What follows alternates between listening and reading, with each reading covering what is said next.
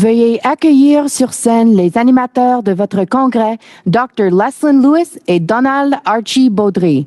Please welcome to the stage your convention hosts, Dr. Leslyn Lewis and Donald Archie Baudry. Welcome back, Conservatives. Bonjour, bon matin à vous tous, membres du Parti conservateur. Un extraordinaire vendredi matin. Pour commencer cette deuxième journée de votre convention 2021, permettez-moi de vous mentionner que depuis minuit, la région d'Ottawa est maintenant en zone rouge et ceci a demandé à l'équipe et à l'organisation et au comité organisateur de resserrer certaines données sanitaires. Before we get started, we do want to note that we are broadcasting live to you from Ottawa, and new COVID-19 measures were just announced for the city, moving it to red zone. That's right, Archie. We've had to make some adjustments here as a result, but thanks to some dedicated events support staff, we've been able to continue with the show without affecting your experience at home. So Archie, I hope that you've had your Wheaties this morning because we have a ram-packed day today. Not really, but I have my secret weapon though. Your secret weapon? Oh, yes. Oh, well, now yes. I'm very interested. You have to tell me. Café. Oh. Café, and café. Beaucoup de café, but Archie, oui. Archie, this is a political convention, so that's not a secret weapon around here. Everybody in this room is like 99% coffee right now. Seriously? Oh yeah, that's how we survive. Oh! Yes. C'est exactement pourquoi je me sens à ma place. C'est pour ça que je me sens aussi bien. Il n'est pas secret. Non, secret. Oh, merci beaucoup. Oui. Merci, ça va être parfait pour moi. Okay, so, well, I know everybody watching also has their coffee ready right beside them, and they're just sitting back waiting for what's next on the agenda. Well, it's our policy plenary. And of course, it will be chaired again by Carrie Lynn Finley and Pierre-Paul Huss. Ils ont fait un travail exceptionnel hier. Ça a été rondement. Tout ça a été mené d'une main de maître. Alors, encore une fois, on est très heureux de les accueillir aujourd'hui. You haven't seen anything yet, Archie. No. You haven't seen anything yet. If there's anything that conservatives like more than coffee, it's to debate about policy. And I want to point out as well that the voting results from the Constitution debate can be found online, and they were verified last night by the Constitution Committee Chair Carl Sullivan, as well as the scrutineers from Deloitte and party officials. So let's bring back again, welcome again, Carrie Lynn Finley and Pierre-Paul Huss. Carrie Lynn, Pierre, have a nice one. Allô, je vous remercie, Leslyn et Archie, pour votre excellent travail. Merci beaucoup d'être avec nous. Donc, bonjour à tous. Juste pour être clair, Archie, j'ai mangé mon bagel et j'ai pris mon café, fait que j'ai pris de l'avance sur toi. It's great to see you again this morning, Pierre. Bon matin. It sounds like you're after his hosting gig, maybe. Let's get to this first, and we'll see about that. Good plan. Before we start, a bit about the process. Your democratically elected National Policy Committee developed a process for our members to generate policy resolutions for this convention that would mimic any in-person convention as close as possible. Each and every submission that we are going to debate and vote on today was submitted by members through their EDAs, posted to our very exciting web-based platform, the Ideas Lab, now in version 3, I'm told. Votre Comité national des politiques démocratiquement élu a développé un processus pour que nos membres puissent générer des résolutions politiques pour ce congrès qui limiterait n'importe quel congrès en présentiel, du moins le plus près possible. Chacune des propositions que nous débattrons et ensuite voterons aujourd'hui ont été soumises par des membres à travers leur association de circonscription électorale et chaque proposition a été mise en ligne dans notre très conviviale plateforme web, le Laboratoire d'idées, qui en est maintenant à sa 3e version. Les 18 meilleures propositions régionales au classement, telles que proposées par les régions et votées par celles-ci, ont été choisies à l'avance. Ceci est l'équivalent d'une proposition par membre du Comité national des politiques. À titre d'exemple, dans ma province, au Québec, il y a 3 membres du Comité national des politiques. Alors, il y a eu 3 propositions du Québec choisies à cette étape, et ainsi de suite partout au pays. Ce processus a été rendu nécessaire en raison de la pandémie mondiale, ne permettant pas les rencontres régionales en présentiel. Le Comité national des politiques voulait quand même respecter la composante régionale du processus de développement de ces politiques. The top-ranked 18 regional submissions, as proposed by regions and voted on by regions, were selected to advance. This is the equivalent of one submission per National Policy Committee member. For example, I have a home province of BC, and BC has 2 members. I'm not sure, do we have 2 or 3 members from BC on the National Policy Committee? So I believe we have 2, and therefore there were 2 submissions chosen from BC in this phase, and so on across the country. This process was necessitated because of the global pandemic, which made in-person regional meetings not possible. The National Policy Committee still wanted to respect the regional component of the policy development process. The next 16 submissions were determined through the National Voting on Ideas Lab. Every EDA was allowed to vote affirmatively for their favorite 25 submissions, and the most popular were advanced. I understand there were over 6,400 votes cast for the 196 submissions eligible. This means that the submissions we are debating today already have quite a broad base of support from members across Canada. Les 16 prochaines propositions ont été établies par un vote national dans le laboratoire d'idées. Chaque association de circonscription électorale pouvait voter sur leurs 25 propositions favorites et les plus populaires ont été mises de l'avant. Il y a eu 6 400 votes exprimés sur 196 propositions admissibles. Ça veut dire que les propositions dont nous allons débattre aujourd'hui ont déjà un large soutien des membres partout au Canada. Ça fait du bien d'entendre ça. Et maintenant, ce niveau de soutien sera mis à l'épreuve lors du débat pendant cette séance plénière. Et vous, les délégués votants, allez prendre une décision finale après avoir entendu les arguments en faveur ou contre chaque résolution, ce qui déterminera si ces propositions aboutiront ou non dans l'énoncé de politique. That is good to hear. And now that level of support will be put to the test through debate at this plenary session, and you, the voting delegates, will make the final decision after hearing arguments for and against each resolution, whether or not these submissions make it into our policy declaration.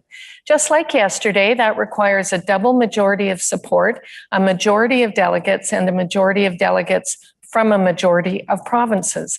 The territories again count as one province for the purpose of this calculation. Exactement comme hier, cela requiert une double majorité de soutien, une majorité de délégués et une majorité de délégués d'une majorité de province. Veuillez noter à nouveau que les territoires comptent pour une province aux fins de ce calcul. Il y a également les bulletins d'amendement aux politiques à distribuer et auxquels on réfère parfois en parlant de l'article 13.7. Ça s'explique par le fait que l'article 13.7 de la Constitution dit que, après chaque congrès national, l'exécutif national préparera un ou une série de propositions d'amendements à l'énoncé politique. Chacun étant un amendement qui sera voté individuellement pour approbation par les délégués au prochain congrès national, soit sur le parquet du Congrès, soit par des bulletins de vote distribués, conformément à l'article 13.6, et qui ont pour effet de supprimer ou de mettre à jour tous les articles redondants et dépassés dans l'énoncé politique, mais qui ne doivent pas contredire des décisions spécifiques des congrès nationaux précédents ou du Comité national des politiques. There are also policy handout ballot amendments, sometimes referred to as ad hoc section 13.7.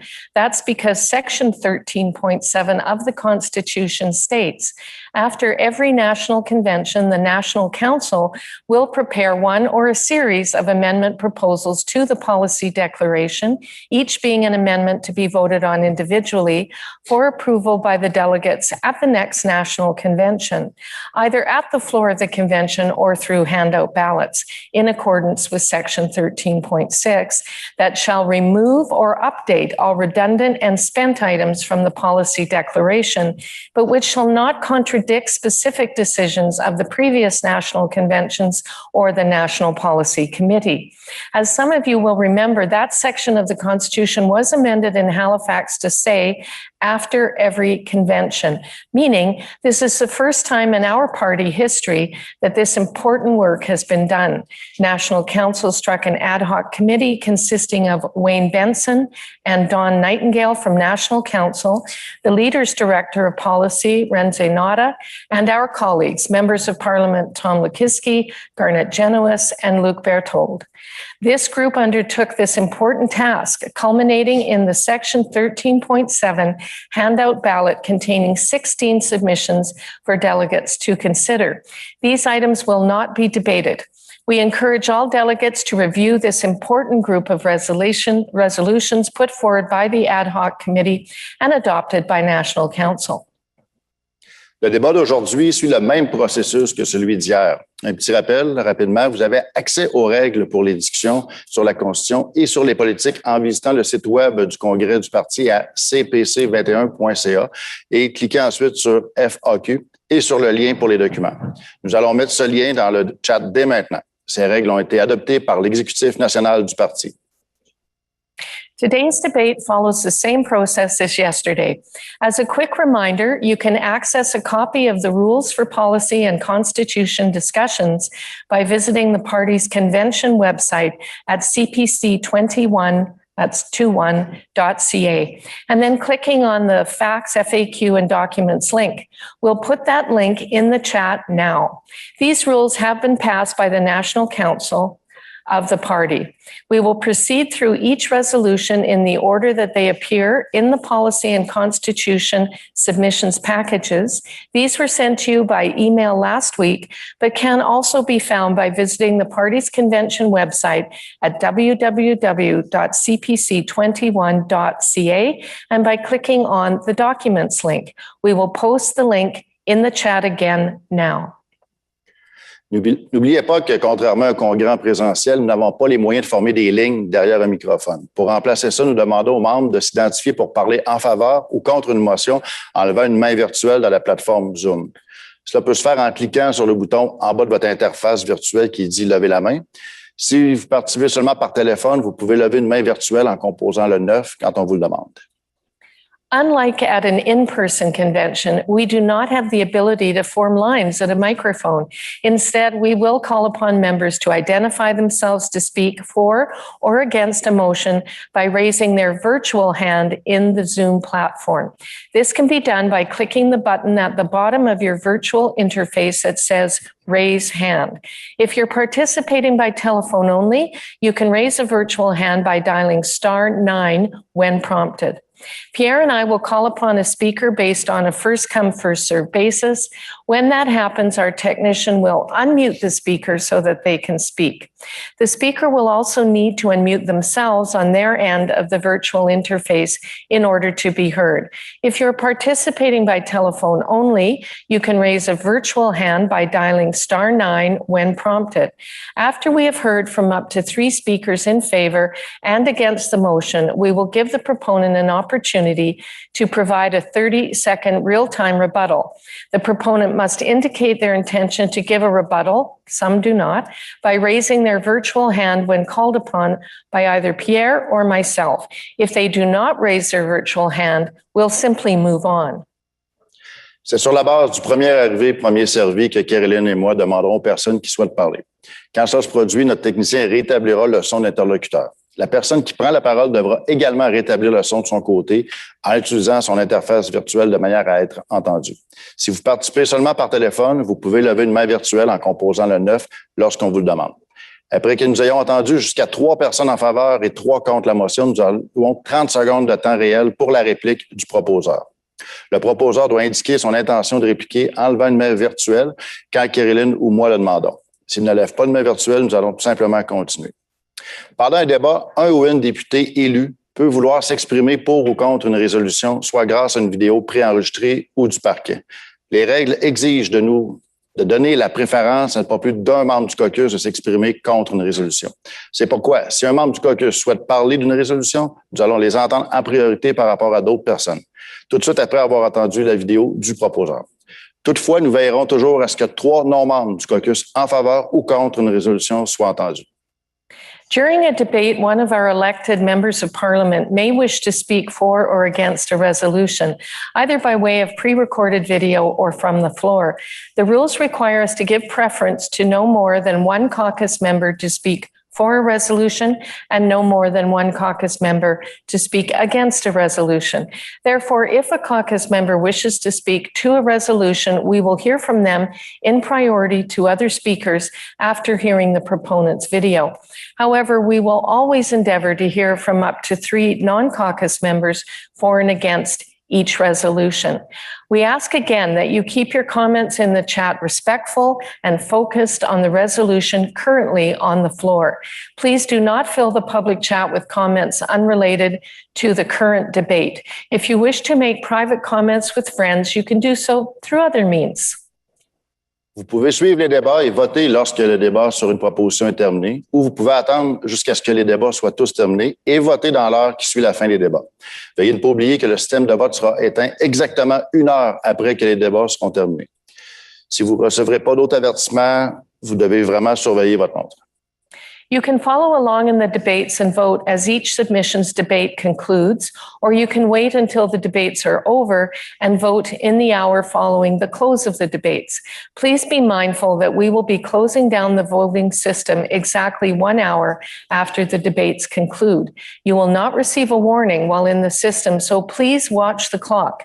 Regarding motions and questions, if you wish to raise a point of order or to seek clarification on a point of procedure, please use the Q&A function on Zoom. Please identify yourself by name and constituency when you do so. Concernant les motions et les questions, si vous souhaitez soulever une question de règlement ou demander une clarification sur un point de procédure, veuillez utiliser la fonction Q&R dans Zoom. Veuillez vous identifier par votre nom et votre circonscription quand vous le faites. If you need a refresher on anything to do with this process, our help desk is standing by to assist. Our first order of business is to confirm with our auditors, Deloitte, that the electronic ballot boxes were empty at 10 a.m. We can confirm that now. With that said, let's have the first resolution up, please. You want to start us off, Pierre? OK. Donc, la première résolution numéro 1302. Donc, on va voir la vidéo du proposeur. Hi, I'm Mark Louie. I'm a licensed gun owner and avid sport shooter who lives in the Toronto riding of Etobicoke Centre. I've lived here most of my life, but over the last few years, there has been a sharp increase in gang-related shootings in my community. Gangs have become so brazen that they're engaging in public gunfights with absolutely no regard for public safety. So I'm asking you to support Policy 1302, which will create a national task force to tackle the criminal gangs that smuggle guns and arm the thugs that are shooting up our communities. This policy will send a strong message to all Canadians that a Conservative government will make our communities safer without waging war on Canadian culture by unfairly targeting farmers, hunters, and sport shooters. For decades, the Liberals have used tragedies as an excuse to attack lawful gun owners, and it's time to change the channel. Donc, merci beaucoup. Là, maintenant, chaque fois que nous aurons une proposition, par la suite, nous aurons une vidéo d'un membre du caucus qui va donner la position des députés. Donc, on peut voir la vidéo maintenant. The Liberals are targeting law-abiding firearms owners and retailers with bills like C-71 and C-21 and their arbitrary firearms confiscation. And what's truly galling is the Liberals are also bringing in laws that reduce penalties for crimes with guns for many serious offenses and for gangs that terrorize the streets of Canadian cities. Conservatives have and will always support common sense firearms regulations that keep Canadians and communities safe and respect their rights. The Conservative Party is the only party committed to strengthening and securing public safety through real action to keep illegal guns out of the hands of criminal gangs and to tackle crime head on. That's why we would boost border security to crack down on illegal gun smuggling, increase penalties to protect Canadians from violent gang criminals, and focus on supports for at-risk youth. The reality is the vast majority of gun crimes in Canada are committed by thugs with illegally obtained firearms. And nothing the Liberals have announced fixes this problem. In fact, they're making it worse. Conservatives are proposing real solutions. MPs in all parties owe it to the victims of violent crime in Canada, past and future, to get serious about actual criminals, about gangs, and about gun smuggling.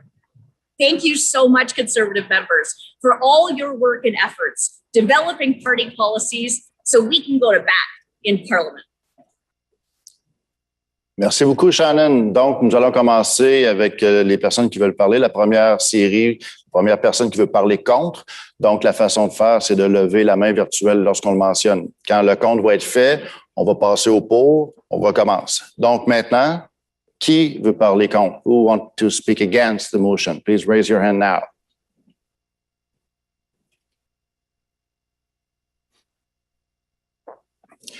Okay, Mr. Dick Clancy, please open your mic. Good morning. I'm a retired police officer. I'm sorry, can you hear me? Yes, sir. Go ahead.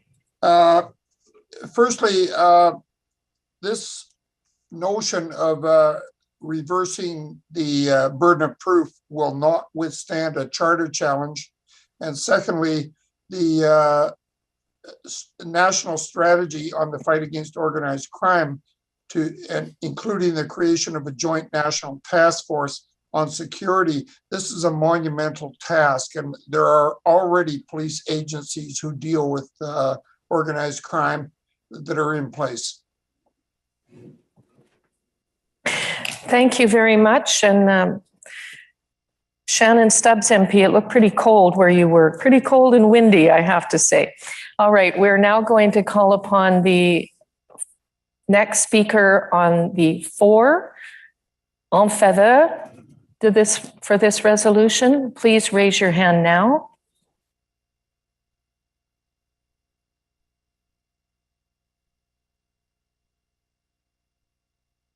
Texas McDonald.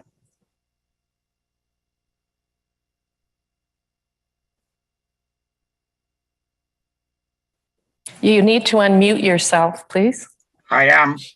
Can you hear me now? I can hear you loud and clear. Go ahead. Texas McDonald from Algoma, Manitoulin, Kapuskasing riding. And I wondered on point number 3, what determines a criminal organization? Separate from perhaps an individual which might be charged for something. That's a point of clarification I'm afraid we cannot answer as chairs unless you were to reach out to the proposer and try and get that offline. Thank you. Merci. Donc, maintenant, on irait quelqu'un qui est contre la proposition. So those who want to speak against, please raise your hand now. Liam O'Brien. Liam, it's to you. Hello, Liam O'Brien, Costa Bay Central, Notre Dame. I certainly support the intentions or the ideas behind this. I do believe, though, that we should tread carefully when it comes to creating more government or empowering some of the organizations in government that have caused problems for law-abiding firearms owners. I would have preferred to see a resolution that said, anyone who has a license expiry, they don't have to face criminal consequences or their firearms being seized. We don't have that here. What we have is something that I think is just more government. So I'm opposing it. Thank you. Thank you. Now I'm calling for the next speaker for this resolution, in favor of it. Pour la résolution. Please raise your hand now. Levez la main. James Stinson. Good morning. My name is Jim Stinson from Selkirk, Interlake, Eastman. I too am a retired police officer of 30 years in the RCMP, working in the field with gangs, and I support this attempt. If we don't identify it as the gangs that is doing it, then the general citizens think it's just the farmers that we're trying to get the guns from. Let's identify the criminals, the ones that are really bringing these legal guns in. And please support this. Thank you. Merci. Thank you. Donc, dernière personne, last one who want to speak against. Dernière personne qui voudrait parler contre, levez la main maintenant.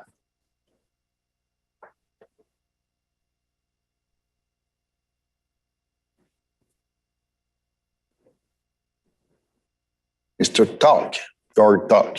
Open your mic, please.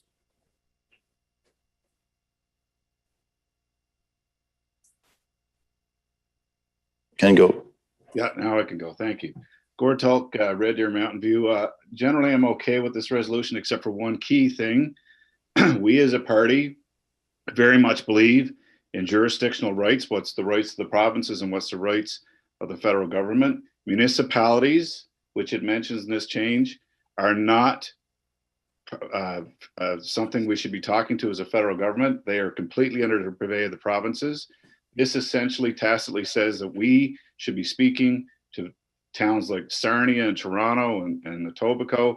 That's not the way we do these things. We talk only to the provinces. Oppose this. Thank you. Thank you. Thank you very much. I don't have the name of the proposer, so if you're with us, please raise your hand if you wish to rebuttal. Mark Louis. Okay, turn your mic. Yes. In regards to Mr. Clancy, there is nothing in this policy regarding changing the burden of proof. And basically what we're looking at doing is providing more resources for law enforcement and encouraging cooperation between different levels of law enforcement in order to combat smuggling. And of course, cracking down on the gangs that are distributing them in at-risk neighborhoods.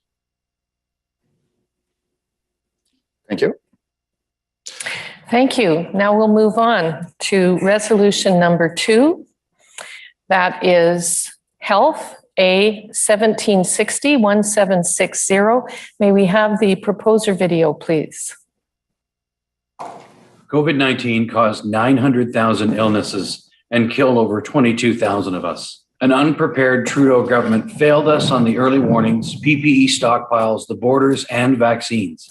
An early vaccine partnership derailed by the government of China left us critically behind, meaning more Canadian deaths, lockdowns, long-term health and economic impacts. Total government debt in Canada approaches $3 trillion, the worst per capita globally. Our plan calls for a comprehensive rapid response plan in partnership with the provinces and territories, including significant healthcare investments and domestically developed and produced pharmaceuticals and vaccines. 14 months later, COVID-19 and its mutations persist.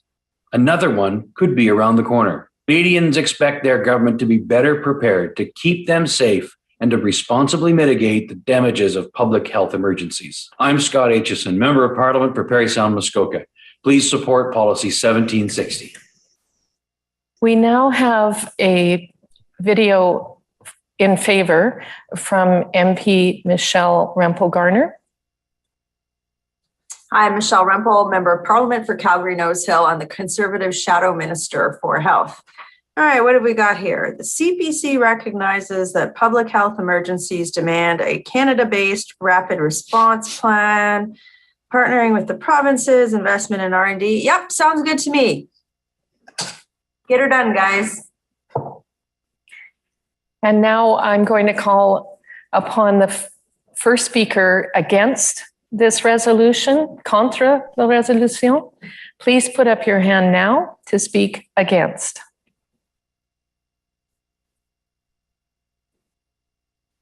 Claude Lalonde.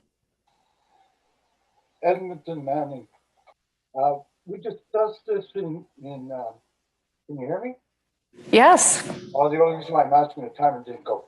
So we talked about this within our EDA. Myself and another EDA member both served in the military. We both believed in the Emergency Preparedness Canada. We stockpiled all this stuff at one time. It was too expensive, having to replace it each time that the lifespan went. This is going to be a very costly initiative. I agree with it, but we've got to be willing to pay for it. Thank you. Merci beaucoup, Claude. Donc maintenant, personne qui voudrait parler en faveur, those in favor, please raise your hand.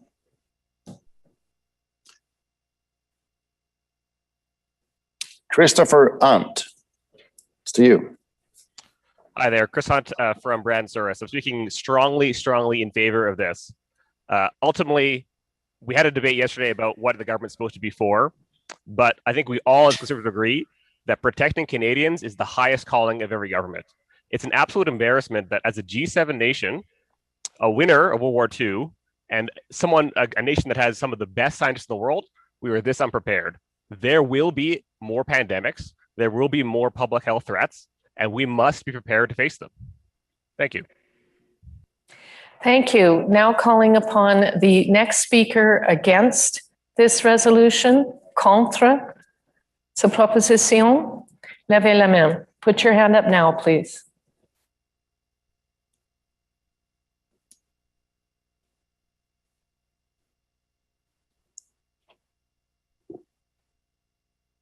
I'm going to call again. We know you're out there trying to get in. So please, if you wish to speak against, contre this resolution, then put your hand up now. Sure. Levez la main maintenant. Sharon Fay-Rowe. Sharon? Yes, I agree with this, except for one word, and that is the word including. The CPC recognizes that public and health emergencies demand a Canada-based rapid response plan, providing, because the word including just leaves too much unknown. Thank you. Merci beaucoup. Donc, dernière personne maintenant qui voudrait parler en faveur. Last one who want to speak in favor. S'il vous plaît, levez la main maintenant.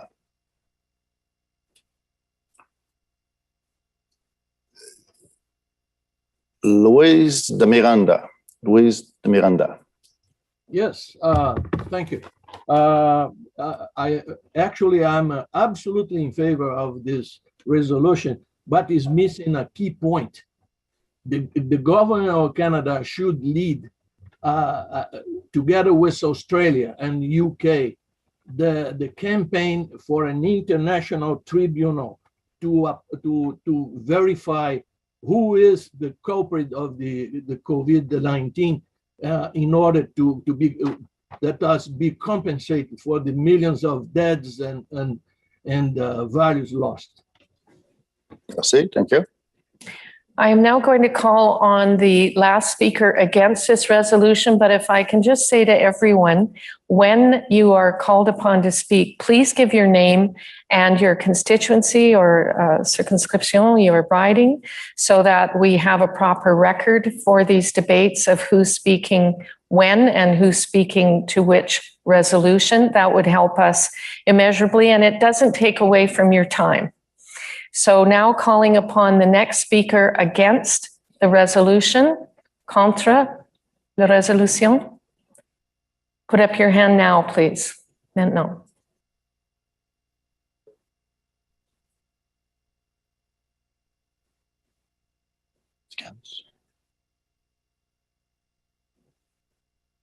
This will be the last speaker against. Sebastian Forte? That's correct. Hello, this is Sebastian Forte from Toronto Centre. I'd like to speak against this motion. I think that the specifically like the terrible outcomes we've lived as Canadian is like really a result of the failure of leadership of the Trudeau and his health minister. And I think that this may be a bit of an overreaction. Specifically, what I would like to see is language that includes our allies and partners, because it's not realistic, like we're a 10th of the size of the US, to really do everything on our own. But other than that, I do agree with the intent. Thank you very much. Now we're calling on the proposer, Scott Aitchison. Are you there, Scott? Do you wish a rebuttal?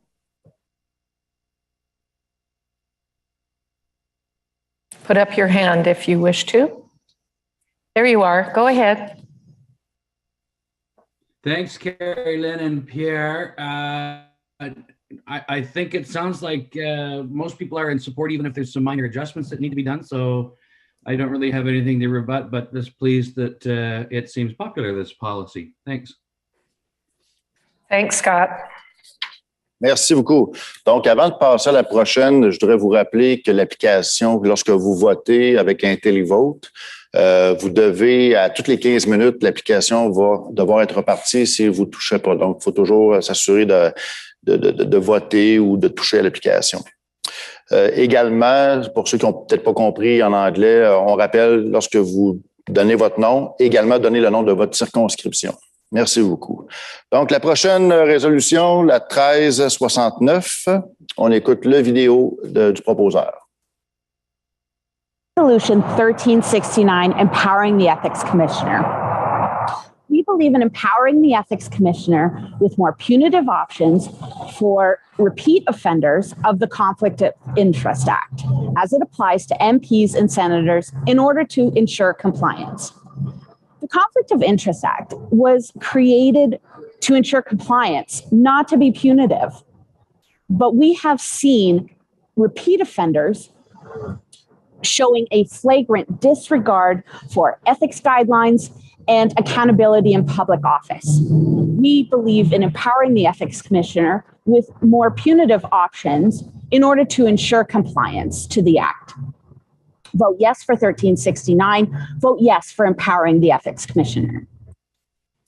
Merci beaucoup. Maintenant, nous aurons une vidéo du député Michael Barrett, vidéo from MP Michael Barrett, qui est en faveur.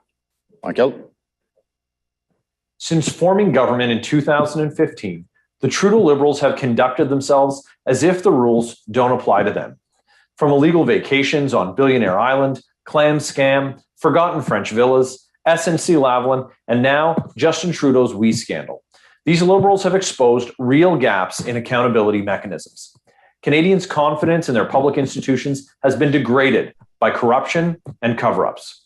As Conservatives, we know that Canadians deserve better. And as government, we must be prepared to rebuild and repair Canadians' confidence in our institutions. That starts with empowering the Ethics Commissioner to impose meaningful sanctions and fines to parliamentarians who violate the Act. Our Conservative caucus supports real penalties for violations of the Conflict of Interest Act. Merci, Michael. Donc, maintenant, on serait prêt à aller à la première personne qui voudrait parler contre cette proposition. So, levez la main. Those against, please raise your hand. Moshe Appel. Moshe, see you. Thanks very much. Moshe Appel, Cowichan Malahat Langford. I just wanted to say that I don't actually oppose this resolution. I oppose the name of the resolution. The details of the resolution in question refer to more punitive measures, but the title, 3 strikes, you're out, is misleading because it doesn't necessarily mean that after 3 strikes, they're out. So I know we can't propose amendments, but I feel like the title is misleading, but I'll still vote for the resolution. Thanks. Thank you, Moshe. Now calling on the next speaker for this resolution, en faveur de cette résolution. Please raise your hand now. Levez la main. Shane Freeman. Good morning. I'm from SD&G and SG. I am in favor of this. I believe there needs to be more accountable government. Mr. Trudeau said he was going to be accountable, and we've seen what's happened. There has been no accountability, and we are in a great mess. So therefore, I believe that this should pass. Thank you. Merci beaucoup.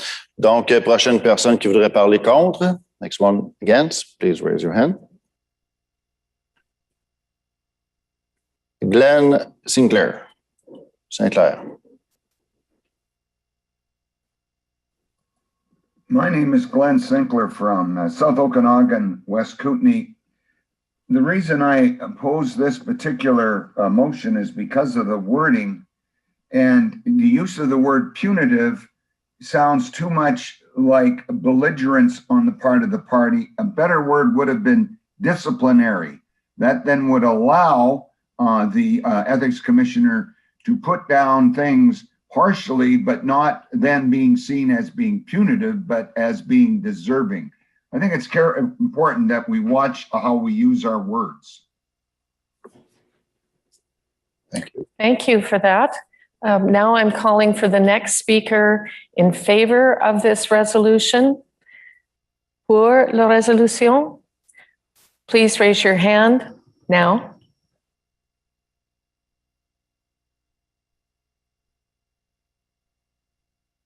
Herman Burisma.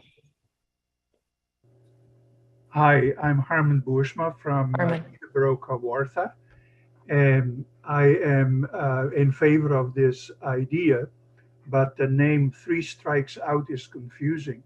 It could be one strike out if it's bad enough.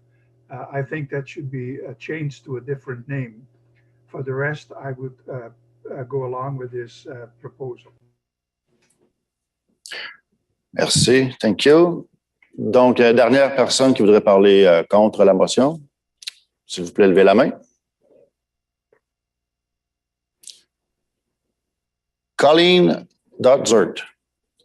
Open your mic, please. Colleen. Thank you. I'm Colleen Dotzert from Kitchener-Conestoga, and I would vote against this, again, because of the word punitive. And also, it's a little granular to be included in a policy document. Thank you.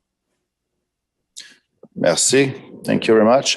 So now we have the proposer was Rachel, I think Joyce's. So do you wish to have a rebuttal? Yes, open your mic. Thank you to everyone who spoke on this. And just a reminder, this is just a policy declaration. It isn't legislation. It's not binding. And how it would be implemented would be up to the leader of our party and caucus to decide moving forward. As for the title, I'm not sure if the title gets implemented in our declaration or if just the policy itself does. That I'm unsure of. Thank you, merci. Avant de passer à la prochaine résolution, il faut vous expliquer une situation qui peut arriver durant les débats. Donc, on a des instructions concernant les résolutions des politiques qui sont contradictoires.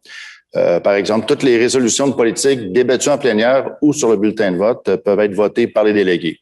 Si une résolution ne passe pas, qui n'obtient pas la double majorité, le conflit devient sans objet. Par contre, il y a différents scénarios qui peuvent arriver, comme par exemple, il peut y avoir un conflit entre une résolution qui est sur le calendrier des débats de la plénière et sur le bulletin de vote qui est à la section 13.7. La résolution qui a été débattue en plénière aura préséance. Par exemple, la numéro 26, qui est une politique sociale, la section K82 pour les aînés, peut être en conflit avec une autre qui est dans la section 13.7. À ce moment-là, celle qui aurait été votée, débattue, a préséance sur l'autre. Également, en deuxième scénario, on a un cas, par exemple, de la numéro 9 qui parle du développement économique, section F37, régionale, et la 17 qui parle du développement économique, F37 également, mais réduire les formalités administratives. Donc, là-dessus, les deux propositions peuvent être acceptées. Donc, si les deux sont votées, vont être incluses dans la plateforme. Merci. Should I perhaps say yes, the same in English? Okay. All right.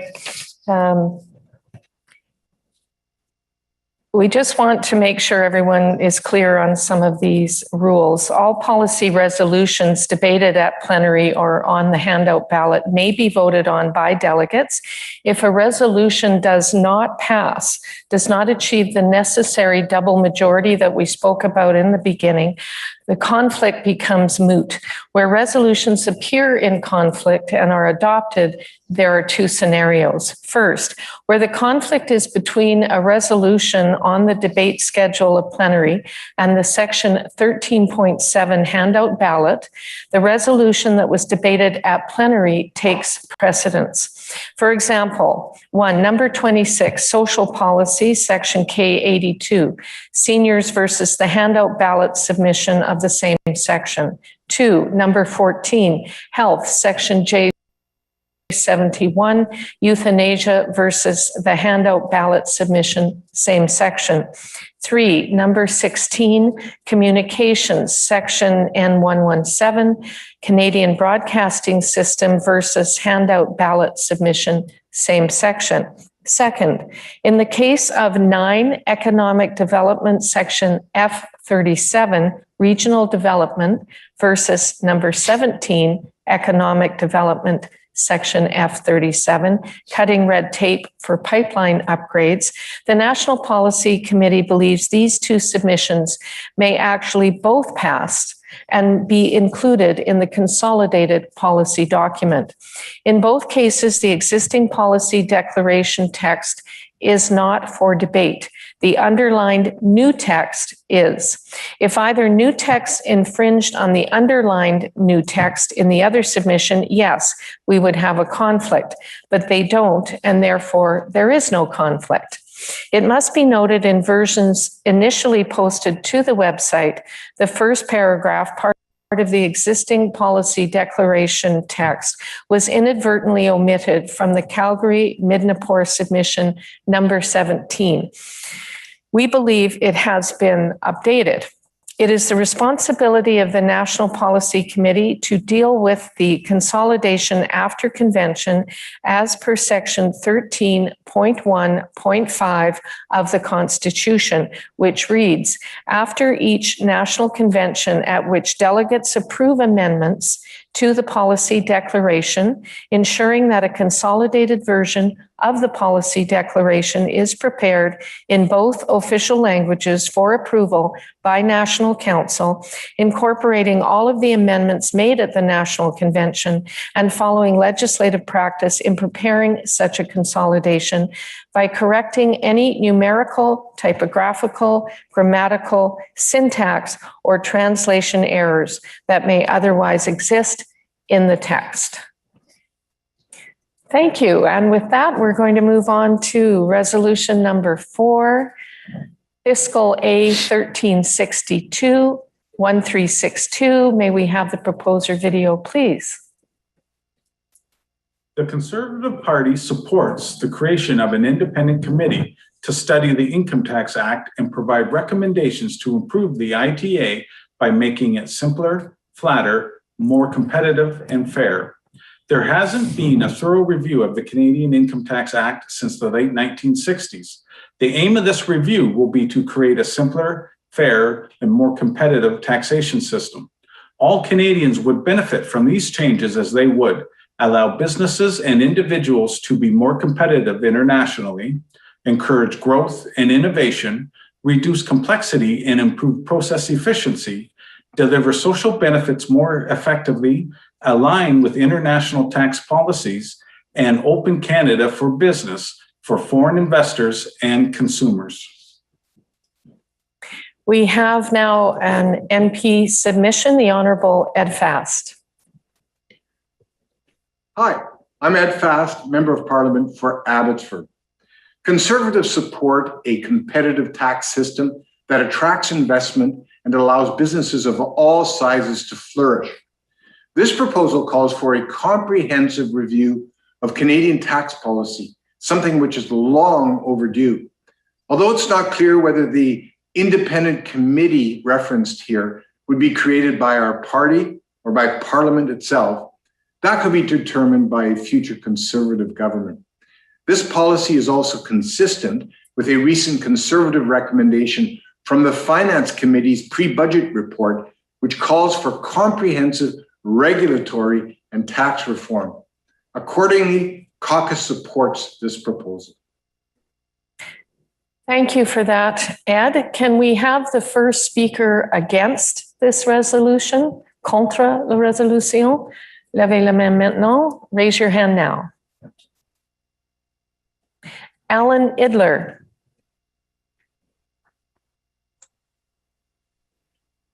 Yes, hello. This is Alan Edler from Edler. Thank you, Alan. From Sackville, Preston, Chesapeake. I'd love to know what this committee will do. I'd much rather the Conservative Party propose these tax measures, present them to Canadians, and win their votes, rather than throwing it to a committee that may or may not do anything.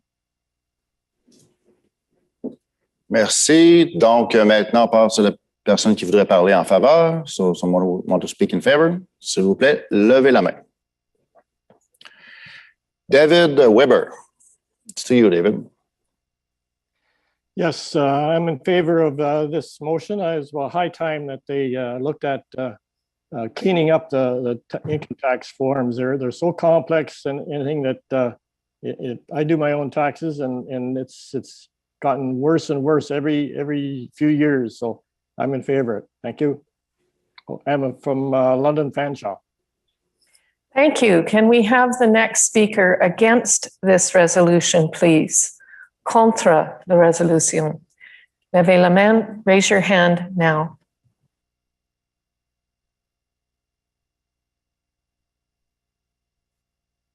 Alexander Kasimov?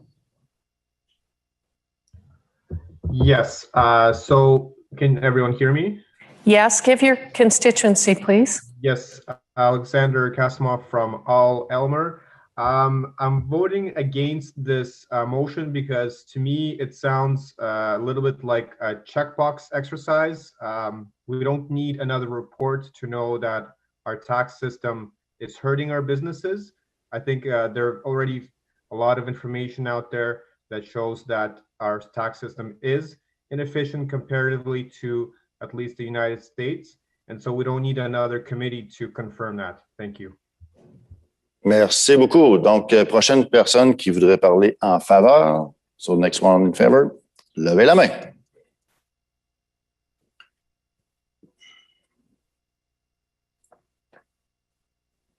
Gabriel Thériault.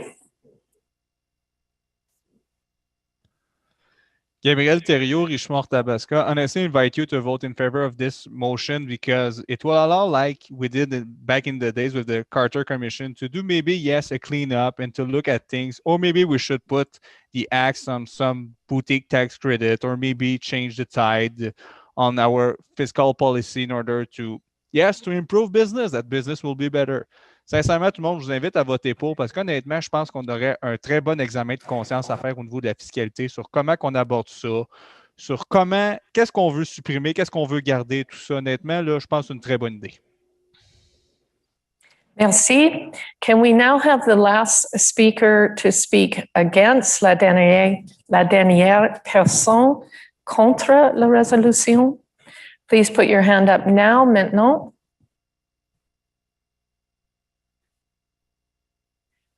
Mark Santa Ana. Mr. and Mrs. Chair, this is Mark Santa Ana from Willowdale. I support the spirit of the motion. However, reviewing our current policy declaration, we have a number of sections that are more specific as to the tax reforms and tax fairness provisions that the party would like to see in its policy declaration. So as it's constituted as just a new proposal, it would seem redundant and not connected with the rest of the proposals already have in the policy book. For this reason, I will be regrettably voting against this proposal. Thank you. I believe we have a member of Parliament, Scott Reid, who wishes to speak. Scott? Scott Reid, are you there? Not there. All right then. Would the proposer be wishing to speak on rebuttal? Matthew Stevenson, are you there, Matthew? Yes. Go ahead. Matthew Stevenson from Peterborough South. As far as looking at some of these things, we don't want to limit the committee before it even starts. So proposing more ideas out there without a comprehensive plan is just going to make things more complicated and worse. And so the idea is to actually have a plan to make the entire system simpler and easier and more effective. Again, the committee needs to be independent. We don't want to give it direction before it starts. Thank you. Merci. Thank you. Thank you, merci. Donc, avant de passer à la prochaine résolution, j'aimerais mentionner que si vous avez des problèmes techniques, il y a un numéro de téléphone inscrit dans le chat donc, de votre Zoom. Vous pouvez appeler, on va vous aider. Donc, maintenant, la prochaine, la 5e résolution, la numéro 1698. Donc, on écoute le proposeur. Hello, my name is Tom Baxter from Thunder Bay, Rainy River. Canada has no proper domestic adoption strategy. A child given up without a loving home struggles with self-esteem and life direction. Children in care, therefore, often experience poor outcomes in health, education, and vocations. Canadians adopt babies from foreign countries but children born in Canada, given up at birth, often spend their childhoods and youth in and out of care. Why can't these children find a loving home? Because there's a gap, a very big gap between babies available and ways for birth mothers to find loving adoptive parents. The cost of care services far exceeds the cost to adopt a child into a good family. So a national adoption strategy with education, tools, and tax incentives is the loving choice. Every child deserves a family. Every child deserves a loving home. Vote yes for 1698, adoption. Merci. Nous avons le député Corey Tucker qui veut parler en faveur. Corey Tucker, Member of Parliament for Saskatoon University and our Shadow Minister for Families, Children and Social Development. Today, I'd like to talk to you about our policy 1698, which calls on us to create a national policy to increase adoption in Canada. We can do this a number of ways with tax incentives and changes in policies. Caucus supports this policy, and I sure hope you do too. Take care. Merci beaucoup, Corey. Donc, maintenant, nous serions prêts à commencer avec les personnes qui voudraient parler contre la motion. Those opposed, please raise your hand. Levez la main.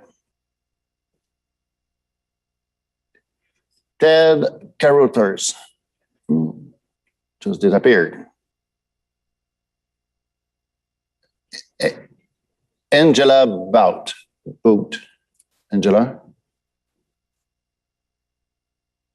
Please open your mic.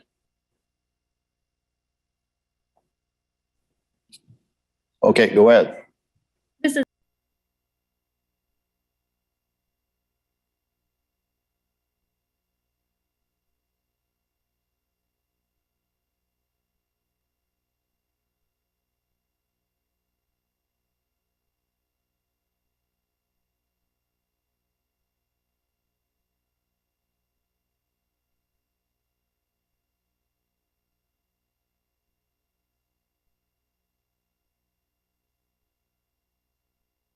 Angela Bout from Brantford, and I'm sorry I don't oppose this motion. I'm in favor of it, so maybe I'll just take my moments to say why I'm so in favor of this motion.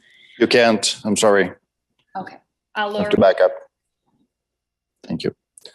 So we'll stay on the NT. So those again. So the Jorn okay, does disappear thing. Sorry.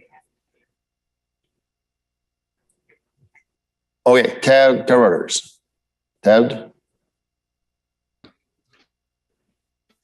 Ted Carruthers from Calgary Signal Hill.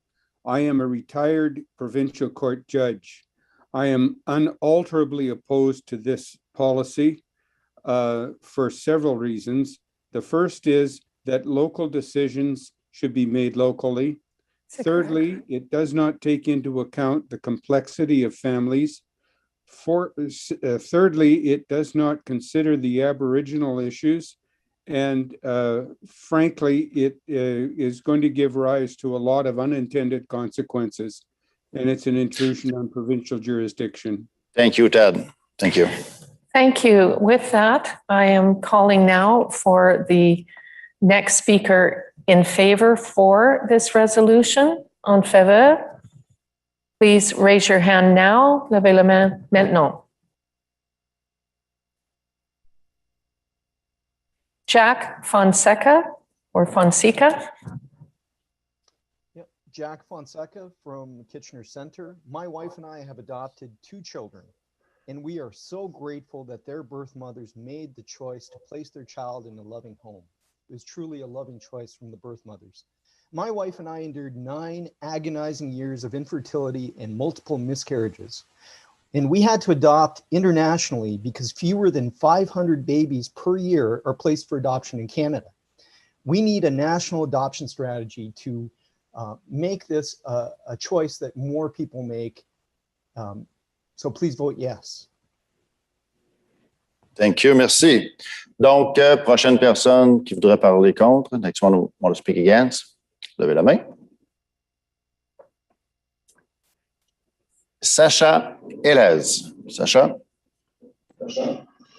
Hello, Sasha Ellis here from Moose Jaw, Saskatchewan. My only comment would be that I don't believe a financial incentive is a good idea. because we wouldn't want to incentivize people or somehow make it possible for them to exploit the system for their own financial benefit. So I would say if they're in a position to adopt, they should already be financially stable enough that the tax incentive wouldn't play into their decision. Thank you very much. Calling on the next speaker for the resolution in support of it. Please raise your hand now.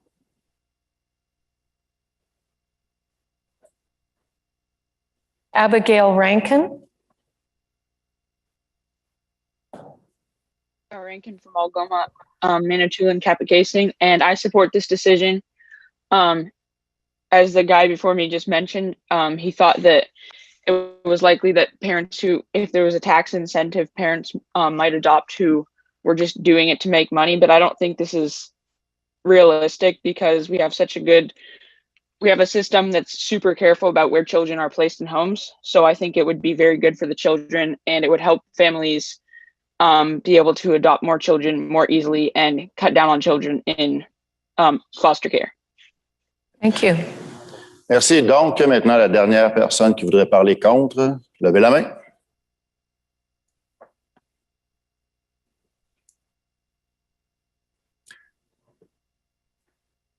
Gord Talk. Gord? Yeah, I oppose Gord Talk, Red Deer Mountain View. This is a very wrong-headed resolution for two reasons. One is this is 100% provincial jurisdiction. We are a party who does not believe in violating that arrangement. Secondly, why, when my wife gets pregnant and has a baby, she does not get tax incentives for having a pregnancy and having a baby. We're now proposing to incentivize adoptions over having a baby of your own. This is wrong-headed. Do not support this. Thank you. Merci, thank you. So now, Mark Moore is the proposer. Do you wish to have a rebuttal? Répliquer? Yes, Mark. Go ahead.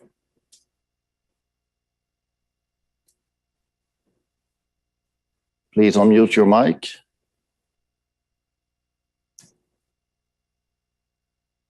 There, can you hear me now? Yes, sir. Wonderful, thank you. My name is Mark Moyer, and in 2018, our family experienced one of the greatest blessings of our lives. After 3 long years, our adoption of our son, Ben, was complete, and it was our walk with Ben that opened our eyes to the massive need in our country for both adoptive parents and also for the federal government to play a role in conjunction with the provinces. A child's greatest need is a stable family to provide them with security, identity, and above all else, love. And adopting this policy could be the first step in helping a child like our son, Ben, find their forever family. Thank you, Mark. Thank you. On to now number 6, numero 6, Economic Development, A2334, 2334. Let's see the proposer video. Hello, I'm Maureen McCall from Calgary Centre, and this is Energy Policy 2334. We wanted to create a policy that is inclusive of energy interests and projects from across Canada and that promotes the economies of all provinces and regions. The title Development Framework stresses the need to develop and expand energy resources, which we refer positively to as natural resources. A connection to prosperity is mentioned. The energy mix is tied to affordability and sustainability, often neglected in media discussions of an energy transition. Our mix of energy resources has updated sources that specifically resonate with the various regions and voters across Canada. We stress integration of Canadian energy into the global energy market, ensuring affordability and reliability of supply. Energy is the biggest employer of First Nations in Canada. Hence, we should work closely with Indigenous peoples. The messaging is that pipelines can be safe and economical with timely application processing. There is a global sentiment that there is a lack of ROI and certainty for energy projects in Canada. We thought it was important to make ROI the closing focus. Thank you. Thank you, Maureen. And now we'll ask for the first speaker against. Oh, I'm sorry, we have a MP, Greg McLean, to speak in favor. Sorry, Greg, go ahead. I'm Greg with McLean, the video. Member of Parliament for Calgary Centre and our party's shadow minister for natural resources. here today to discuss the policy proposal A2334, which is coincidentally put forward by Calgary Center's board as a policy instrument. What it really does here is updates a lot of language around the economic development of natural resources. I'm proud of the proposal. It was put together by some really good communication people in my writing, and they've done good work on it. One of the things it also does is it includes the importance of Indigenous people in our resource development, which is one of our key strategies going forward. I hope you take a good look at it, and I hope it meets all of your requirements. Good luck. Thank you, Greg. Now calling for the first speaker who wishes to speak against this resolution, contre la résolution. Please put up your hand now. Levez la main maintenant. William Poffenroth. Yeah, I am definitely for the exploration of our... William, your constituency, please. Oh, sorry, Banff and Airdrie. Thanks. I'm definitely for the exploration of natural resources. The thing I find confusing here is why fossil fuels has been taken out. I don't see it included in any of the new language. So it basically seems like we're embarrassed of fossil fuels, oil. I don't understand it. I would not support it until I get clarification. Thank you. Merci, thank you. Maintenant, première personne qui voudrait parler en faveur, those in favor, levez la main.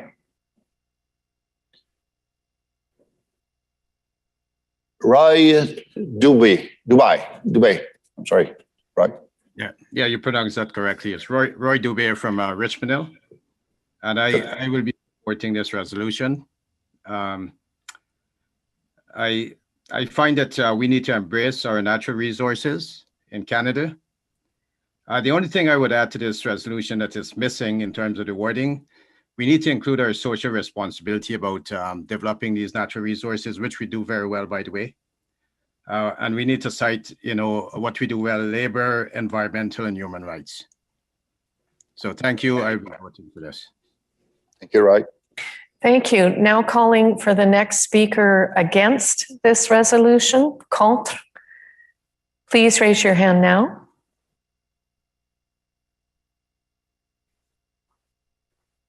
Richard Cotton. Yes, Richard Cotton, Cape Breton Council. I like the drift of this resolution, but what I'm against is the last paragraph where it deletes the liability from pipeline operation from the operator. And I think that's a mistake. And with that, I'm certainly voting against it. Merci. Donc, prochaine personne, dernière, qui voudrait parler en faveur. Last one who wants to speak in favor. Levez la main.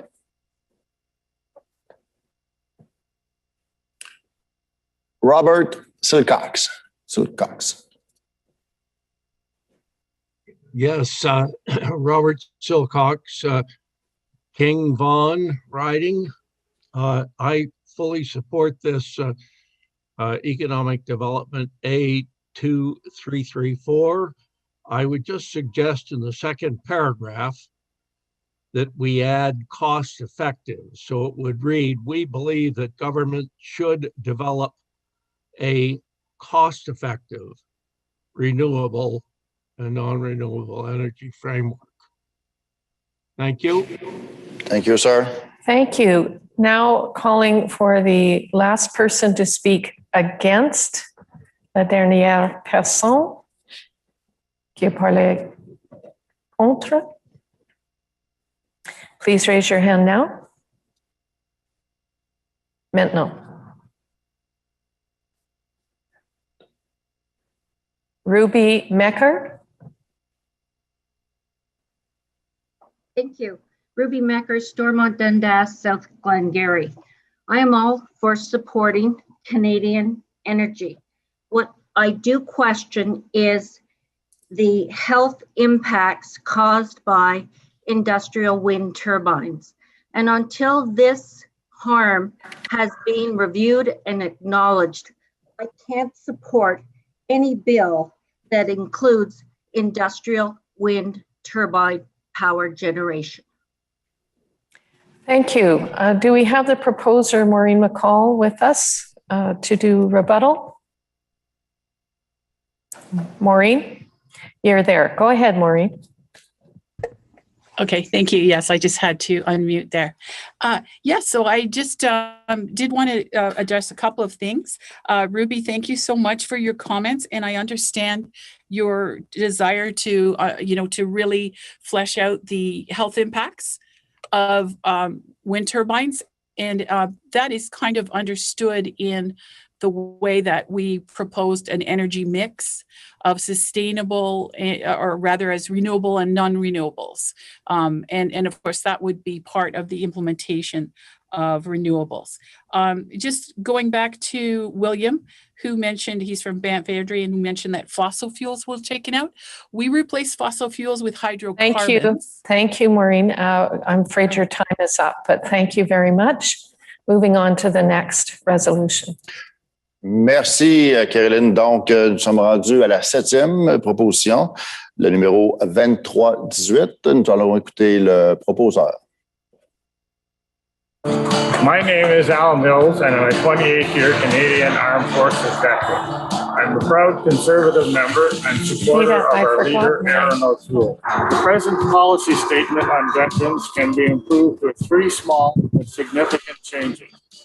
First, include the military covenant in its rightful location at the start of Section 154. Secondly, acknowledge that we Conservatives do support the Veterans Ombudsman's Office. And with the third and most important change, here is our Kildonan St. Paul Member of Parliament, Raquel Dacho. Thanks, Al. So instead of should support, we are obligated to support our veterans and their families. Conservatives know that the freedoms we enjoy here in Canada are due in large part to the service of veterans like Al Mills. We cannot lose sight of our history and the important role our veterans have played in it. Kildonan St. Paul asks you to support our veterans and support Resolution 2318. Thank you. Merci. Thank you, Mr. Miles, for your service. So now we have MP John Brassard to speak for. Hi, everyone. It's John Brassard, Member of Parliament for Barrie-Innisfil and Shadow Minister for Veterans Affairs. I'm standing on the shores of beautiful Kempenfelt Bay in Barrie next to our Military Heritage Park, asking you to support Policy Resolution 2318. In October 2017, I introduced my private member's bill C-378, an act that would introduce fairness principles in a military covenant. The bill was intended to ensure that veterans would be treated fairly and with respect. Unfortunately, it was defeated by the Liberals, and you can imagine how shocked we all were. I support Policy Resolution 2318, a policy that would introduce a military covenant and will be the foundation of how a Conservative government would support our veterans and their families. Our veterans are not asking for more than we can give. They are asking for what they've earned. A military covenant styled after the UK model would grant veterans and their families the respect, fairness, and access to the benefits and services they have earned in a timely manner. And by doing so, Canada would be only the second country in the world to enact such a covenant. Our party and our nation has a moral obligation to those who have served and continue to serve in our Canadian Armed Forces. They deserve our respect, support, and fair treatment, and so do their families. I ask that you support the members of our military and their families and vote yes to Policy Resolution 2318. Merci. Thank you, John. So now the first one who wants to speak against. La première personne qui veut parler contre, levez la main.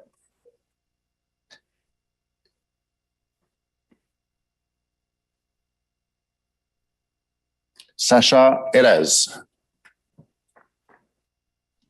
Hello, Sacha Ellis from Moose Jaw, Saskatchewan. I am a Canadian Forces veteran, and the only problem I have with is the wording on families. I would change that to dependents, because I've heard of cases where people are receiving Veterans Affairs benefits for their children, or their children are 40 or 50 years old. I think it would be fair to call them dependents. Once they're of age, 19 plus, then they're on their own. Thank you. Thank you. Thank you for your service, Sasha. I would just like to mention a reminder that if you do not touch your IntelliVote system for 15 minutes, you will be timed out. So be aware of that. We're finding some people who are being timed out and then having a hard time getting back in, or it takes a while. That's how the IntelliVote system works. It times you out automatically after 15 minutes if you haven't touched it. With that, we'll ask for another speaker, une autre personne, pour la résolution 4. Please raise your hand now.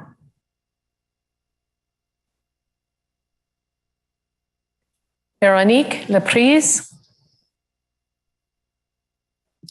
Oui, bonjour. Donc, je suis... Bonjour. Est-ce que vous m'entendez?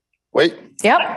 Donc, je suis pour parce que présentement, les délais et la mauvaise gestion des dossiers, ça laisse complètement tomber nos vétérans. Je suis moi-même vétéran sur certains programmes et je peux vous confirmer qu'actuellement, on a des délais jusqu'à 2 ans d'attente pour obtenir des services. C'est inacceptable de traiter nos vétérans de cette façon-là. Depuis que les libéraux sont au pouvoir, Anciens combattants Canada est géré comme une business. Puis, je crois que c'est important qu'on envoie un message clair à la population que les conservateurs, on est pro-vétérans. Merci. Merci, Véronique.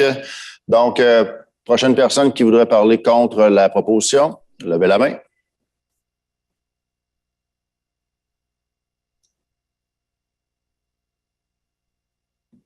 Nobody. So, nobody wants to speak again. So, do we need to have another one for? Yes, this is your chance to speak for the resolution. If you wish to do that now, please raise your hand. Levez la main maintenant.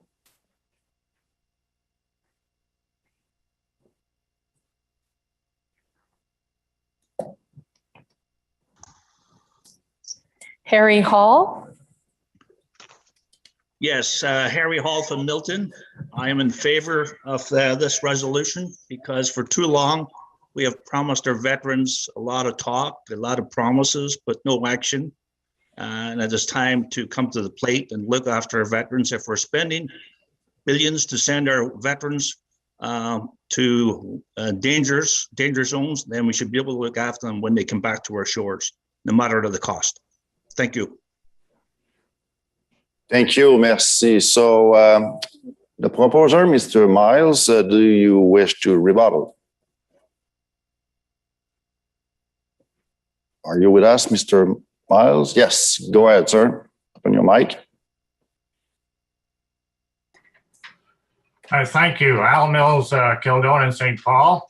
I would just like to say that it is very important that we Conservatives look after and treat our veterans, particularly the wounded, with dignity and the respect that they deserve.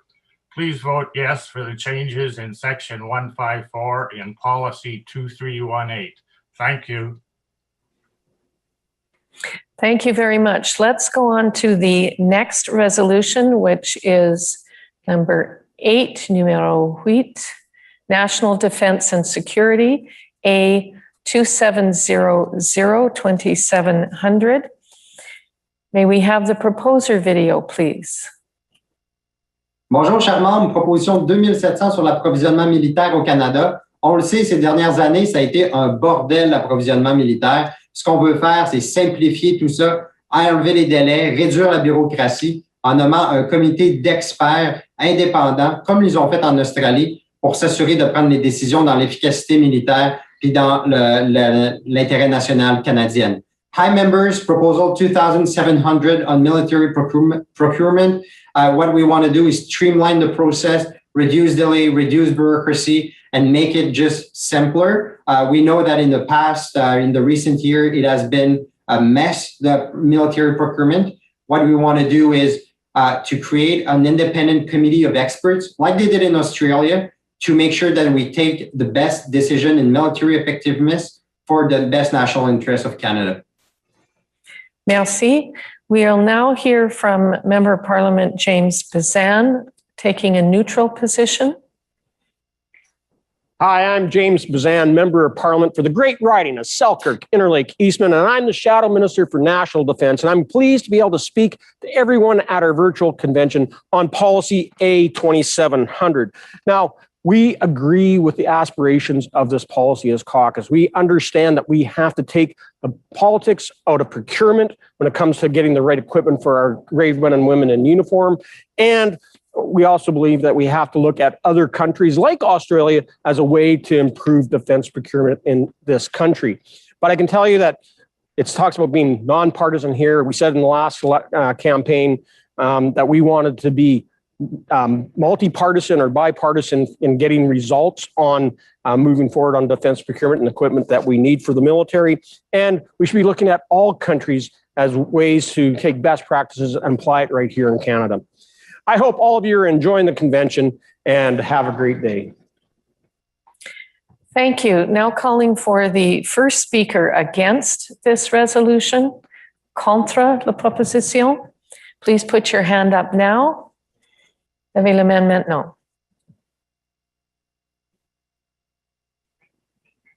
Lyndon Damon. Good morning, everybody. I got to vote against this because the way I can see it, it's an impossibility. You can't have a nonpartisan committee of parliamentarians. Only Justin Trudeau believes that they can have impartial senators. It's just not a possibility. So I think we have to rethink this. Just reword it. The idea is good, but the wording is just way wrong. Lyndon, can you give us your riding, please? Sorry, Souris Moose Mountain in Saskatchewan. Thank you. Merci beaucoup. Donc, maintenant, une personne qui voudrait parler en faveur, s'il vous plaît, levez la main et n'oubliez pas de dire le nom de votre circonscription. Mark Santa Ana. Mark? Mr. Chair, Mark Santa Ana from Willowdale. I'll be speaking in favor of this proposal. Notwithstanding the wording challenges, this being a general policy declaration, I am in support of the general thrust of this policy. To improve the military equipment and the quality of the procurement is very important, and to remove political involvement or any bureaucratic impediments would advance a good objective. So for this reason, I would encourage my fellow delegates to support this policy, notwithstanding the wording that can be corrected. Thank you. Thank you, Mark. Thank you. Now moving to the next speaker speaking against the resolution. Please raise your hand now.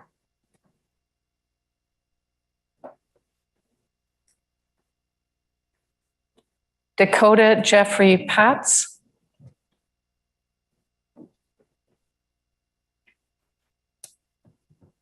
Dakota, are you there? If I can just mention, I think Dakota's running into not having an updated version. Please, any of Zoom. So any of you who haven't updated your Zoom, go off the system, update it quickly, and come back in so you can participate in the debate. Thank you. With that, I'll call on Mike Wallace.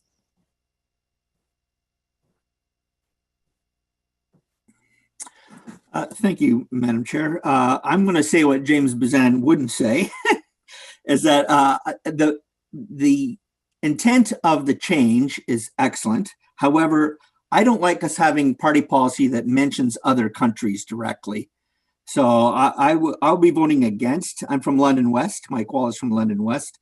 I'll be voting against this motion simply because of the mention of a particular country. I think the current wording allows us to do best practices, whatever they are, worldwide. Thank you. Thank you, Mike. Donc, maintenant, prochaine personne, dernière personne qui voudrait parler en faveur. Last one who wants to speak in favor. Levez la main. Eric Carey. Eric, can you put your mic? Yes, go ahead. Hi there. I'm a Canadian Forces member, and we're using, World War II pistols, and we got old Australian jets, and anything that could get us the equipment that the Australians get. They have, new fighter jets. They got new arms. I think that anything that can get us in a position like a country like that, as far as having the right equipment, I think we should vote in favor for. Thank you. Thank you. Now can we have the last speaker against this resolution? Contre la résolution. Levez la main maintenant. Raise your hand now. Stephen Wishart. Hi, Stephen Wishart from Brilliant, Ontario. Although I support the spirit of the motion, unfortunately, the defense policy views of the two other parties are so radically different from our party's views in terms of defense procurement that I feel that it's not really a workable objective. I think the objectives are nice, but unfortunately, we're at a point where our positions on policy are very different from the other parties. So unfortunately, I would not support this resolution. Thank you. Thank you. Richard, are you there for the rebuttal? Richard Martel. There you are. Go ahead. OK. Go ahead. D'abord, premièrement, OK. OK. Mais il est enlevé. Ça va, premièrement. J'appuie cette résolution, bien sûr. Je voudrais féliciter aussi ma gang de ma circonscription, Richard Martel, circonscription de Chicoutimi-Le-Fjord. Alors, justement, pour l'approvisionnement militaire, OK, le but est d'avoir un comité d'experts. C'est bien important. Qui propose? Puis ensuite, on doit avoir un comité parlementaire non partisan, et je suis convaincu que ça peut se faire, OK, qui dispose. Ça, tout ça fait dans l'intérêt national. Merci. Merci. Merci, Richard. Donc, nous sommes prêts à continuer à la prochaine résolution. Donc, le 9e, qui est le numéro 1912. On écoute le proposeur. My name is Matthew Chapman. I am the candidate for Avalon and the Newfoundland and Labrador representative on the National Policy Committee. Confederation was born from a desire to see mutual prosperity and equality from coast to coast. Our party's constitution recognizes the concept of Canada as the greater sum of strong parts. To help ensure these strong parts, the residents of each province and territory must be the principal beneficiary of their natural resource developments and exports. There are many challenges surrounding natural resource development and exportation without the added complication of interprovincial dispute. That is not in keeping with the spirit of Confederation. A strong and united Canada is built upon thriving provinces and territories. Today, I ask for your support to ensure the economic survival of each province and territory and the financial stability of Canada by recognizing provinces and territories as the principal beneficiary to their natural resource developments and exports. Thank you. Merci beaucoup. Donc, maintenant, nous avons la députée Stéphanie Cousy qui va nous parler en faveur. Stéphanie. The Conservative Party believes it is essential to the economic survival of provinces and territories and the financial stability of Canada that provinces and territories are the principal beneficiary of their natural resource developments and exports. Merci.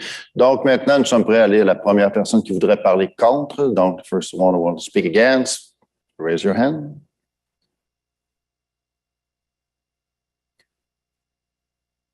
Robert Higgins. Mr. Higgins, open your mic. Hello, I'm from the Guelph, Ontario riding. I'm against this motion because I think there's a better way to do this. I think there should be a percentage split regarding the benefits of natural resources, a percentage split between the province and the rest of the country, including that province. I think what this percentage should be decided by a national referendum. And when all the citizens of Canada decide on how to split natural resources. Thank you for that. I will now call for the next speaker for the resolution. In support, en faveur, please raise your hand now. Brian Pike. Yes, I'm from Long Range Mountain in Newfoundland, Labrador. The 1, 2, 3 campaign a few years ago between our province and the Conservative government in Canada did a lot of damage down here. That's why you have not seen a Conservative MP go to Ottawa in recent years. Passing this resolution will go a long ways in letting Newfoundlanders and Labradorians know that we are welcome into this federation and we are welcome in the Conservative Party of Canada. I will be supporting the motion. Merci beaucoup. Donc, maintenant, une personne qui voudrait parler contre la motion. Levez la main.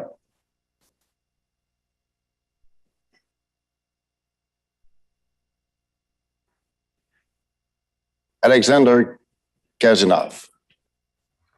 Hi, Alexander Kasimov, Elmer, Quebec. I do not support this motion because I think it's a hidden mine.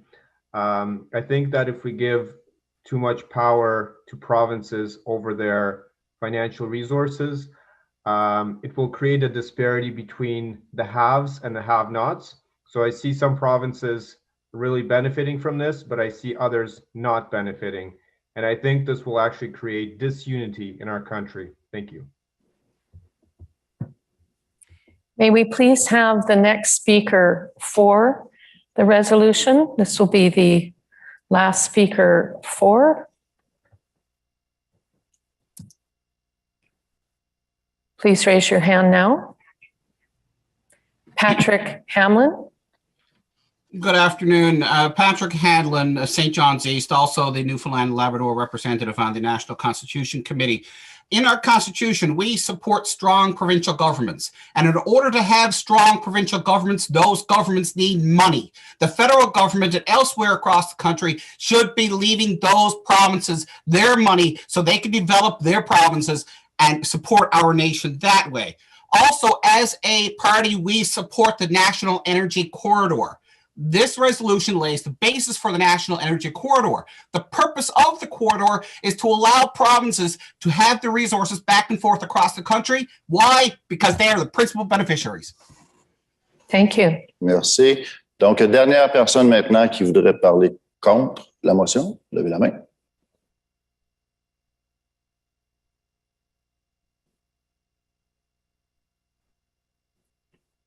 Nobody. Oh.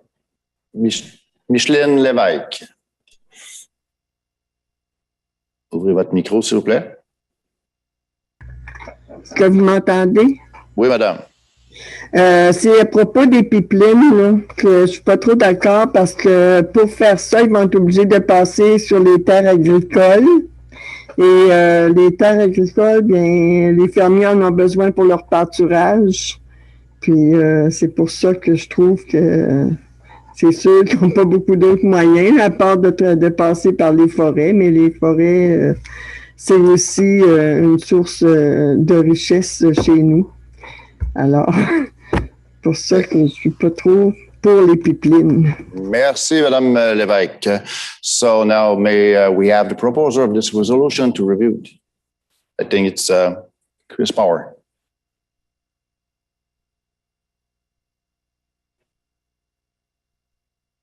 Matthew Chapman. Matthew, go ahead.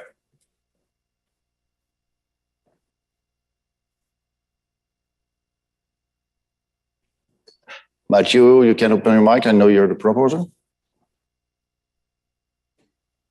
Sorry, can you hear me now? Yes, sir.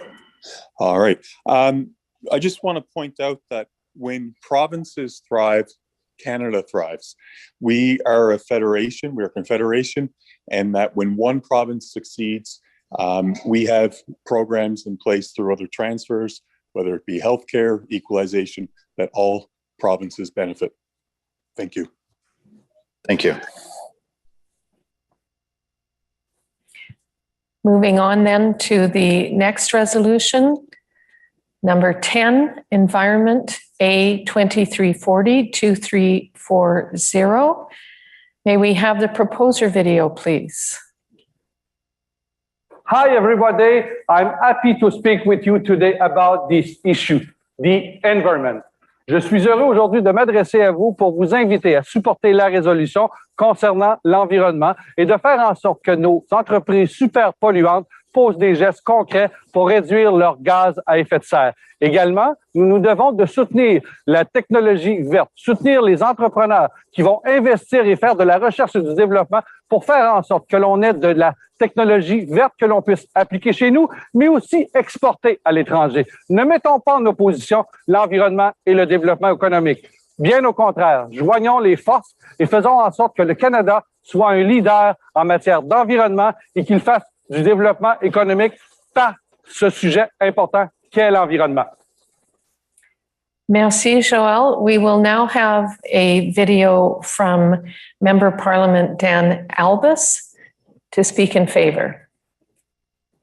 Les changements climatiques sont réels et nous convenons que la croissance des technologies vertes canadiennes aidera l'environnement et offrira de bons emplois.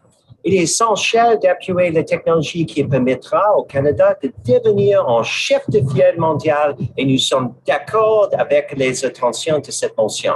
Nous convenons également que l'adaptation croissante au climat dans le Nord est un objectif essentiel.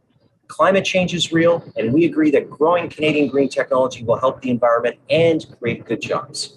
Supporting the technology that will allow Canada to become a world leader is essential, and we agree with the intentions of this motion. We also agree that a growing climate adaptation in the North is an essential goal.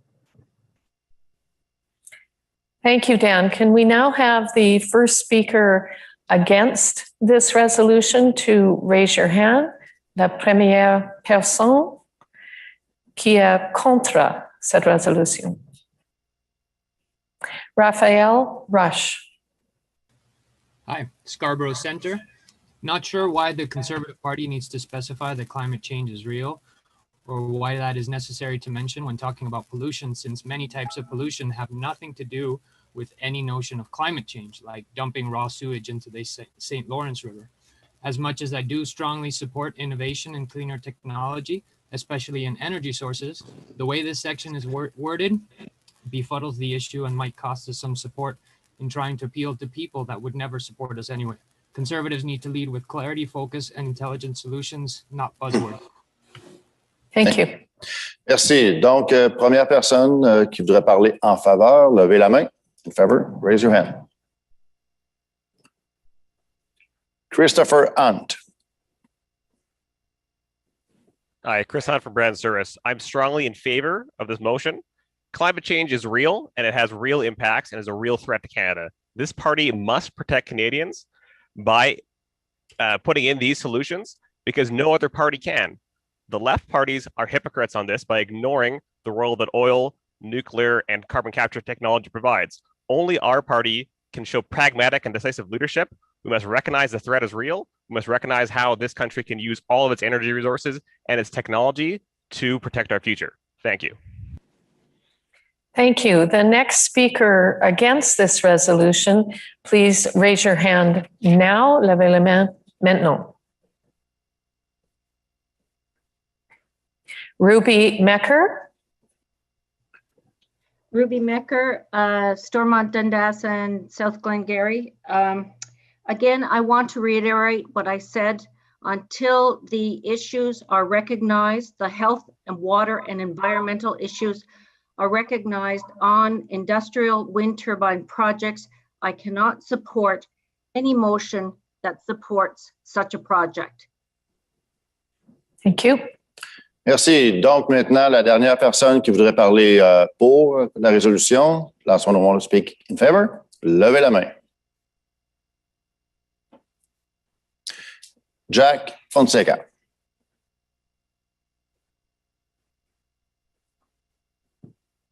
Please raise your hand again, please, Jack. Okay, go ahead. No, apologies. My intent was to speak against it. Oh, okay. Thank you. So, Bernard Bohémier. Bernard. Allez-y. Go ahead. Je vais parler contre, alors c'est pas bon. OK.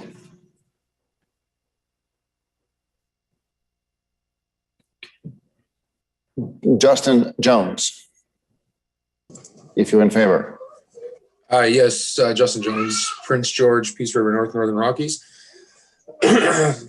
Coming from an area that's predominantly oil and gas and working in an industry that is predominantly oil and gas, Canada is the best at resource extraction, but we still need to recognize that there is an impact on the environment. But Canada is doing everything that they can already. So to say that we are in support of making technology better and recognizing that climate change is there is not to say we're killing our industry, is to say that we're going to continue being the best at resource extraction. Thank you. Now calling on the last speaker against this resolution, contre la résolution. Levez la main. Steve Gilly, please. Yeah, Steve Giley, Perth Wellington. I'm opposed to this amendment because it unfairly centers greenhouse gases as the major pollutant that we have to be worried about, which is not true. We can have clean air with carbon dioxide in the air. We should be focused on clean land, clean water. This is a big government, costly policy that unfairly impacts our industries. And we are subject even to, in people's minds, treaties that subsidize China and India and polluting. So I just think that we should be focused on bigger issues like the St. Lawrence, that we don't want it to be filled with sewage. Thank you. Joël Gaudin, are you there as a proposer to rebut? Joël?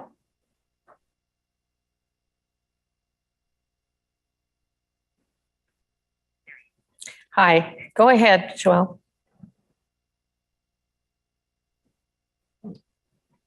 Ouvre ton micro, Joël. We can hear you now. Do you hear me? Yes, sorry. We can now. Yes. Okay, sorry. Bonjour Marilyn et Pierre, merci du travail que vous faites. Vous êtes très professionnels et c'est très apprécié. L'environnement est un sujet bien important et je pense que le Parti conservateur du Canada a une belle opportunité de démontrer le côté réaliste des changements climatiques, mais de voir qu'on a une belle opportunité au niveau d'allier le développement économique et le développement durable. Nous avons prouvé dans le passé l'importance que l'on accordait en faisant de la conservation de notre environnement, nos parcs et de nos eaux. Alors, soyons créatifs et profitons de cette belle occasion-là pour porter une étiquette environnement en respectant l'économie. Merci. Merci, Joël. Merci beaucoup. Donc, prochaine résolution, le numéro 11, la résolution 2900. Nous allons voir la vidéo du proposeur.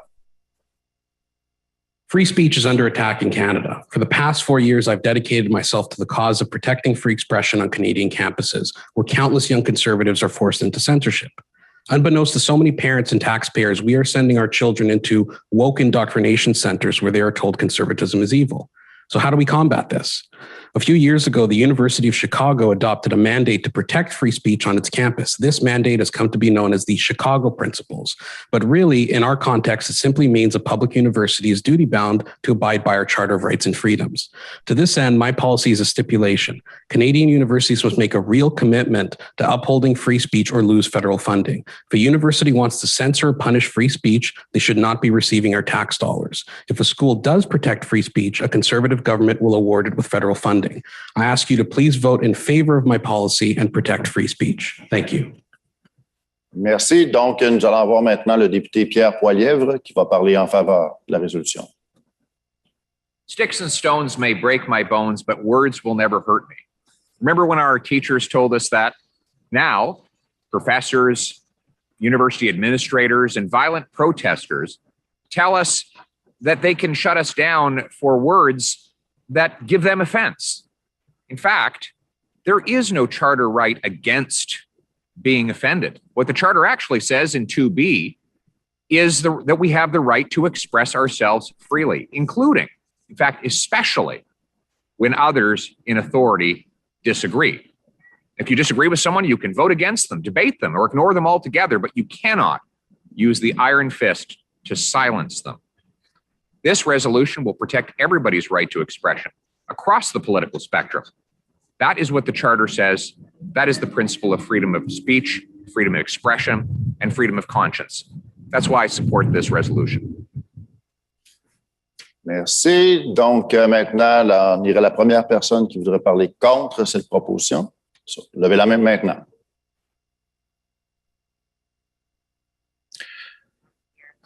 Monsieur Sibomana, vous pouvez ouvrir votre micro. Moi, c'est Jean-Pierre Martin Sibomana dans la circonscription Charlebourg-Haute-Saint-Charles. Dans le fond, à cette émotion, je répondrais que ce n'est pas dit contre, plutôt c'est dit pour, parce que l'expression chez les campus existe déjà. Je ne pense pas qu'on pourrait même y mettre une émotion. Moi, je crois que la liberté d'expression existe déjà dans les campus. C'est plutôt le sens contraire.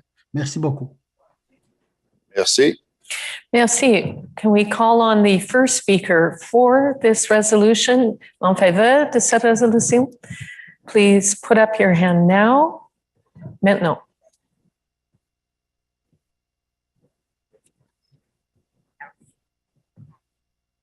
Elsie Condon. Thank you. Elsie Condon, Bandas de Buren, Trendy. It's my district.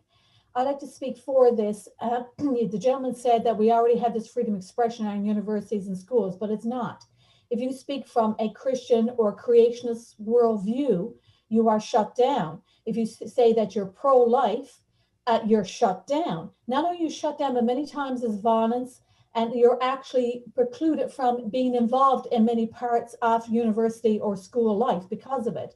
So that is why I definitely support this. Thank you.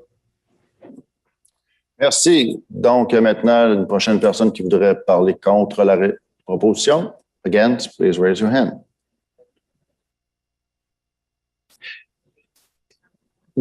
Jane Addersleff.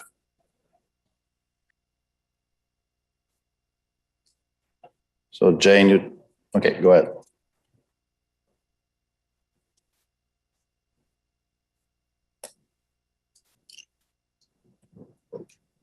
Open your mic, please, Jane, if you still want to talk.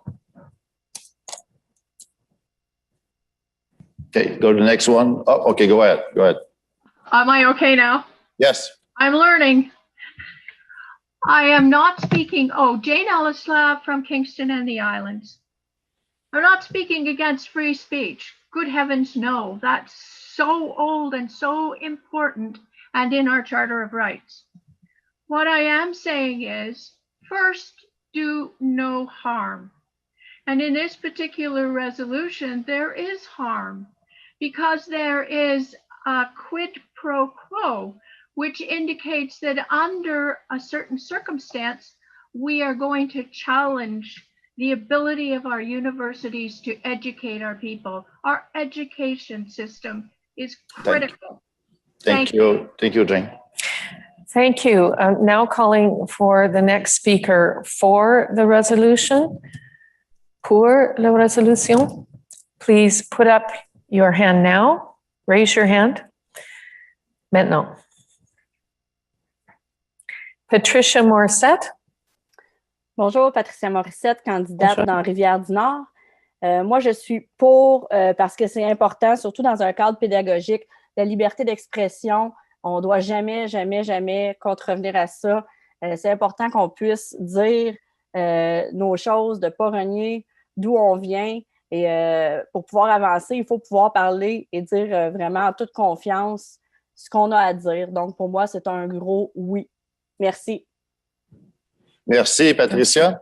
Donc, maintenant, dernière personne qui voudrait parler contre la résolution. Levez la main.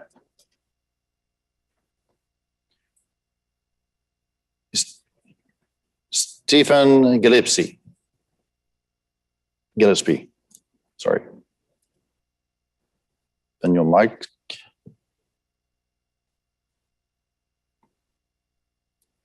Please unmute. Look, we have to go to the next one. Michael Randall. Michael, please open your mic.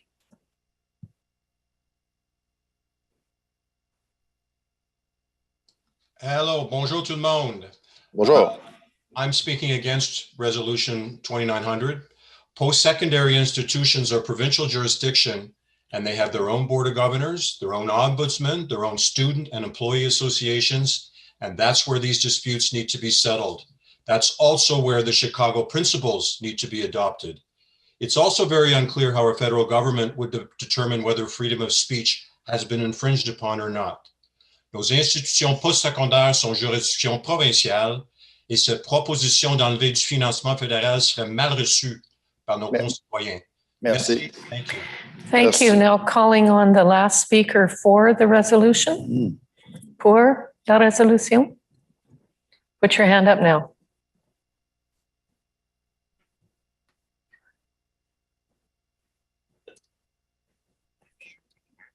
Stan McNutt. Yes, Stan McNutt from Red Deer Mountain View. I'm very highly in favor of this resolution. Our universities, our institutions of higher learning need to be a place where students are presented with both sides of issues so they can make an informed decision, and that freedom needs to be upheld. Thank you very much. Merci beaucoup. So now may we have the proposal of this resolution to review. So Tristan Elliott, are you with us?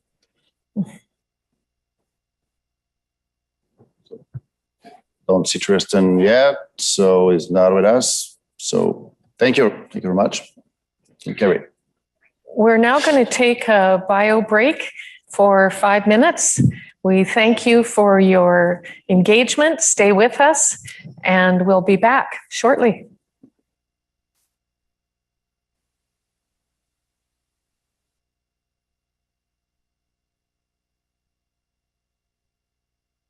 I love Canada because it's so rich and it's vibrant, lakes and oceans and parks, because I love the outdoors.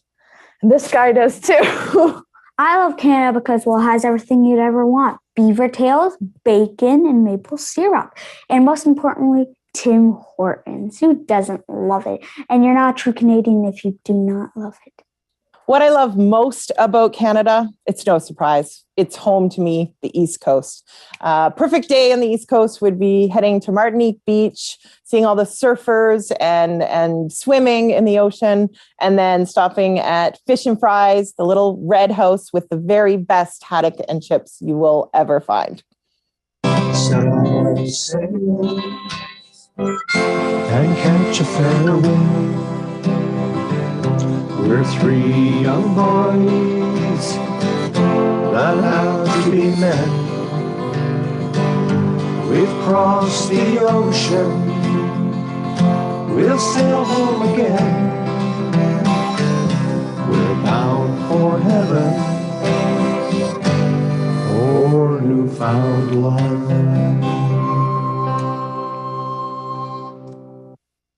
This is my favorite thing about living in Canada.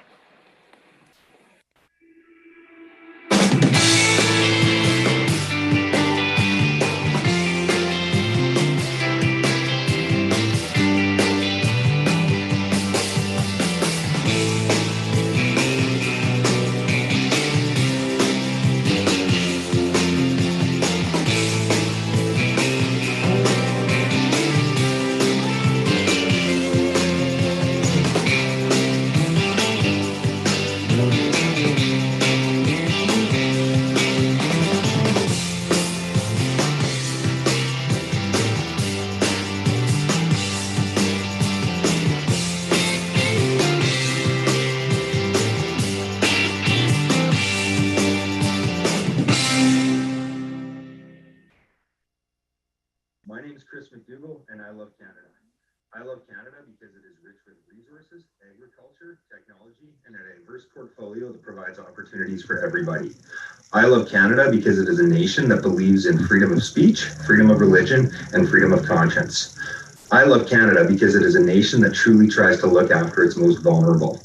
It is my desire to see us continue to grow our economy in a way that can benefit everybody, and it is my desire that we continue to defend the fundamental freedoms that make this country great. What I love about Canada, growing up in a free country, celebrating my Christian faith in church with my friends and families, Rural and metropolitan life, fall fairs, farmers markets, ponds, lakes, Great Lakes, oceans, plains, mountains, and other diverse landscapes traveling through Canada.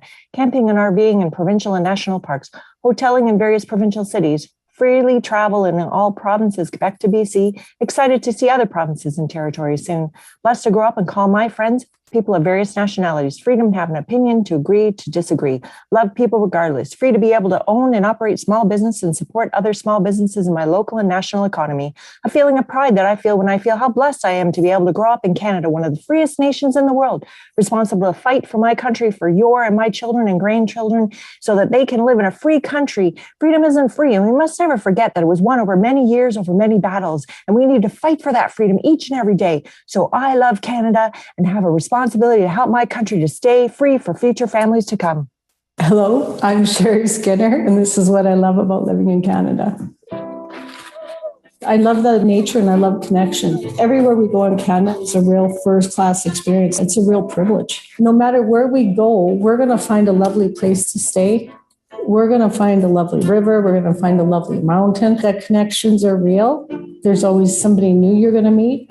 And we're the people we stick together, but you know what? We spread out our love and we make sure that people feel welcome. They feel warm, and they've had a good time when they've been with us. And when they go home, they have something to remember that makes them happy. I feel that Canada has an incredibly rich history. And if you have a good understanding of where you live, that is absolutely your Canadian advantage. If someone was to ask me why I love living in this country, it's because of the great life that I've had with my family. Lorenzo, I'm your Conservative candidate for Hamilton West, Ancaster, Dundas. Canada is such a great place to live. We have a proud hockey tradition where we win gold medal after gold medal at the international level. We have some of the greatest coffee, which is Tim Hortons, where the first store was right here in Hamilton. Canada is an amazing place to live, and it's only about to get better as soon as we elect Erin O'Toole as our Prime Minister.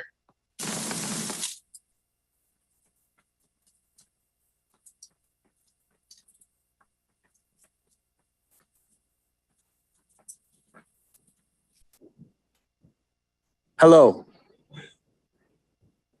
When people refer to the coast, well, this is the lovely West Coast. For some of you, where am I? I'm in a lovely community called Euthanasia. This is also known as Amphitrite Point. Take in the beautiful sound of the ocean. I'm wishing everyone at the convention a great time. And don't forget about us on Vancouver Island. This is what we cherish, is right behind us. Our lovely, beautiful Pacific Ocean. My name is Mako Noel, and I'm very supportive of everyone and the great work that you're all doing. Thank you.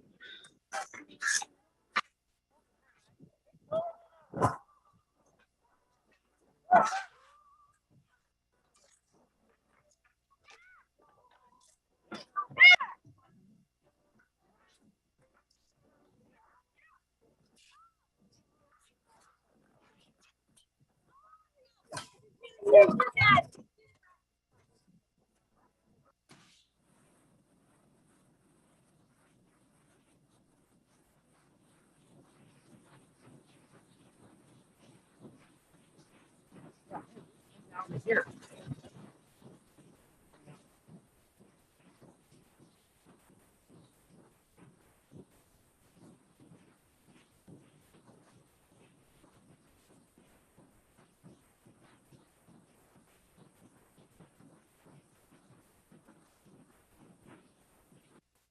Hello, my name is Laurie McCormack, and I would like to share with you why I love Canada. I've lived in Canada all my life, and I'm second generation Canadian. I grew up in Penticton, BC, and I loved the beauty of the beaches in the summer and the ski hills in the wintertime. I've since moved to Calgary, Alberta, and I love the 4 seasons that it offers and the beauty of the Rocky Mountains to the west. I've loved Canada for the freedom that it's offered, freedoms of speech, freedom of religion, freedom of diversity, and all the different cultures that we've embraced. Freedom or free enterprise. My father was self-employed, as have I been. But I feel as though our freedoms have been eroded, and I have concerns of that. But I still choose to believe in Canada and love Canada. Thank you. Hello, my name is Don Mahar from Ottawa, Ontario. What I am thankful for is the service and sacrifices made by the Canadian forces towards our freedoms in this great country. My grandfather, Herbert Patrick Mahar from Charlottetown, Prince Edward Island, fought in the Second Battle of the Somme in World War I. My father, shown here, the late Captain R.H. Mahar, plus 4 of his brothers, went off to World War II and all returned home safely. My father also served in the Korean War in the 1950s and was OC Charlie Company of the Royal Canadian Regiment during the Battle of Little Gibraltar. Not stopping there, he served in Vietnam with the International Control Commission in both South and North Vietnam in the 1960s. My brother Bob is a retired Lieutenant Colonel in the Royal Canadian Regiment who served in Germany, Cyprus, Canada, and the United States. My brothers Dave, Ralph, and I served in the RCR Reserves, and many uncles, aunts, cousins, and nephews have served in UN deployments as well as Afghanistan. Thousands of Canadian families have similar stories and have contributed to our national security, democracy, and freedoms. I'm grateful for that. Hello. My name is Dennis Palmer from Fort Qu'Appelle, Saskatchewan. I have lived in this community since 1967 when I and my wife moved here right out of the University of Saskatchewan College of Pharmacy. Canada has been good for us as a family. We had the freedom to pursue our careers and had the freedom to worship and to serve in our community. I've had the opportunity to gain many new friends. I'm so thankful for having the freedoms that we enjoyed during our stay here in Saskatchewan. Thank you. My name is Fan Wu. I am from Calgary. Canada is a great country. It has beautiful landscape, large farm, and produce rich mineral resource and plenty industries.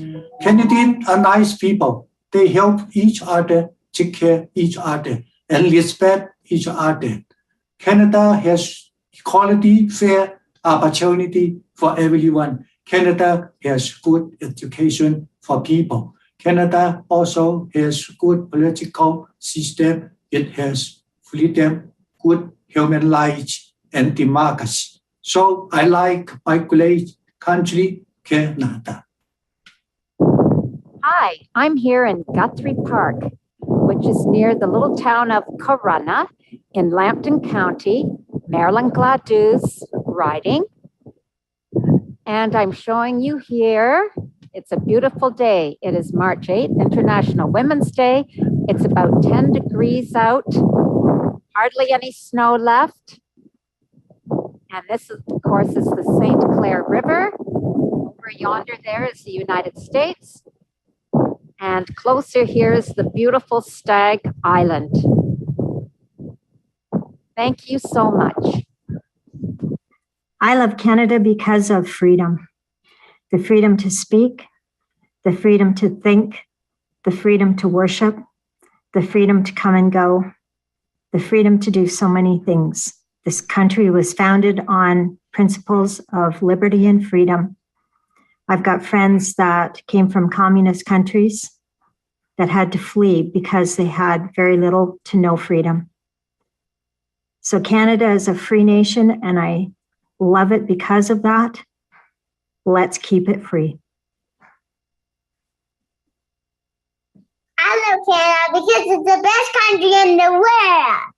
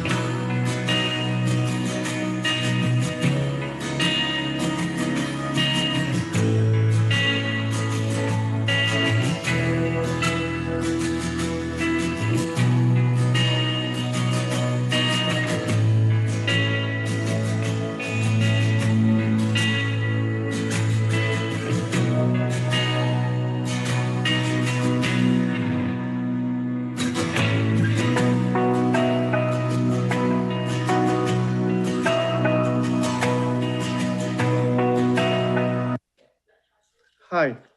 Why do I love Canada? There are many reasons, but I love it because we have freedom and peace here. Canada will now forever be my family and I's home. In my many years in this great country, my favorite place to visit is Niagara Falls. My name is Imad Oraha, Windsor, Ontario, Canada. Thank you.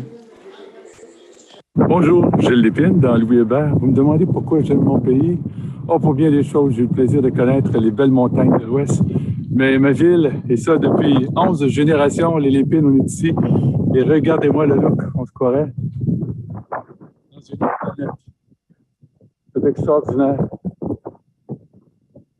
Le majestueux Saint-Laurent, le pont de Québec. Et tout ça, ça change avec les saisons. C'est de toute beauté. C'est dans la belle ville de Québec. Et c'est à quelques minutes de cette belle circonscription de Louis Hébert, donc Sainte-Foy-Sillery-Cap-Rouge. Alors, c'est une des belles raisons pour lesquelles j'aime notre pays. La grandeur, les paysages et le monde si sympathique. Portez-vous bien. Au revoir.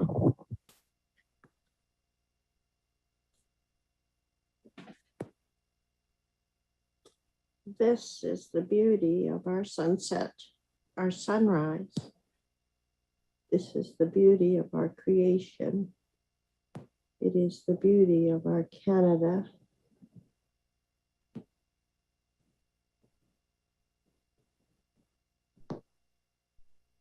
Peace, quiet, and freedom.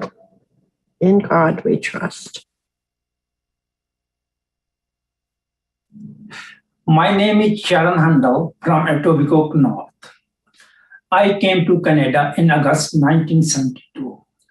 I became very fortunate to be employed by Molson Breweries without any discrimination or bias. By having this secured income, I was able to support my growing family and purchase our first home. I love this country very deeply because of its openness, peacefulness, and fairness to all in every aspect of life. Law and order works fairly with democratic processes to protect freedom of expression, freedom of religion, equality, and justice for all. Moreover, employment, entrepreneurship, and leadership in politics provides ample opportunities to everyone for growth. We all can enjoy the fruits of our own labor, such as securing our future for retirement, forever gaining knowledge, investing in our future homes or businesses with the available government assistance. Above all, our healthcare system, pension plans, education system, and safety at the workplace are amongst the core values of Canada and is a role model for new processes in the industrial world. Canada is a leader in human rights and making it a commendable country on a global stage. I love Canada. Thank you.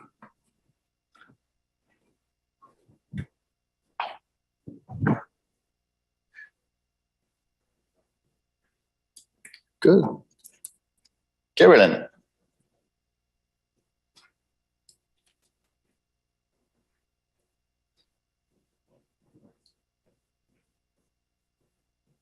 Un instant, s'il vous plaît, ça ne sera pas très long.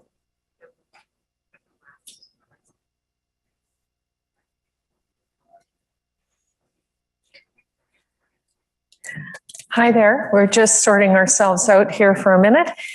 Thank you very much.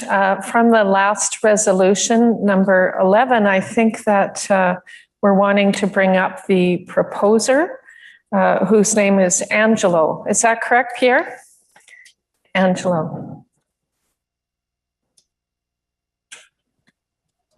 Angelo, are you there?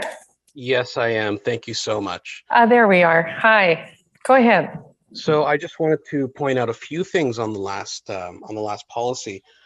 Yes, funding is a provincial matter, but it is also federal in relation to federal grants.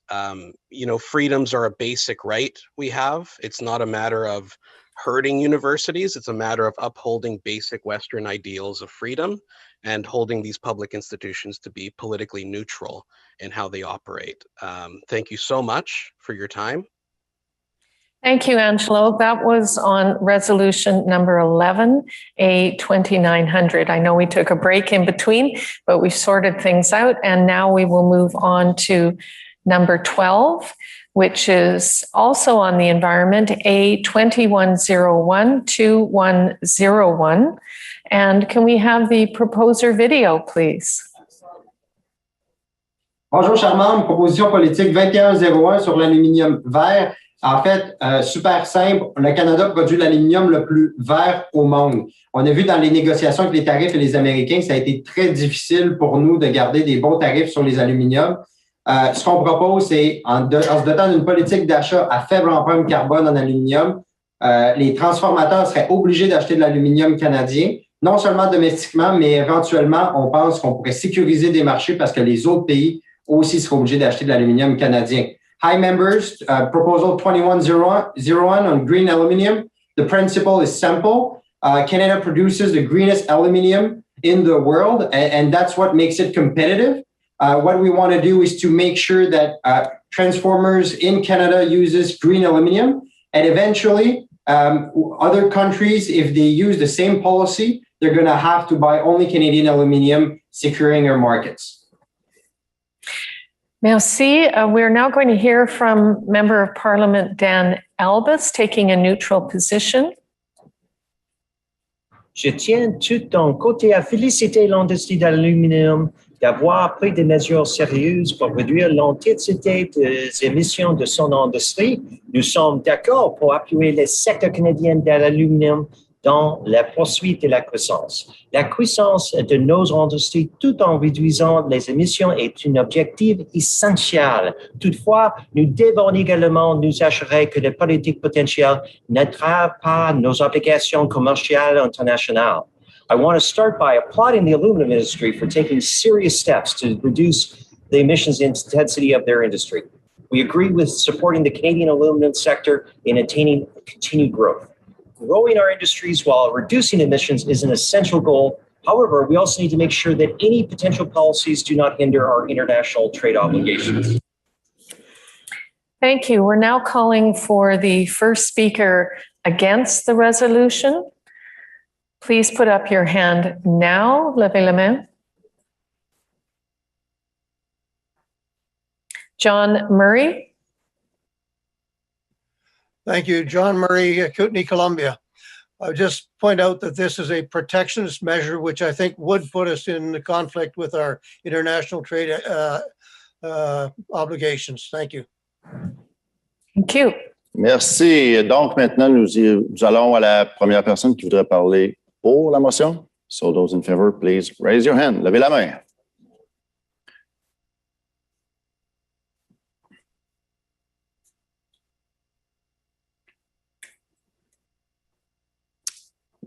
Oh. I hope I will say your name correctly. It's Bolanle Abimbola. Bolanle Abimbola. On your mic, please. Yes. Go ahead. Oh, sorry, I thought you said people who wanted to support you raise their hand. So that's why I did. Yes, you support it? Yes. So you can talk. Go ahead. I am at work, so I can't talk. I'm just multitasking. Sorry. That's all right. We're all multitasking today. We know that you're in support. Thank you. That's great. Now moving on to the next speaker against this resolution.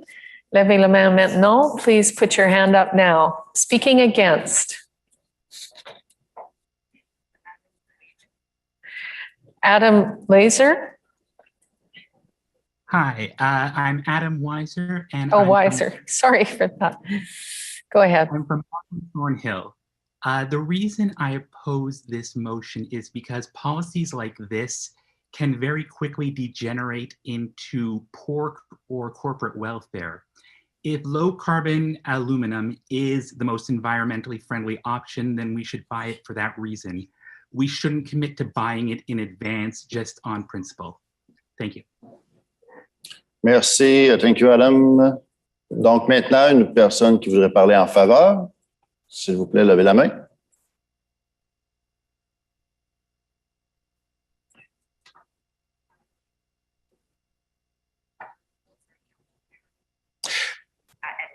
Edward DeVries. Edward, on your mic, please. Hi, this is Edward DeVries from Yorkton, Melville. I think no matter what policies we support, we should always try and buy as much Canadian as we can. We have so many great Canadian workers, so much great Canadian materials, that this is a natural policy to support. So I hope everyone does support it. Thank you. Thank you. Thank you. We're now calling on the last speaker against this resolution, contre la proposition. Please raise your hand now. Maintenant.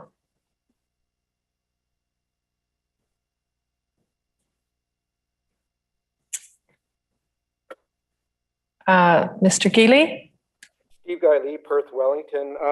I really like this actual policy that's in the policy document, and I think this amendment takes away from it, from a great policy, and it substantially changes it, because not only are you talking about subsidizing aluminum, and a protectionist measure, but you're talking about fuel efficiency, exhaust emission standards, and that's very subjective, and the criteria is very subjective, whereas the basis of this environmental policy initially was emissions and caps reducing smog-causing pollutants such as nitrous oxide, sulfur dioxide, and volatile organic compounds, which is important. So I think you're really detracting away from the initial message of the policy. Thank you. Mark Olivier, I believe, was the proposer. Do you want some rebuttal time, Mark? Go ahead. Yeah, hi, everyone. This is a Canada First policy. We live in a world where many countries are now adopting protectionist policy, and China is now flooding our aluminum markets. If we move forward with this proposal, it will allow, first of all, our own Canadian transformers to buy our Canadian aluminum. But eventually, what we want to do is strengthen their foreign markets and make sure our allies buy Canadian aluminum instead of falling into the Chinese trap. Thanks. Over to you, Pierre. Merci, thank you. Donc, prochaine résolution, la 13e, le numéro 3165. On écoute le proposeur. Fishery employs 26,000 Nova Scotians directly, and of course, another 26,000 indirectly, creating more than $2 billion a year of GDP in our province. In the last election, the Liberals promised to cover 30% of our oceans with marine protected areas, or MPAs, essentially national parks in the ocean. What this means is that in these MPAs, commercial fishing can be restricted, if not eliminated. In the three they've already created here in Nova Scotia, it means no fishing, no scallops, no halibut, no lobster, no haddock, no fishing at all. The Liberals intend to shut down 30% of our commercial fishery off Nova Scotia. We need your support for this resolution, which says that any MPA can only be created if we do not have a commercial fishery in that area. Don't let the Liberals shut down our fishery on their extreme anti-resource agenda. What they are doing to oil and gas, they will now want to do to our fishery. Please support this motion to support our resource industries. Merci. Donc, maintenant, nous avons le député Richard Bragdon qui va parler en faveur. Richard. Greetings, fellow Conservatives. I am pleased to speak to Submission 3165, which deals with marine protected areas. Ensuring the health and stability of our marine ecosystems is of great importance, along with the economic health and vitality of our coastal communities. We as Conservatives believe in conservation and being good stewards of our environment to ensure health and longevity for future generations to enjoy. This submission ensures Conservative support for the protection of marine biodiversity through the creation of marine protected areas. Any marine protected area should be established with clear objectives and measurable outcomes. These would be distributed amongst Canada's three oceans and only be established in areas where there is no ongoing renewable and non-renewable resource extraction. These would also only be established after a socioeconomic impact study on the coastal economy and local communities has been completed. Collaboration and consultation with these local communities and affected stakeholders is paramount and something the Liberals have repeatedly failed to do. We as Conservatives believe in a collaborative approach between environmental protection, policy, and economic growth. I want to encourage all of you to vote in favor of Submission 3165. OK, merci. Nous allons maintenant procéder avec la première personne qui voudrait parler contre la proposition. Donc, those opposed, please raise your hand. David Wells. Can you hear me, Pierre? Yes, sir. Thank you very much. I'm Senator David Wells, representing Newfoundland and Labrador. I'm against this policy proposal. By creating marine protected areas where there is, quote, no resource extraction presently occurring, unquote, would eliminate the possibility of exploration for oil and gas or even new fisheries where it doesn't presently occur. It would also present a restriction for the potential for subsea pipelines that would bring our offshore oil and gas to North American markets. This would be the equivalent of a pipeline ban in our waters. We should instead be supportive of responsible resource development. Please vote against this policy proposal. Thank you, David. Thank you, Senator. Now, a speaker for the resolution, the next speaker for the resolution. Raise your hand now.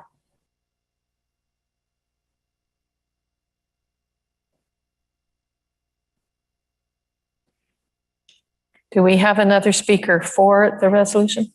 Lyle Pierce. Yes, good morning and thank you. I'm from the Powell River, North Island EDA. I am a commercial fisherman on our coast. Currently in British Columbia, we have 34% of our coast is under some level of protection. We have another 2% coming at us by 2025 under the current government at a cost of about $100 million a year to our fleet. This is all being done with no socioeconomic studies. If we close all of British Columbia, it only equate to 8% of Canada's ocean. So we need some parity between the coasts. And when we close huge areas like this, it puts too much fishing pressure in smaller areas, which does cause to local depletion. So thank you. Merci, Lyle. Donc, prochaine personne qui voudrait parler contre la proposition, levez la main. Pose, please raise your hand.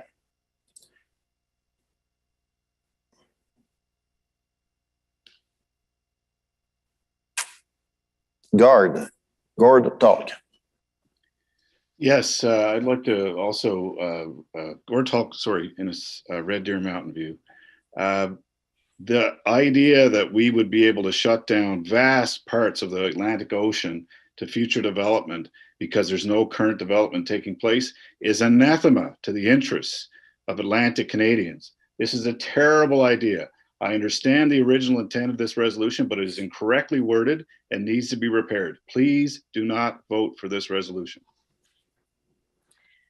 Thank you. May we now hear from the last speaker for the resolution? Pour la resolution. Raise your hand now. Rick Perkins.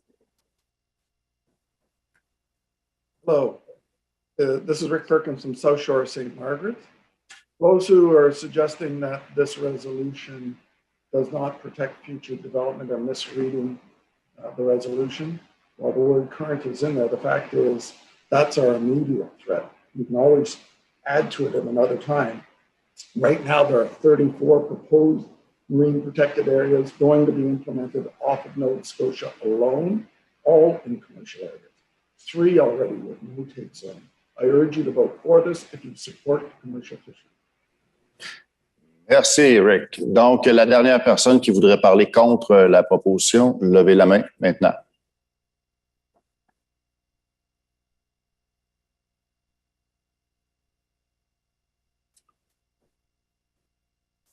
Liam O'Brien. Hello, Liam O'Brien, Coast Bay Central, Notre Dame. The industries we're talking about are dynamic. I think everybody here supports the idea of marine protected areas, and our previous Conservative government has a strong record, the strongest, on those subjects. But the problem is accepting the premise or the context of how the Liberals have set this up. We can't do that. We need to think about things as dynamically as the industries have to think about things, especially in the COVID recovery. And that means we need to really, I wish this was worded differently, but please oppose. Thank you. Thank you, sir. So may we have the proposer of this resolution to rebut? Chris, are you with us? Yes, go ahead, Chris. Merci beaucoup. Thanks, guys. Yeah, no, there, like Rick just said, there are 34 proposed marine protected areas in Nova Scotia right now. All of them are going to impact some kind of fishing area.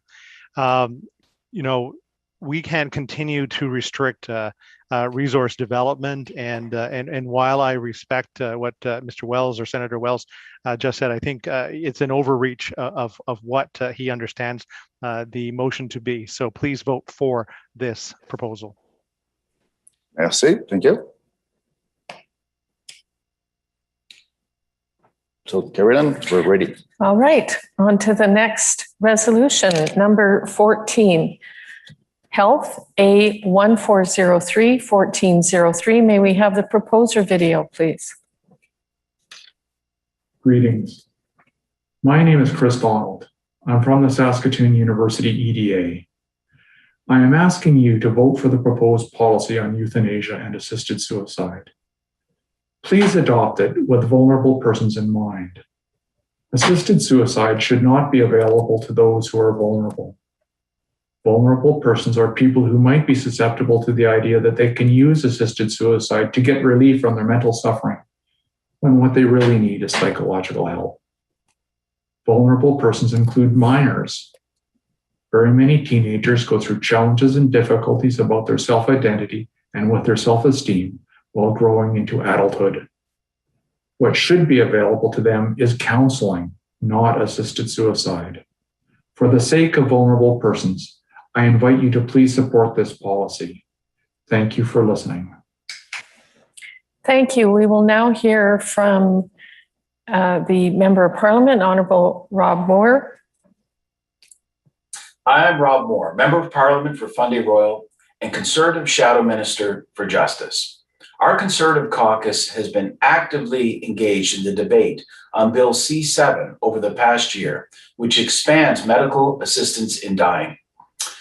Our focus has been to ensure that safeguards are kept in place to protect vulnerable Canadians. In the Conservative Party policy declaration, we believe that votes on issues like euthanasia should be free votes, and our leader has maintained that position throughout the debate on Bill C7. Our team has put forward a number of amendments to this bill to try to address concerns that were raised by vulnerable Canadians throughout the process in the House of Commons. Most recently, we put forward an amendment to eliminate the Liberal government's plan to expand medical assistance in dying to those suffering with mental illness. We are the only party that has listened to the concerns being put forward by persons with disabilities and other Canadians who want the government to ensure that safeguards are maintained. I'm proud that our leader and our party has enabled our team to contribute thoughtful debate and amendments to this bill as the Liberals tried to rush it through Parliament. Thank you, Rob. And now I'm calling for the first speaker against this resolution.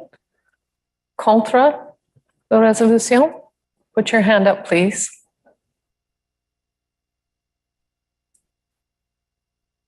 Jacob McGregor.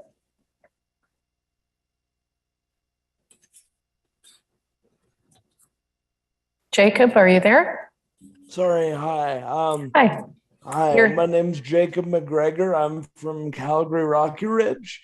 I agree with the rationale of protecting vulnerable people. As somebody with a disability myself, what I disagree with in this proposal is that we fundamentally disagree with the idea. I have a relative that would like to have this choice should that ever come to pass. Thank you. Merci. Donc, maintenant, une personne qui voudrait parler en faveur de la résolution, levez la main.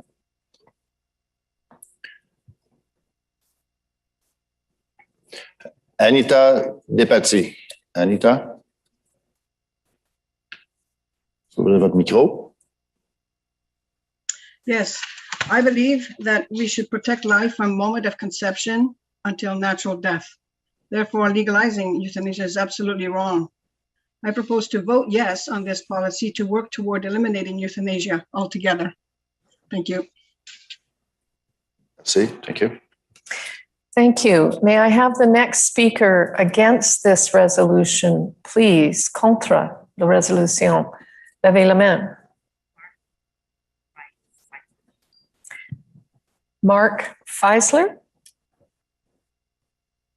Facilier. Mark Facilier. Hi, Mark Facilier from Calgary, President of Calgary Confederation. I believe this is settled from the Supreme Court, and regardless of our Conservative Party's policy book on this issue, I believe that we should just leave it alone. It's been settled by the courts, unless we alter the Constitution, and as we all know, that's very, very difficult to do. Euthanasia will be legal in Canada. So I think we shouldn't try to rattle the status quo. I think the issue's been settled. I think we should vote this down. Thank you so much. Merci. Donc, dernière personne qui voudrait parler en faveur de la résolution, levez la main.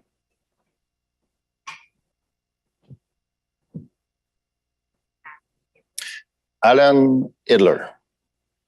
Alan? Yes, hello. This is Alan Idler, Sackville, Preston, Chesapeake.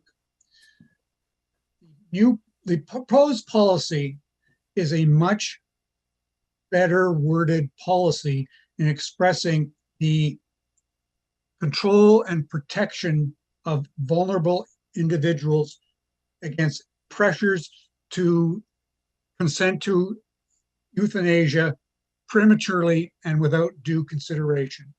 This is a policy that should be supported. Thank you. Thank you. Now calling for the last speaker against this resolution, la dernière personne qui est contre la résolution. Put your hand up now, please. Hi, this is William. This is William Pocknoth from Banff and Airdrie. I am against euthanasia entirely. I find that the policy, though, is subtly deceptive. I think the wording that is crossed out is actually stronger. And when they cross out, the Conservative Party of Canada opposes, and then they change it with furthermore, we oppose. And then what the MP said is they want MPs to have their own voice so they can vote via conscience. I disagree with that. We're Conservatives. We believe in the sanctity of life. Thank you. Would the proposer like to speak in rebuttal? This is your opportunity now. Christopher Donald, go ahead. Yes. Can you hear me? Yes, we can. Oh, super. Thanks so much. Now, there's a proposal in the policy handout amendments to delete that part of the policy opposing euthanasia, but to keep that part opposing extending assisted suicide to minors, those who are not competent, and those who are psychologically suffering. I submit to you that the whole of this policy, the entirety of it, reflects the party's grassroots members' values. Please adopt it in its entirety. Don't support proposals to reduce its scope. Thank you so much. Thank you very much. Merci. Donc, nous sommes prêts à continuer à la prochaine résolution, numéro 2724. Donc, on écoute la vidéo du proposeur.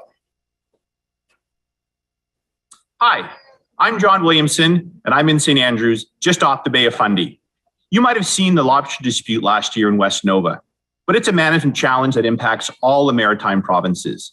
Our Conservative caucus has been calling on the federal government to ensure increased participation in the commercial fishery is fair to all. This resolution is about fairness and proper oversight of an important resource. Fairness requires that anyone fishing commercially must play by the same rules. You cannot have a successful industry with one group of people participating differently than another group.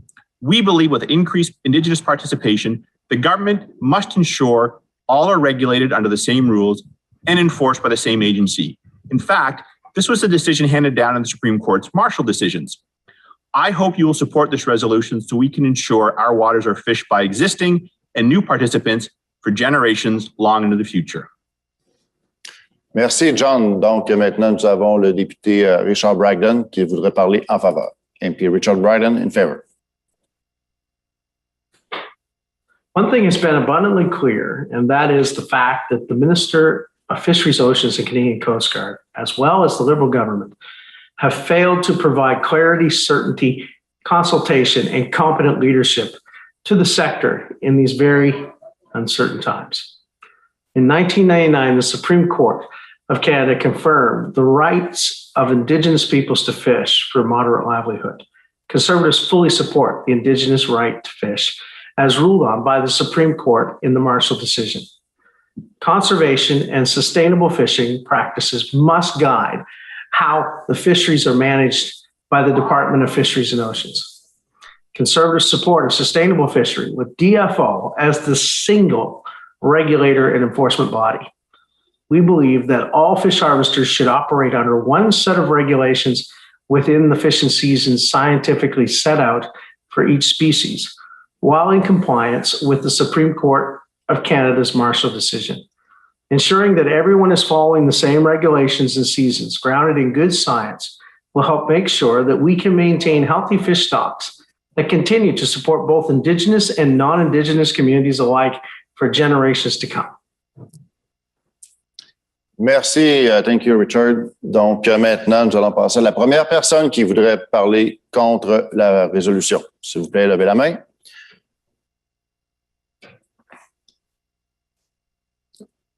We have James Bazan. James, to you. First of all, Carrie and Pierre, you guys are doing an excellent job, and just keep up the great work. I would just say, with all due respect to both John and to Richard, my great colleagues in the House of Commons, that this resolution doesn't take into consideration the cooperation and collaborative approach that we have in the freshwater fish industry across the central part of Canada. Their problems in Eastern Canada aren't reflective of what's happening here on the prairies. It's because of provinces that we were able to get rid of the monopoly on the Freshwater Fish Marketing Corporation, and we have a collaboration between Indigenous peoples and commercial fishers working together within the season. This is a terrible policy. Thank you, James. Thank you.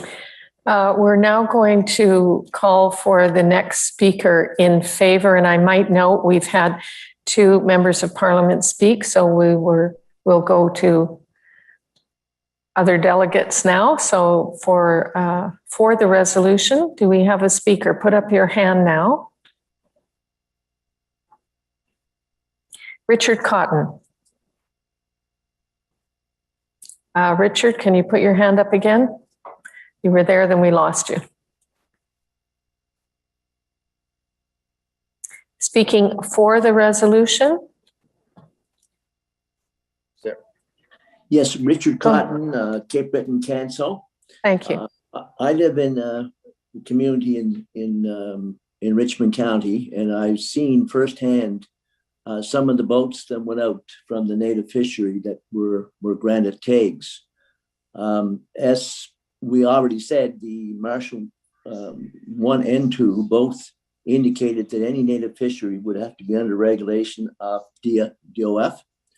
And I think that's very important, and this resolution should be endorsed. Merci beaucoup. Thank you. Donc, prochaine personne qui voudrait parler contre la résolution, levez la main maintenant.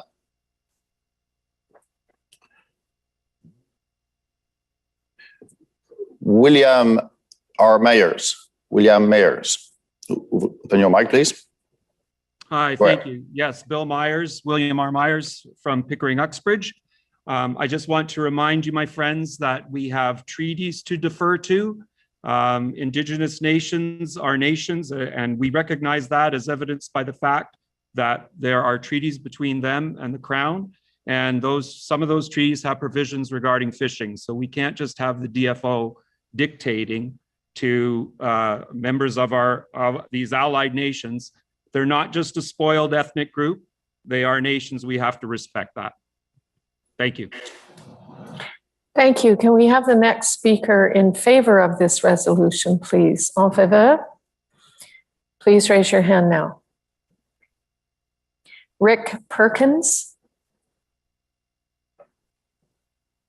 I'm in South Shore, St. Margaret's, one of the largest fishing ridings in the country.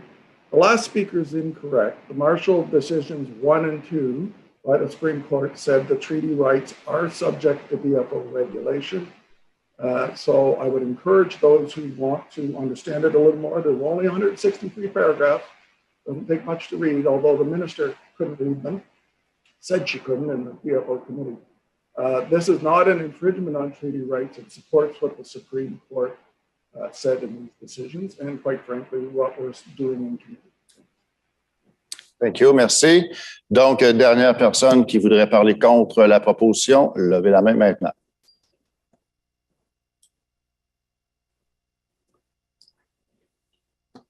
Lyle Pierce. On your mic, please. I'm sorry, there was a confusion there. I wasn't voting in favor of the motion. If you'd like to pass me over on that. Thank you.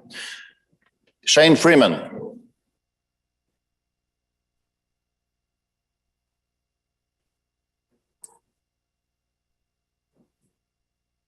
Okay, so we'll go with Dakota Jeffrey Petz. Hi there, Dakota Jeffrey Petz. Apologies for the earlier difficulties. Marshall II specifically allows very vaguely for only very limited regulations to Indigenous fishing treaty rights, such as for conservation and other public objectives. This would indeed contravene Marshall II, and it wouldn't survive a constitutional challenge. I urge delegates to vote against this. Thank you. Thank you very much. So now I just want to know if John Williamson wants to rebut. John, are you with us? Just raise your hand.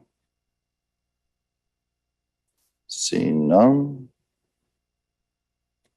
Okay, so moving on. All right, we're now on resolution 16. I just want to thank Dakota for upgrading his Zoom, because that allowed him to come back into the debate. And that's what we've been urging any of you to do who may be on an old version of Zoom. Just go out, update it, and get back in, and then we can hear from you. Thank you very much. Resolution 16 on communications, A2091-2091. May we have the proposer video, please? Hello, fellow Conservatives. My name is Jennifer Phillips. And I'm Yannick Deck. We are here today to talk about our proposal entitled Reimagining the CBC. We believe the current policy needs to be updated in order to ensure the CBC provides non-partisan promotion of Canadian culture, identity, and diversity. Our proposal would support a private public funding system to encourage better programming, similar to public broadcasting system in the US. As Conservatives, we love to hate the CBC, but we realize it plays an important role in Canadian society.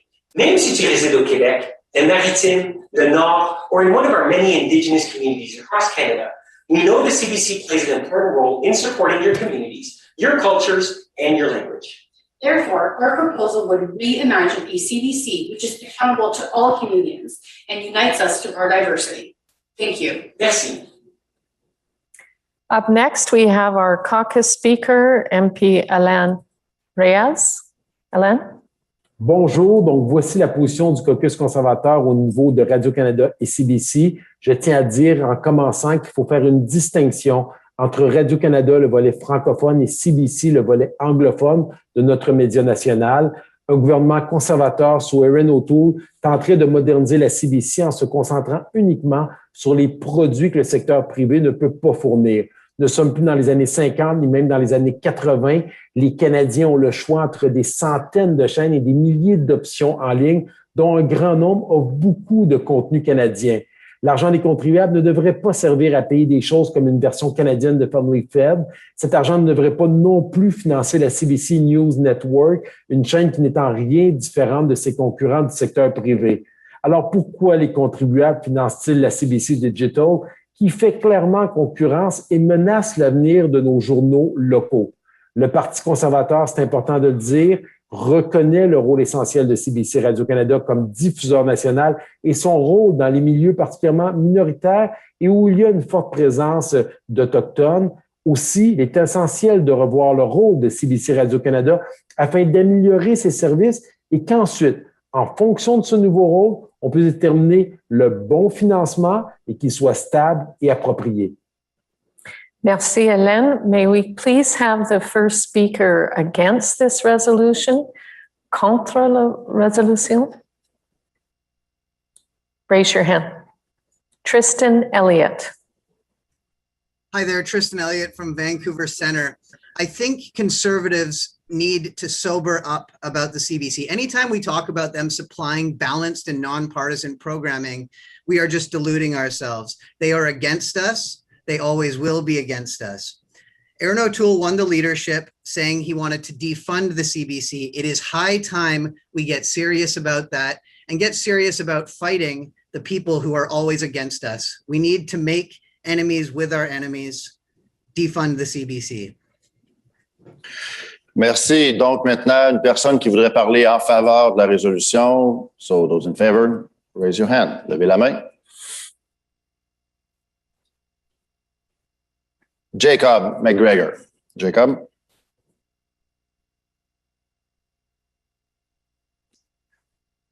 Open your mic, please. Go ahead. Sorry, mouse issues. Jacob McGregor again, Calgary Rocky Ridge. I'm all for making enemies with our enemies, as the last delegate said.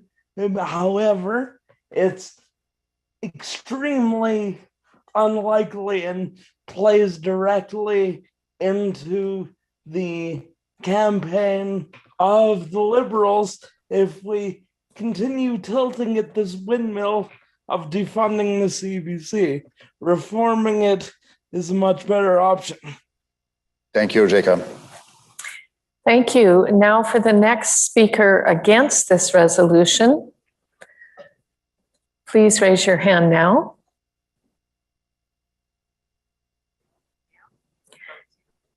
Stephen Trousdale. Hello, Stephen Trousdale, Egmont Riding. I agree with the sentiment, but will vote no because long ago, CBC abandoned nonpartisan journalism and family-friendly content for immoral and left-leaning propaganda. And I believe CBC has morphed into a state broadcaster for the Liberal Party. So it's totally corrupt. It needs to be dismantled. You can't heal it. It needs to be put to death. It's a waste of taxpayer money. And it's unfairly participating in a sector that requires adherence to the principles of free enterprise, free speech, freedom of the press, honesty, and truthfulness. And the CBC brass cares nothing for that. Thank you, Stephen. Donc, dernière personne qui voudrait parler en faveur de la proposition, levez la main.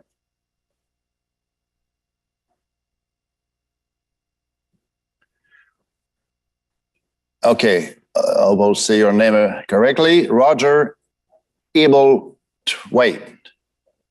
Go ahead. Can you hear me? Yes, sir. I'm Roger Hibblethwaite with Sturgeon River Parkland. And I'd just like to say that one would have to ask if the CBC was partisan to conservatives, would there still be such an issue with them? Our current policy, as indicated, would say that we think the CBC is working well.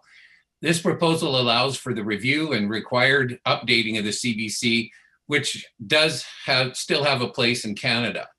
When discussing costs, I encourage people to compare to other countries with public broadcasters where Canada is on the lower end of federal funding. Yes. Thank you. May we have the last speaker, dernière personne, to speak against this motion. Please raise your hand now. Levez la main maintenant. Jacob Clausen.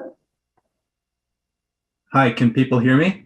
Absolutely. Go ahead. Give us your riding, please. I'm from Calgary Heritage. I'm one of the youth delegates. And I would just like to say that as a state broadcaster, we are, or not we, because we're not the CBC, but the state broadcaster is nothing but a communist propaganda tool. People who support that should ask themselves, do you really want people who are funding this through taxation, which is literally theft? Do people really want their theft dollars to to be going towards something that is actively discriminating and oppressing them. Thank you. Calling on the proposers, Jen or Yannick, to do a rebuttal, please. 30 seconds. Jen, there you are. Go ahead. Hi, thank you. As the EDA behind this proposal, we are certainly not in opposition to the general sentiment that the CBC is definitely more left-leaning than it is right-wing leaning. Our proposal wants to change that. And as a president of the riding where we have a lot of small communities that depend on public broadcasting because we simply don't have the market base for competition, we feel the need to reinvent the CBC rather than to defund it. Thank you. Thank you. Merci beaucoup. Donc, nous passons à la prochaine résolution et simplement vous mentionner qu'après les débats sur la résolution suivante, nous allons prendre une pause pour le dîner. Donc, résolution 1708. On écoute le proposeur. I'm Matthew Melbourne, Policy Chair of the Calgary Mandipore Electoral District Association. Whether it be because of new technologies or because of new market conditions, as Conservatives, we've always recognized how important infrastructure is to our national development. As Conservatives, we also understand the important role which private enterprise plays in facilitating this national development. This is particularly the case for Canada's vital resource transportation infrastructure. While our Conservative Party has remained vocal in our support of the extension of Canada's pipeline network, we also need to recognize that many of the most significant roadblocks facing resource transportation infrastructure development in Canada comes from the inability not to extend pipelines, but an inability to upgrade them. Pipeline upgrade initiatives like the TMX and Keystone XL are just two examples of such projects. Whether these upgrades be about expanding capacity or simply taking advantage of the most environmentally dependable technologies available, we believe that a modern Canada deserves a modern resource transportation infrastructure. That is why I hope you will consider supporting our policy amendment, cutting red tape on pipeline upgrades. Merci beaucoup. Donc, so now we have MP John Barlow. If you want to speak for the resolution. I'm John Barlow, the Member of Parliament for Foothills, and I'm speaking in support of a policy amendment to ensure that we are able to reduce red tape to facilitate the construction of important pipeline infrastructure across this country, specifically to Atlantic Canada. This will enable us to reduce our dependency on foreign oil. Right now, we are importing about 700,000 barrels of oil a day into Eastern Canada from places like Venezuela, Nigeria, Algeria, Saudi Arabia. Countries that don't have near the human rights standards and environmental standards that we have here in Canada. It's imperative that we have energy security within our own country, but also support our critical infrastructure here within Canada. So I am supporting this important policy proposal. Donc, merci. Maintenant, nous allons commencer avec la première personne qui voudrait parler contre. So first one I want to speak against. So raise your hand, please.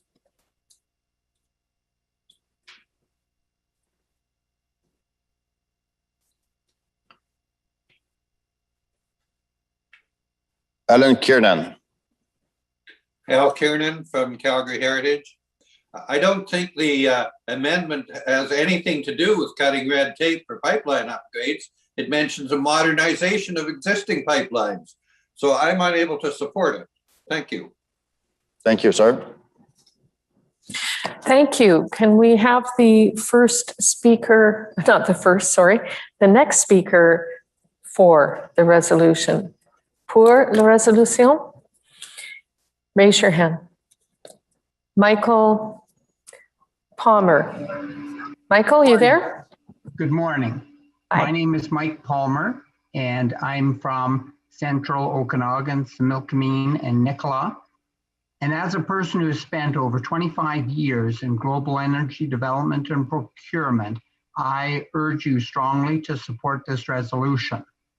North American energy markets are highly dynamic, with huge changes in regional supply demand over the past 10 years due to the shale oil and gas revolution.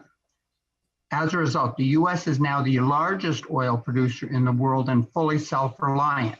This has had a huge impact on Canadian exports and the pricing we get for our sales there. Pipelines to the East Coast are critical to allow our resources to compete against foreign supply. Thank you. Thank you. So now we have Member of Parliament Stephanie Cousy who want to speak. So Stephanie, raise your hand. Go ahead. Yes, good morning. Stephanie Cousy, Member of Parliament for Calgary-Mindapore. I just want to highlight the outstanding work done by my policy chair, Matthew, in an effort to get this resolution here, as well as support the strong words of my colleague, MP Barlow. Our leader has said that we need our economy firing on all cylinders. I believe that this resolution supports that, supports the energy sector, which we as a party have always supported and recognized as an important part of the Canadian economy. And as well, to those who are caring about the environment, it also allows us to replace pipeline. So I strongly request we support this resolution. Thank you. Can we then have the next speaker opposed to this resolution, against this resolution? Contre la proposition, s'il vous plaît. Put your hand up. Glenn Sinclair. Yes, Glenn Sinclair from South Okanagan, West Kootenay. The reason I'm against this proposal is that it really doesn't say very much. We as a party need to get out there with real constructive alternatives. And one of them is the Port of Churchill. We could be putting a pipeline along with increased rail traffic to Port of Churchill. We could also consider, because of Line 5 problems, shipping oil from the lakehead. So I think we have to get positive, not just general. Thank you. Merci. Donc, la prochaine personne qui voudrait parler en faveur de la résolution, levez la main. In favor.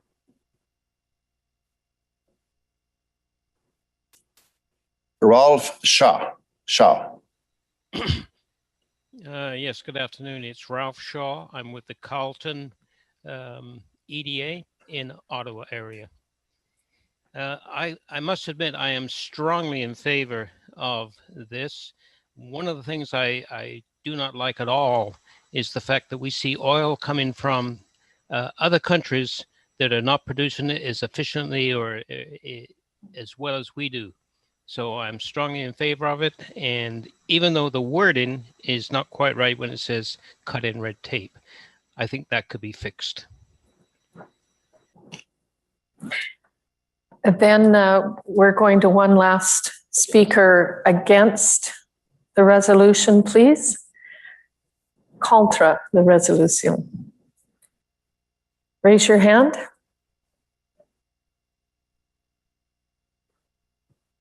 Claude Lalonde.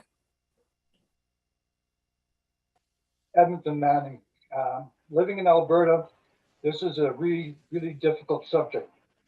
But what we have forgotten over the years is that world markets dominate and control how our oil and gas is sold around the world. The mention was made about the US becoming independent, and that's because they took care of their own situation. They've denied us access to the South Coast. We are going to go to the West Coast for our oil and gas, and the same thing to the East. Hudson Bay, no. Thank you. Thank you, merci. So we have the last one who want to speak in favor. La dernière personne qui voudrait parler pour, levez la main.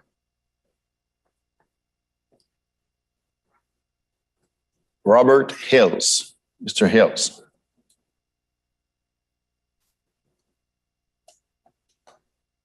Open your mic, please.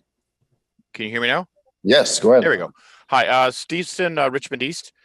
I'm in favor of this. All we're doing is adding one line in to include modernizing as well as what's existing there as far as supporting the extension of the pipelines. The title is irrelevant. It's the fact that we're adding in the fact that we also want to modernize the existing pipelines as well. I'm for this. We need this. Absolutely. Thank you very much. So now we want to know if Matthew of Melbourne is with us and if you want to reboot. Okay, go ahead, Matthew, open your mic.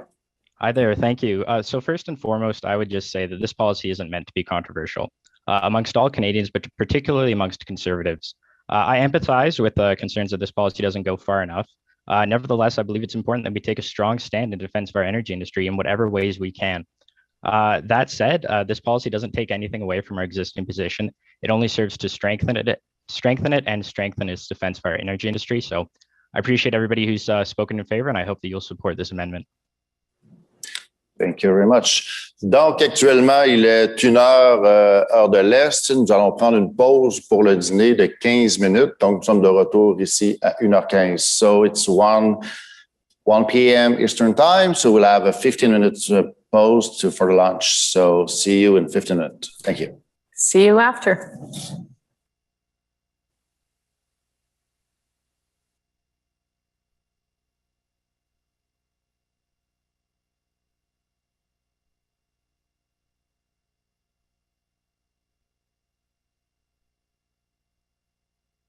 I'm Brian Pallister, Premier of Manitoba, and I love Canada because it provides people here and people from all around the world the opportunity to be the best they can possibly be together. Here in Manitoba, we replaced a government that had been in power for quite a while, and we fixed the finances and repaired the services and rebuilt our economy just in time to get COVID. But now we're doing the same thing over again. And I think that what excites me a lot about our future is the opportunity to do even better things for Canada as a whole with a brand new Conservative government at the national level. Premiers across the country, Conservative premiers, are working hard to make life better. And we need a partner in Ottawa that can help us do the same. Then we can make Canada even better together.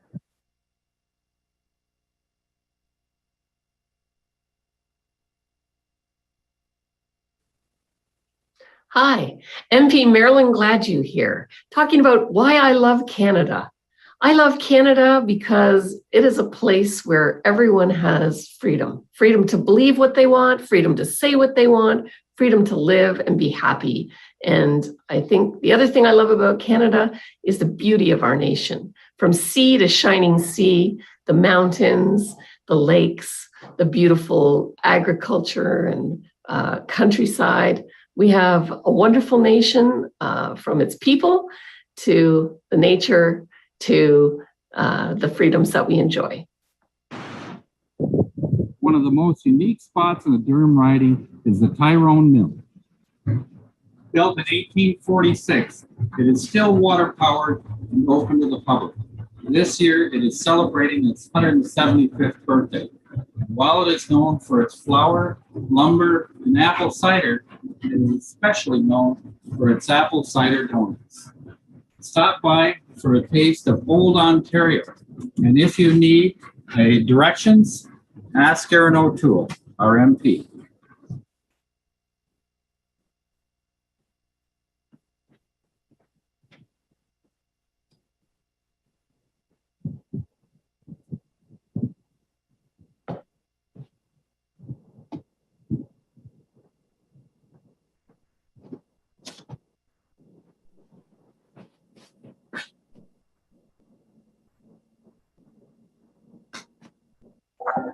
Oh, Canada, our home and native land, true passion love in all of us command.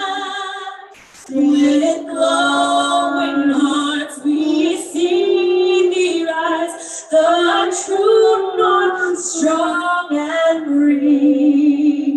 From far and wide, oh Canada, we set on guard for thee.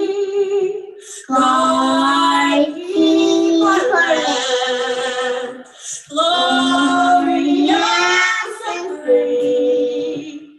Oh Canada, we stand on guard for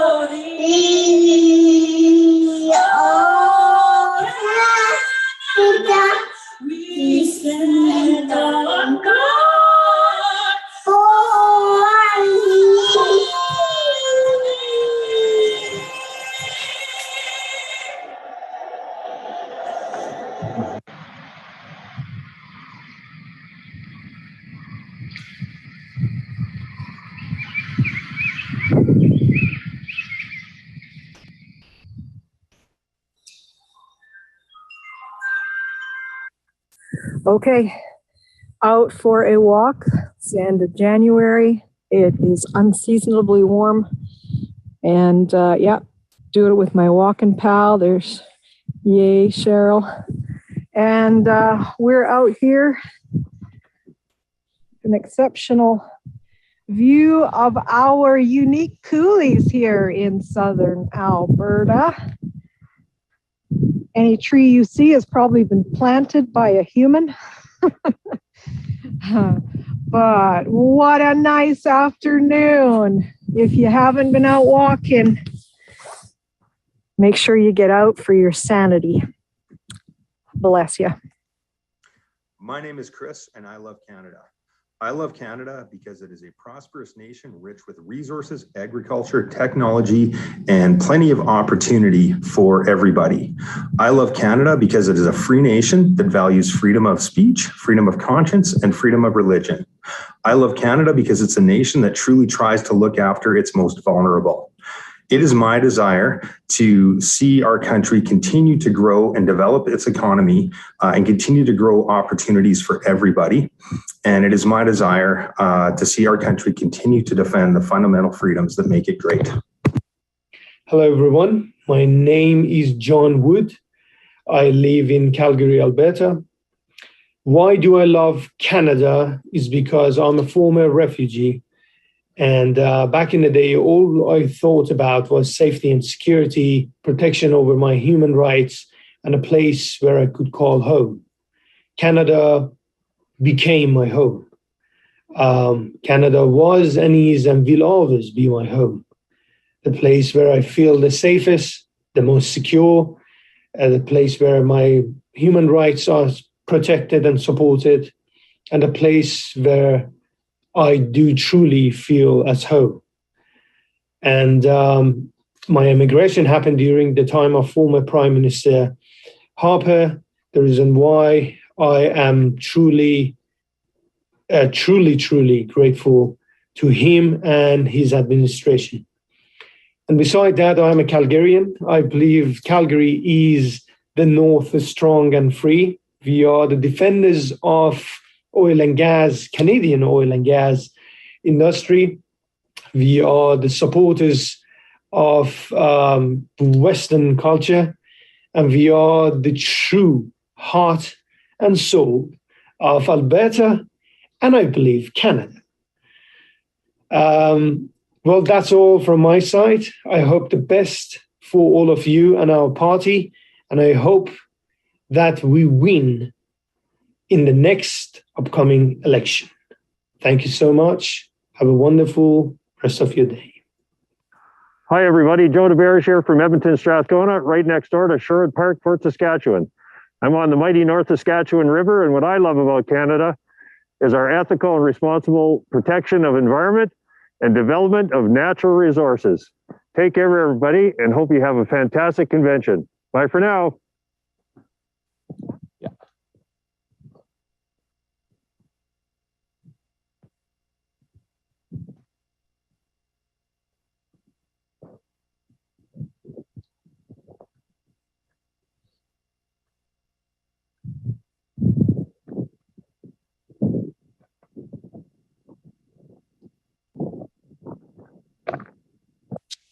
Okay, Mulroney's from Comox Valley with Ashton. What are we grateful for about the Comox Valley?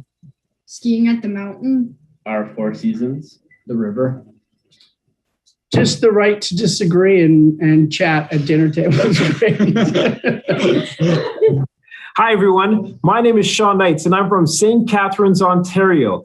In my view, St. Catharines is one of the best places in Canada. If you get a chance to visit, please come. We have great diversity, great people, great food, and just a number of beautiful churches and facilities. It is one of the best places, in my view, where you can raise your family.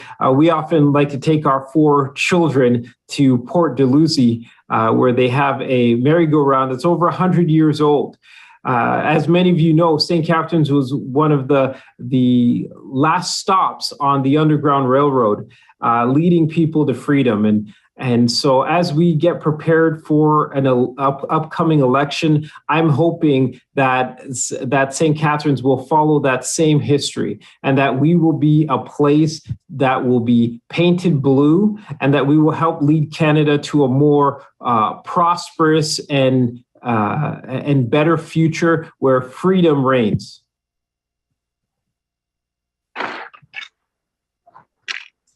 Want to get going, bud? Hey? Let's get a little longer. Oh?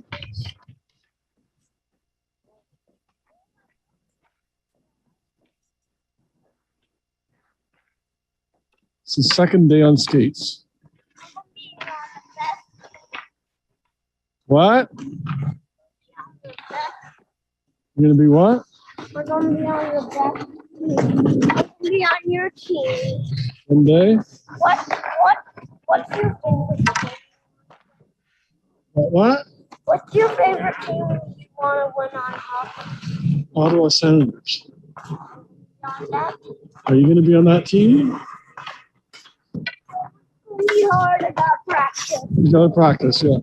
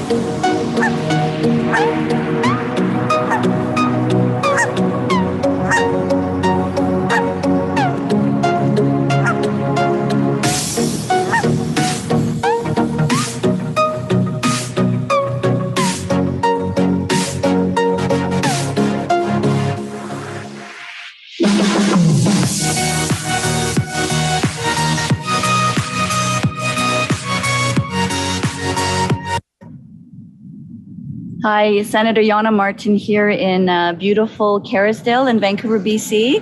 I love Canada for so many reasons, but one of the reasons is because of inspiring immigrants like Mr. Ron Suh, a proud conservative, and the fact that he is the honorary consul of Bulgaria in BC. This is amazing, but I'd love for you to hear why he loves Canada so much. I love Canada because here in Canada, you can be whatever you want, and whenever your mind is open-minded person, and that's a good country for those kind of persons. What I love most about Canada, it's a country where everyone can have success. Doesn't matter your background, you can lead and you can succeed. Whether you've been here 3 months or 3 generations. Si vous parlez le français, or if you speak English. Doesn't matter your cultural background, your religion, your sexual orientation. Canada is an opportunity waiting to be seized. We are the beacon to the world on how liberty, freedom, respect can build a great country and contribute to a great world. Je suis fier de notre histoire, les 2 peuples fondateurs en partenariat avec les Premières Nations. We should be proud of our history. You know what? We shouldn't cancel it. We should teach it better and learn from it so that there can be more opportunity, that people have been left behind or feel discriminated against can have opportunity. And as conservatives, we should fight for that because we are the party of opportunity, equality of opportunity for building great country. Strong families build strong communities, and that provides a great country. And that's what Canada is. The Conservative Party, I'm proud of it. It founded this great country. And in the next election, we will be the ones to save it.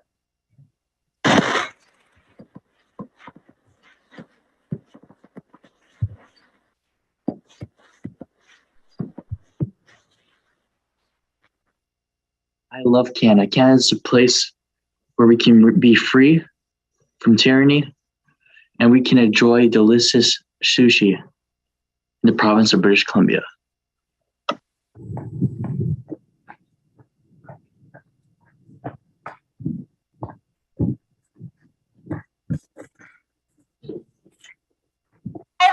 I'm Judy Vankovich from Langley, BC, and this is Baby Percy, and we love Canada. And we love the freedom, we love the beauty. I love snowboarding, I love singing, I love my family, and I love our national anthem. And I would love to hear the national anthem sung every day in schools, like when I was growing up. So, should we sing it, Percy? God keep our land glorious and free. Oh, Canada, we stand on guard for thee. God bless you. Oh, Canada, we stand on guard for thee. Let's all stand on guard together. How about that?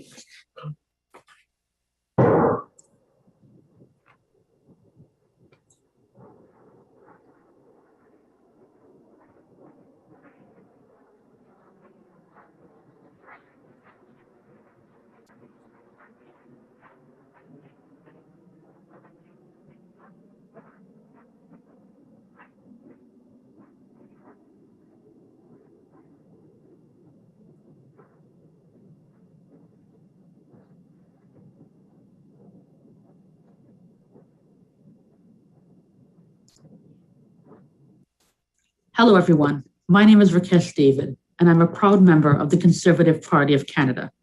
I've been asked to make a video about why I love Canada. Since Confederation, we have grown and strengthened who we are as a country. That is our core Canadian identity and values, which has made us one of the most strong, resilient, and well-respected countries in the world. What this identity is and what these values are is not something that can be written down on paper. It is not a list, it is not text, it is not written in a book. It is something that merely exists in the hearts and in the minds of the people that have grown with this country and with our society. And our goal and responsibility is to strengthen and carry forward what we know, what we feel, what we have learned, and what we represent to current and future generations and newcomers to this place we call home. I joined the Conservative Party because I believe that we are the best that Canada represents to lead in this effort. We are modern, we are diverse, and we have embedded in each and every one of us the desire to hold onto what has made Canada so special. Thank you. What is it that I love about Canada? Well, it's right behind me. So let me move out of the way and show you what I'm talking about. This is what I love about Canada. Wide open spaces and fresh air.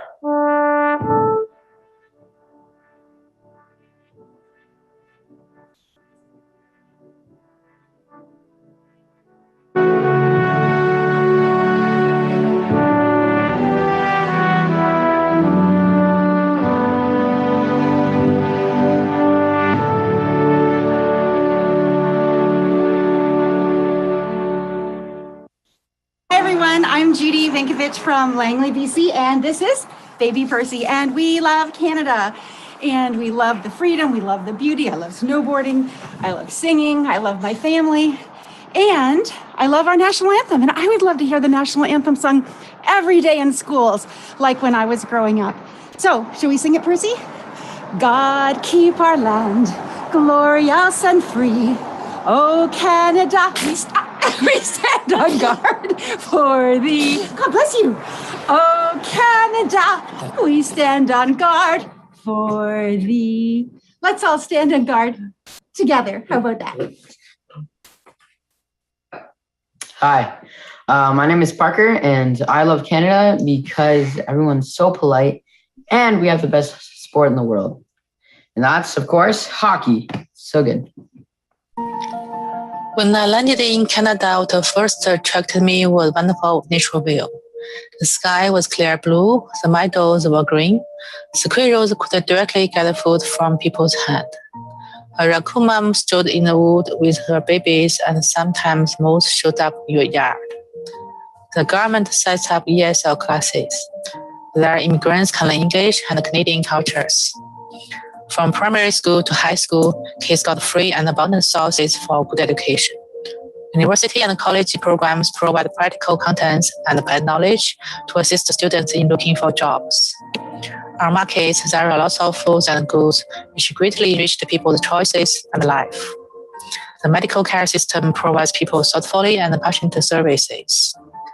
I always can see people walking on trails and giving me a warm hello. These ordinary things in daily life make me love this beautiful, kind, and inclusive country. No, Steve, my campaign manager, so. We're on. Hello. Bonjour. Listen. Hello. Okay, welcome back, everyone. We're about to start the rest of our policy plenary. It feels to me it's like a good infomercial. Oh, yeah. Well, the way people just say, wait, there's more. Restez là. On a plein de choses, plein de surprises pour vous. Well, it wouldn't be an infomercial without asking for money. So 12 easy payments of $100 does make you a member of the Leader Circle. The preceding was a paid advertisement. Huh?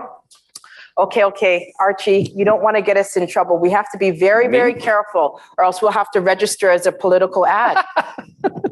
Okay, but look, Liberal staff are standing by, ready to rewrite the legislation to include this in. Yeah. Well, let's bring back our plenary chairs before we go down the line of getting ourselves in trouble. Probably I should shut up. Hey. We both should probably. Okay. So I'm sorry. Mesdames, Messieurs, c'est avec un immense privilège que d'ailleurs vous dire que vous faites un travail extraordinaire depuis hier. Non, mais c'est fascinant de vous voir mener ces débats. Bravo à vous deux. Mesdames, Messieurs, à nouveau, retournons auprès de Caroline et Pierre. À vous deux. Merci. Thank you. Merci. So welcome back, everyone. Good to see you again. And we will, did you have an announcement, Pierre? Yes, to say something to the French-speaking people. So, pour les personnes, nos délégués francophones, je vous dis qu'à la résolution 23, il y a un changement français. Donc, si vous voulez avoir le bon texte, vous devez sortir et retourner là, dans la page Internet pour rafraîchir le document. Donc, vous allez avoir la bonne version. C'est un mot, tout simplement, qui a été modifié pour être mieux en français. Merci. Thank you so much. So now we are on resolution number 18, Fisheries, A 2952-2952. May we have the proposer video, please? Hello, fellow Conservatives. I'm standing here at a small craft harbor in Egmont, Prince Edward Island. This harbor is the lifeblood of this community, like so many small craft harbors are for their small communities across the country. Currently, we have small craft harbor in Nova Scotia that's in need of $2 million worth of repairs. That harbor lands $300 million worth of fish annually. So it's pretty important to our economy, pretty important to small communities to keep them safe and to keep them vibrant. We are asking that you support the resolution put forward to double the budget for small craft harbors so we can keep supporting small communities across Canada.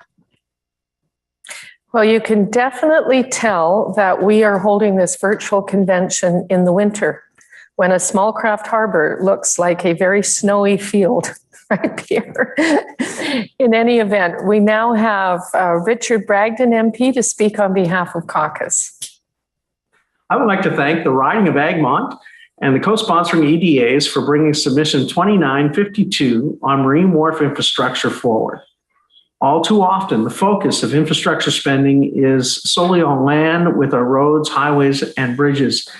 Access to fisheries are as important in some regions of the country as access to different natural resources are to others. Access to transportation of goods extends further than roads or bridges or even pipelines. It also includes the docks, harbors, and navigation routes on the water. Our coastal communities hold tremendous untapped potential that, if properly positioned through strategic investment in things like marine infrastructure, the benefits socially and economically could lead the way in Canada's economic recovery, especially in our coastal communities. If we are to seize this opportunity before us to be a world-class leader in fisheries and aquaculture, we must ensure that the proper investments are made in our marine infrastructure like our small craft harbors and wharfs. I ask you to vote in favor of submission 2952. Thank you, Richard. Now, anyone who wishes to speak against this resolution, this is your first chance to do so. Please put your hand up now. Levez la main maintenant.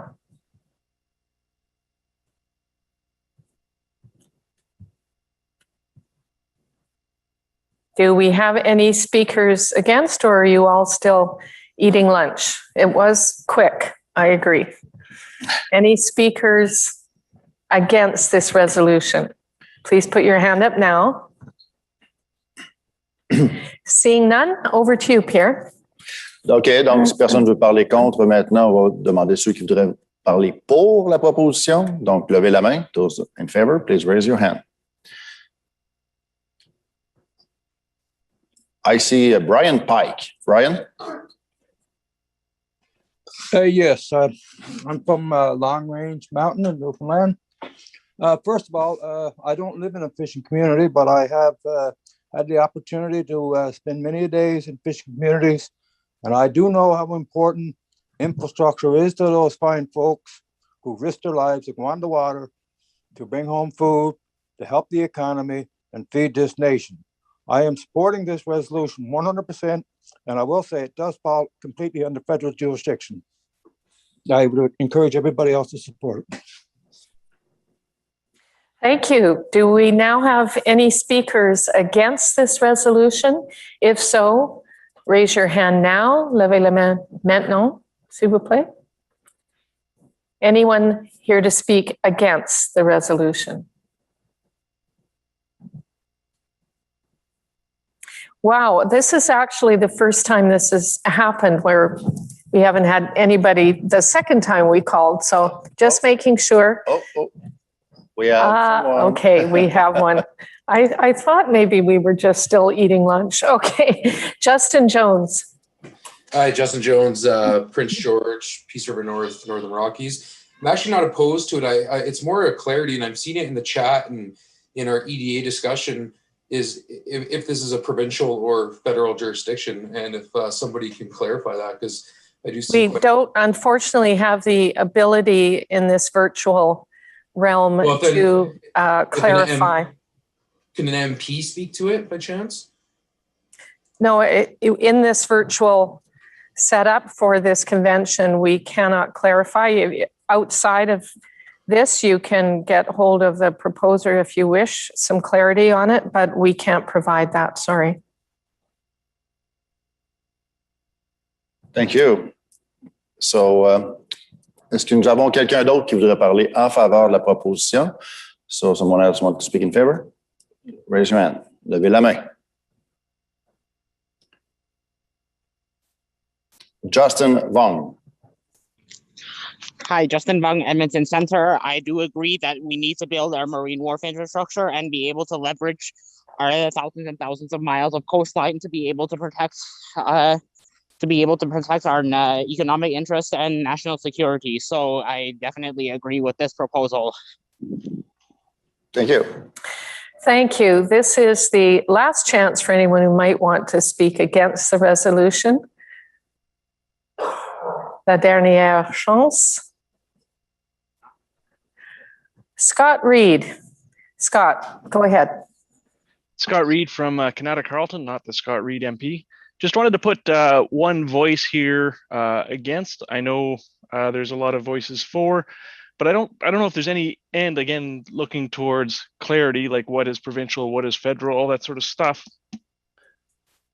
If it generates $200 million worth of revenue, couldn't 1% of that $200 million in that local community be used to do that, rather than, if we're $400 billion a deficit, do we really need to spend more money? Thank you. Would the proposer like to have rebuttal time? Gail Shea. Gail, are you with us? Good to see you, by the way. At least virtually. Gail, are you with us? No. I don't think we see her.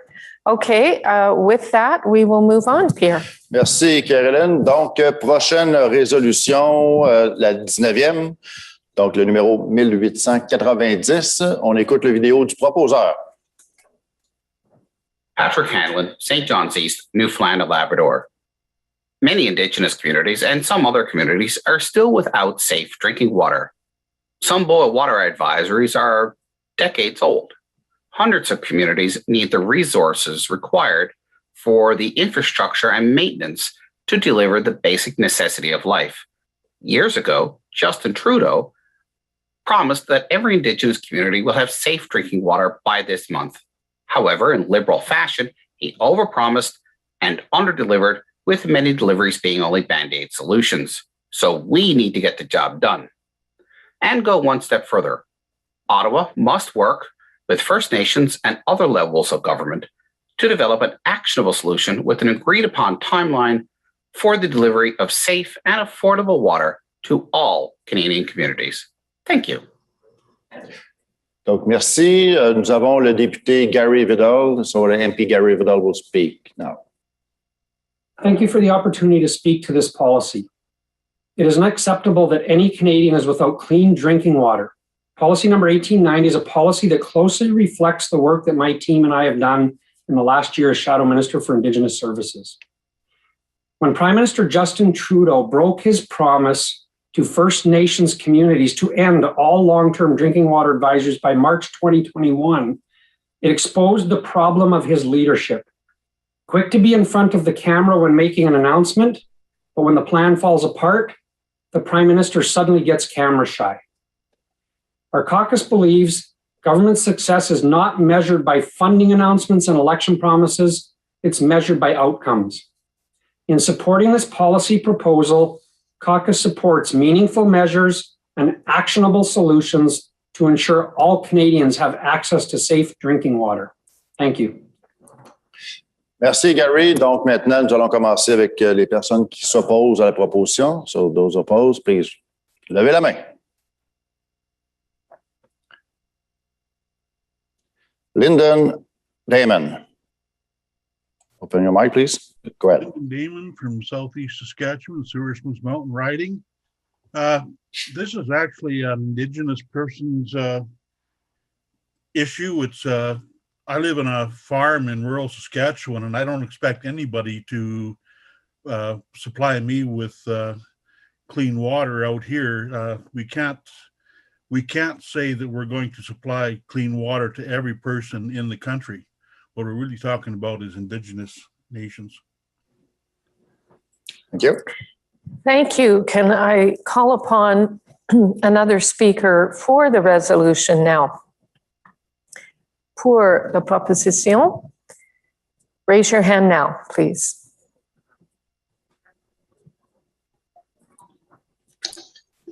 Calling on Kirk Quilty, please. Hi, can you hear me? Yeah. Hi, this is Kirk Quilty from Avalon. Justin Trudeau has failed us when it has come to the boil water advisories on First Nations communities. We need to have a federal government that is working with our Indigenous partners and our municipalities to work on infrastructure and clean water. This is an issue that's very close to Newfoundland and Labrador. We had an Indigenous community here, David's Inlet, which did not have indoor plumbing until 2002. So we're very concerned. Merci. Donc, prochaine personne qui voudrait parler contre la proposition, levez la main. Those opposed, raise your hand. Maxwell Harrison. Hello, Maxwell Harrison, St. Albert, Edmonton. As much as I agree with the spirit of the motion, I've worked in this area for quite a while now, and any federal intrusion into this area, with regard to it's a provincial jurisdiction, and any federal intrusion always creates a lot of confusion around the rules and regulations. So I urge you to vote against the motion. We want a motion strictly dedicated to First Nations and not intervening in other municipalities. Thank you. Thank you. Now calling on the last speaker for the resolution, pour la résolution. Raise your hand now. Jamie Lewin. Hello. Yes, Jamie Lewin in Vancouver Quadra. I'm coming through all right? Yes, you are, Jamie. Okay, well, I'd like to speak in favor of this resolution because there's nothing that sounds more third world or depressed countries than problems with their water. We have at least half a dozen not-for-profits which advertise on TV and say that they need to send money to Africa to improve their water. I think it's time that Canada stood on its own two hind legs and got its water cleaned up everywhere. Thank you. Whether it be First Nations. Thank you, Jamie. Thank you. Your time is up. So thank you very much. Dernière personne qui voudrait parler contre la proposition, levez la main. Last one who want to oppose.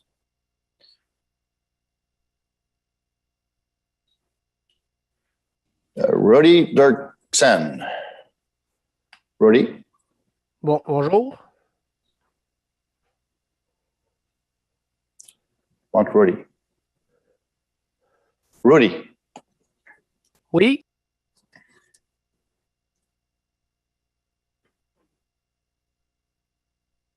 Give us a second, Rudy. Okay, go ahead. Open your mic. Go ahead. Okay. Rudy Dirksen, Kildonan and St. Paul. I've seen many reserves working in the engineering consulting area where a lot of supplies have been provided to reserves and the water systems are there and they're not being operated properly. And then the scream goes out about we don't provide them with water. There's many reserves that if they would just operate the systems they've been provided, they would have clean drinking water. If you provide that kind of money to an African community, and I've also worked in Africa, they will make their system work, period, if you give the community the control. So that's a factor to keep in mind here. I'm not going to support this. Thank you. Thank you. Thank you. So do we have Patrick with us to the proposer to rebut? So if you're with us, raise your hand, please.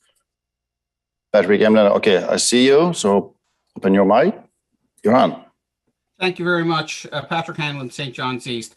Looking at some of the comments on jurisdiction regarding municipalities and provinces, the federal government always invests money into the infrastructure of our nation. We look at big cities with billions of dollars in funding from the federal government for buses. Well, before you get on buses, you need to be able to have water to drink and wash your hands and survive. This is basic human life we're talking about. When you turn on the tap in your kitchen, you got to drink water. It should not come out brown. This is not about people. This is about communities. Thank you, Patrick.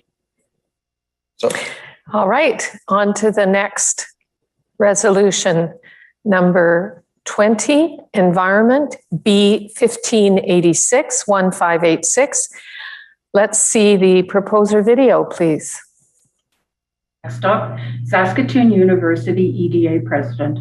I'm asking you today to consider our proposal 1586 on small modular nuclear reactors. This technology will bring many benefits to Canada. It is a source of cleaner energy and will assist us in tracking to net zero emissions. SMRs are easily transportable and would assist northern and remote locations in Canada with energy needs. These reactors are another tool in our toolbox, along with hydro, wind, solar, carbon capture, oil, and gas. Our party needs to show Canadians that we have an energy plan that is reliable, economical, and environmentally responsible. By adapting this policy and carrying it into the election, it shows that our party can serve as a government with sensible solutions to the energy and environmental needs of the future. Thank you for supporting our policy. Thank you. And now we'll hear from MP Greg McLean on behalf of caucus. Hi, everyone. Greg McLean again, Member of Parliament from Calgary Centre and the party's Shadow Minister for Natural Resources, here to talk about policy proposal B1586 brought forward by the riding of Saskatoon University on small modular reactors. This is an interesting proposal because Our energy mix going forward is going to have to include a portfolio of energy sources. And some are going to make sense in some areas and some are going to make sense in other areas. Distributed energy is going to be part of our future. And wind and solar do not provide the base load we require. Many other types of power do, including nuclear. And nuclear, when it's deployed in different areas of the country, can actually have a footprint that doesn't have to have a broad infrastructure associated with it. So it is a very interesting proposal, and I wish you a good discussion on it. We'd like to see a lot of good debate on this. Je vous souhaite de bon discours et bonne chance. Thank you, Greg. Now can we hear from the first speaker against this resolution, contre la motion? S'il vous plaît, raise your hand now.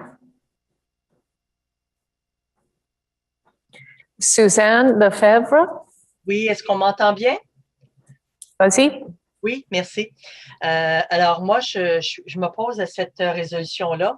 On a une problématique. Moi, je suis à Vaudreuil, dans la circonscription de Vaudreuil-Soulanges. Et en Ontario, en bordure de la rivière des Outaouais, il y a un dépôt de déchets nucléaires qui est là depuis des années. Et on se pose la question à savoir, étant donné qu'il est sur un monticule, quand il pleut, l'eau, évidemment, va vers la rivière des Outaouais. Et nous, dans notre MRC, on est une trentaine de municipalités qui prenons notre eau dans la rivière des Outaouais. Alors, c'est une proposition très inquiétante. Merci. Merci, Mme Lefebvre. Donc, prochaine personne qui voudrait parler en faveur de la résolution. Levez la main. Carrie Colburn, sorry. Thank you. Sorry, I have to ask you a question. Can you hear me? Yes. Sweet, thank you. Not only do the Liberals want to destroy our homegrown energy industry, they're doing very little to support new technologies that are going to help us reduce our greenhouse gases. And SMRs are 100% technology that is exciting and will reduce our greenhouse gases. There are so many exciting applications for this technology, including in up north and being able to, instead of flying in diesel fuel and burning diesel fuel for energy in the winter times, SMRs are a great application for that. We should be a leader in this, and we're not. Japan, crap. Thank you. Thank you. Can we have the next speaker against this motion? Steve Geely? Steve, are you there? Yes, this is Steve Guiley, Perth, Wellington. I'm against this because now we're imposing carbon targets. And that's carbon dioxide. So what is a greater threat to our environment? Carbon dioxide or landfills, garbage dumps, or nuclear waste that we have to look after for 1,000 years? So whenever you're considering what we should do, we should be doing a cost-benefit analysis, including the environment. That should be the sole consideration. So maybe nuclear has a place, but now we're introducing carbon dioxide limits upon Canadians and industry, which invariably costs money. Thank you, Steve. So, la dernière personne qui va vouloir parler en faveur, levez la main, s'il vous plaît.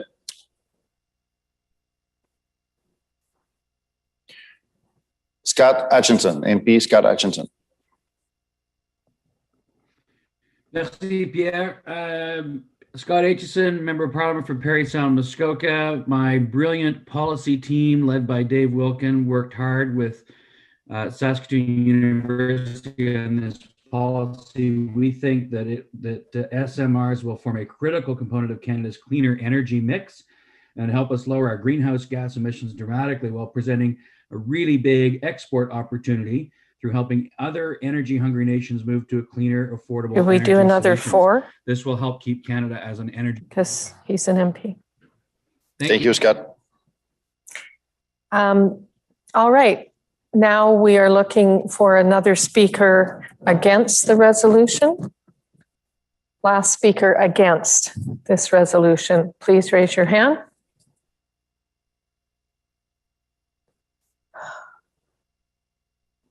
Dwayne Croteau. Dwayne, are you there? Dwayne? Hear me? We can hear you now. Go ahead and your writing, please. Great, thank you. This is Dwayne Croteau from Calgary Midnapore. I like this in theory. I appreciate the incentivization of nuclear as a modern power source. My only question about this policy and why I oppose it is because it seeks to incentivize the communities to implement this new and promising technology. And I'm generally not a fan of subsidies.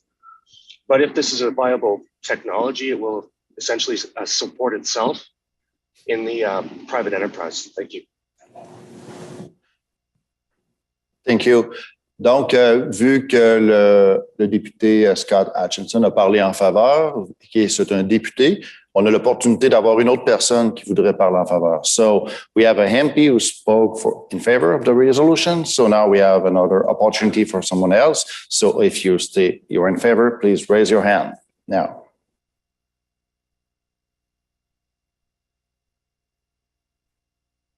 Justin Vaughn. Hi, Justin Vong, Edmonton Centre. I'd like to mention that this is a proposal that has been signed on by Alberta Premier Jason Kenney and Saskatchewan Premier Scott Moe. And to counter the point of the carbon dioxide targets, the Paris Agreement right now is non-binding, so we can have a particular target to meet. And I do believe that the most effective way to actually lower our carbon dioxide, and this is something that industry wants to do, is to clean our grid, while making sure that we can incentivize free market development of a cleaner power sector. And that's actually something that we're seeing in Alberta too. So, I mean, if our Conservative caucus is on board with this, Premier Kenney is on board with this, I encourage you to vote for this motion. Thank you, Justin. Is Judy Blackstock there to do the rebuttal? Do you wish time to rebut? There you are. Go ahead, Judy.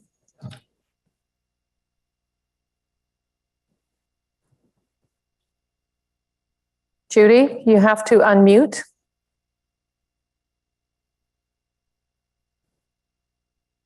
You are still muted.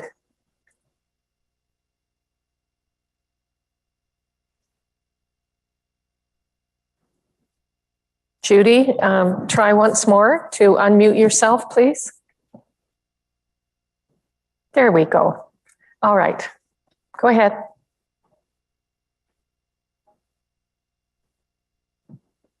Judy, can you hear us? Just go ahead and start talking now. Nope, I think we're going to have to move on then, but thank you. Sorry, Judy. Donc, nous allons continuer et passer à la prochaine résolution, la 21e, qui porte le numéro 1574. Donc, on écoute la vidéo du proposeur. Dear delegate, my name is Bernard Henry, MP from Montmagny, Lillet, Kamouraska, Rivière-du-Loup.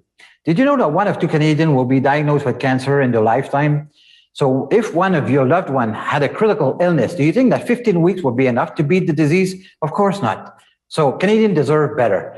They deserve an increase in employment insurance coverage for critical illness up to 52 weeks. So by supporting our proposal, you'll be providing more than financial help to hundreds of families across the country. Merci. Je m'appelle Jérôme Laviolette-Côté, je représente l'association de Montmagny, Lillet, Kamouraska, Rivière-du-Loup. Saviez-vous qu'un Canadien sur 2 souffrira d'un cancer dans sa vie? Lorsqu'un de vos proches sera atteint d'une maladie grave, croyez-vous que 15 semaines lui permettront de battre la maladie? Bien sûr que non. Les Canadiens méritent mieux, méritent une couverture d'assurance-emploi à 52 semaines en cas de maladie grave. En appuyant notre proposition, vous assurez bien plus que de la sécurité financière à des centaines de familles au Canada. Donc, merci. Maintenant, nous avons la députée Rachel Dancho qui va présenter son livre. Hello, Conservative family. It's Raquel Dancho, Member of Parliament for Kildonan and St. Paul here in Winnipeg, Manitoba. I'm also the Shadow Minister for Future Workforce Development and Disability Inclusion. And I'm just going to speak to you briefly today about Policy Resolution 1574 out of Quebec. It concerns expanding critical illness EI benefits from the current 15 weeks to 52 weeks. Now, Conservative Caucus absolutely understands and supports Canadians who need those extra weeks to battle disease like cancer so that they can focus on that battle and be with their loved ones in that critical time. So we are supportive of expanding these benefits. And now this is a policy resolution that is very popular with our Quebec colleagues. And so I'll just do a little bit in French for them as well. Les conservateurs répondent au appel de la Québécoise Amélie Sans-Façon, mère de 2 jeunes garçons qui a perdu son combat contre le cancer l'année dernière. Le premier ministre Trudeau n'a pas tenu sa parole pour réaliser son dernier souhait qui était d'augmenter les prestations de maladie de l'assurance emploi. Mais des conservateurs comme député Bernard Généreux, commanditaires de cette politique, seront au service de tous les Canadiens et Canadiennes lorsque nous formerons le gouvernement aux prochaines élections. Merci. Thank you. Merci beaucoup, Raquel. Donc, maintenant, nous sommes prêts à aller avec la première personne qui s'oppose. So, first one who wants to speak again. So, raise your hand.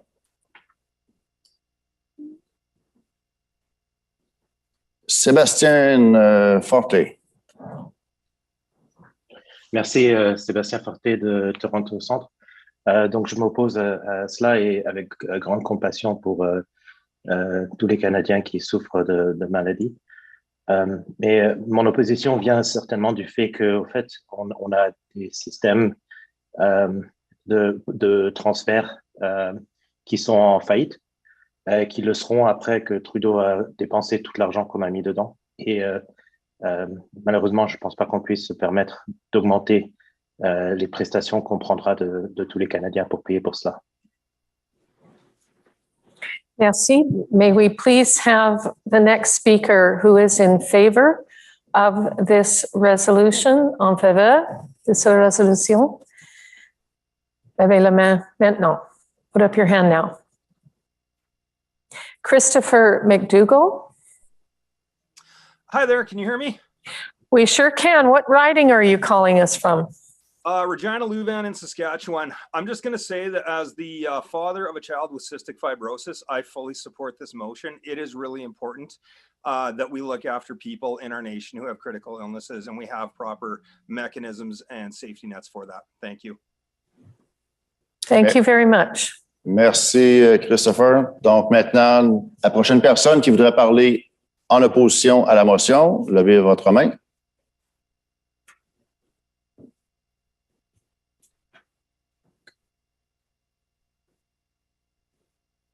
Ça ne sera pas long. Joël Charbonneau, allez-y. Joël Charbonneau from Glengarry Prescott Russell. I think this is a bad move. I think this, as sympathetic as I am with people dealing with critical illness, I think this is government competing with private industry. This will expand government and increase people's EI premiums that they have to pay. People can get their own critical illness insurance, and I would support maybe a move supporting employers, giving them tax advantages to have those included in group benefits of employees. And I'd go even further in privatizing employment insurance as well. Thank you. Thank you. Can we now hear from the last speaker in favor of this resolution, pour cette résolution? Please raise your hand now.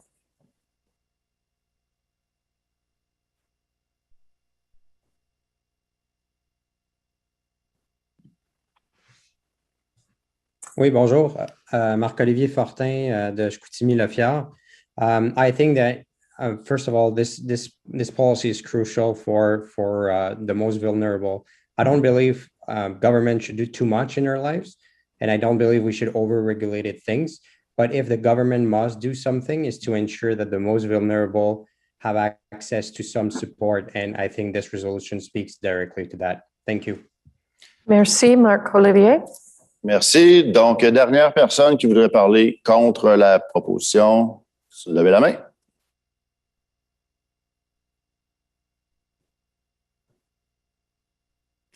Philip Evenden.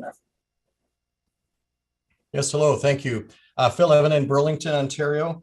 I'm in the insurance industry, and a couple of things. One is that government tends to do insurance badly. Second of all, if we're putting this into the employment insurance, that's going to really increase premiums. I sell critical illness, and it's an expensive product. If someone is working and therefore has employment insurance, then in all likelihood, they have group benefits. incentivizing the employers to provide that is already there because employment or the group benefit insurance is deductible by the employer. Merci beaucoup. Donc, maintenant, je demanderai à Bernard Généreux, qui est le proposeur, s'il veut parler un dernier mot en réplique. Bernard, à toi la parole. Pierre, est-ce que tu m'entends bien? Oui, vas-y, Bernard. OK, alors, bon, plusieurs opposants semblent accrochés sur le montant ou sur ce que ça pourrait coûter aux employeurs et employés. Le directeur parlementaire du budget avait fait une évaluation.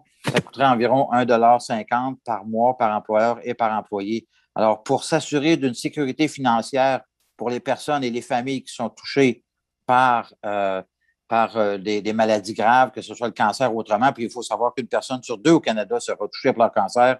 Je pense que c'est très peu payé. C'est très peu cher coûté pour avoir une sécurité sur une période d'1 an, le temps de guérir d'une maladie. Merci, Bernard. Merci beaucoup. All right, on to the next resolution, number 2222, Fiscal B 1175, 1175.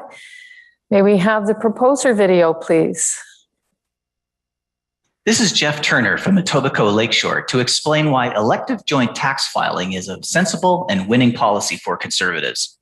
Our personal tax system treats individuals as the taxing unit and applies steeply progressive rates. But this is unfair to families where one spouse earns the income and the other doesn't. That family pays much more tax than a family with the same total income, but contributed by both spouses. In the past, Conservatives have proposed fixing this unfairness through income splitting. But a better solution is to change the taxing unit from individuals to the family household. We should give spouses the choice to file a joint tax return and tax them on their combined income with a separate rate schedule, like the United States and other countries already do. The Carter Commission recommended this, and many tax experts agree. Ability to pay taxes should be based not on what an individual earns, but rather by the income of the family, which is the bedrock economic grouping of our society. Thank you. And now, speaking for caucus, we are going to have MP, the Honourable Ed Fast. Hi, I'm Ed Fast, Member of Parliament for Abbotsford, British Columbia. This policy is about tax fairness for families, something that we Conservatives strongly believe in. Now, the presumed intention of this amendment is to allow the tax burden of a family to be distributed more fairly across the family unit. Nevertheless, it's unclear what is meant by a number of phrases. One is report income on a joint or household basis. And the other phrase is income of families as the taxing unit. It's not clear whether these terms are intended to reference splitting income between spouses or whether they imply spreading the tax burden more broadly over parents and their minor children or adult children or even grandparents living under the same roof. So without this additional clarity, this amendment would likely confuse more than inform. And it's for that reason that our caucus, while strongly endorsing the presumed intent of this amendment, reluctantly declines to formally endorse it and refers it back to the EDA for further refinement. Thank you for that. May I please hear from the first speaker against this resolution? Contre la proposition? Raise your hand, please. Sebastian Forte. Thank you. Sebastian Forte, Toronto Centre. I'm opposed to the resolution because the concept of income splitting and also the family unit as a taxable unit goes against the position I think that we as Conservatives take of individual freedom, and specifically having a joint filing and the reduction in the taxes as a result would create incentives to essentially maintain relationships when there's a financial incentive to not pursue individual freedoms. Merci, merci Sébastien. Donc, prochaine personne qui voudrait parler en faveur de la résolution, levez la main.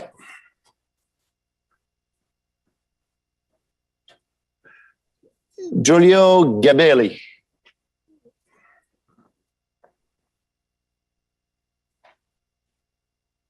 Okay. Yes. Hello. You can hear me? Yes, sir. Hi. I'm Julia Gabelli from the Port Coquitlam riding of BC. I fully support this resolution, and I urge you all to vote yes. You know, it's very difficult for families financially to make ends meet as it is.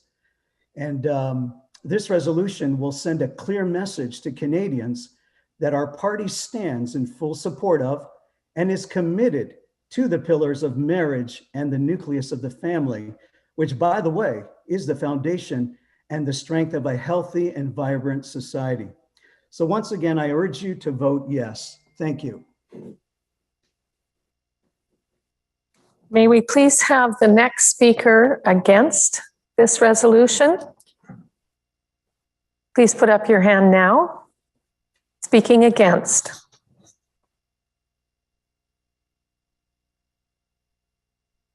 Dwayne Croteau.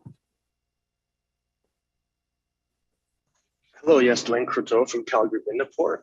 I oppose this policy. A joint or household basis is just like an open door to not declare income. Merci beaucoup. Donc, maintenant, la dernière personne qui voudrait parler en faveur, levez la main, s'il vous plaît.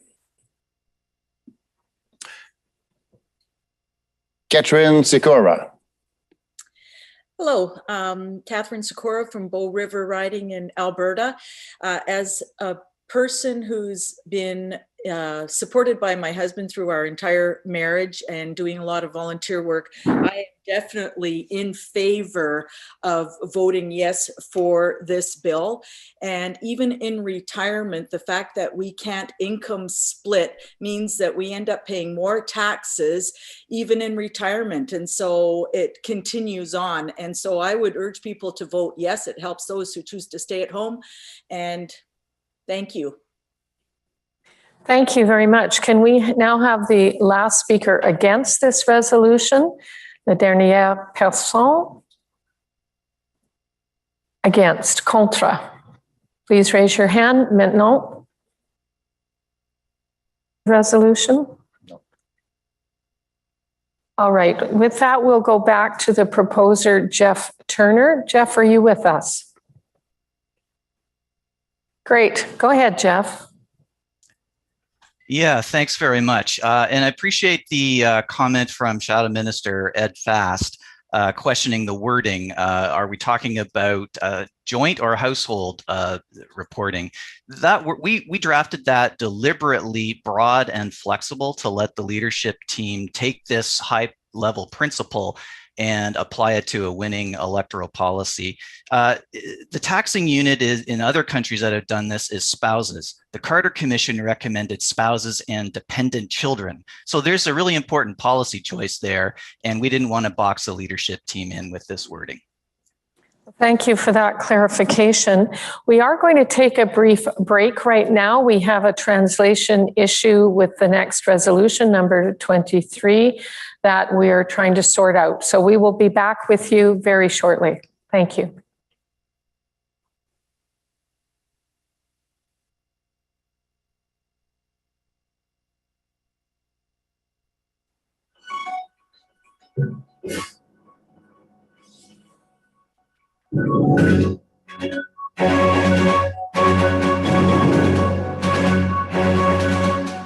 My name is Emrys Choi. I am living in Vancouver, Canada. I am exporter of Canada product. My business is a world trading company. You can see so many ships in the port. That is, Western Canada is a very nice port for Asia. I am so happy to work in Canada. Many times I thank to Canada because Canada gave me good opportunity. Thank you so much.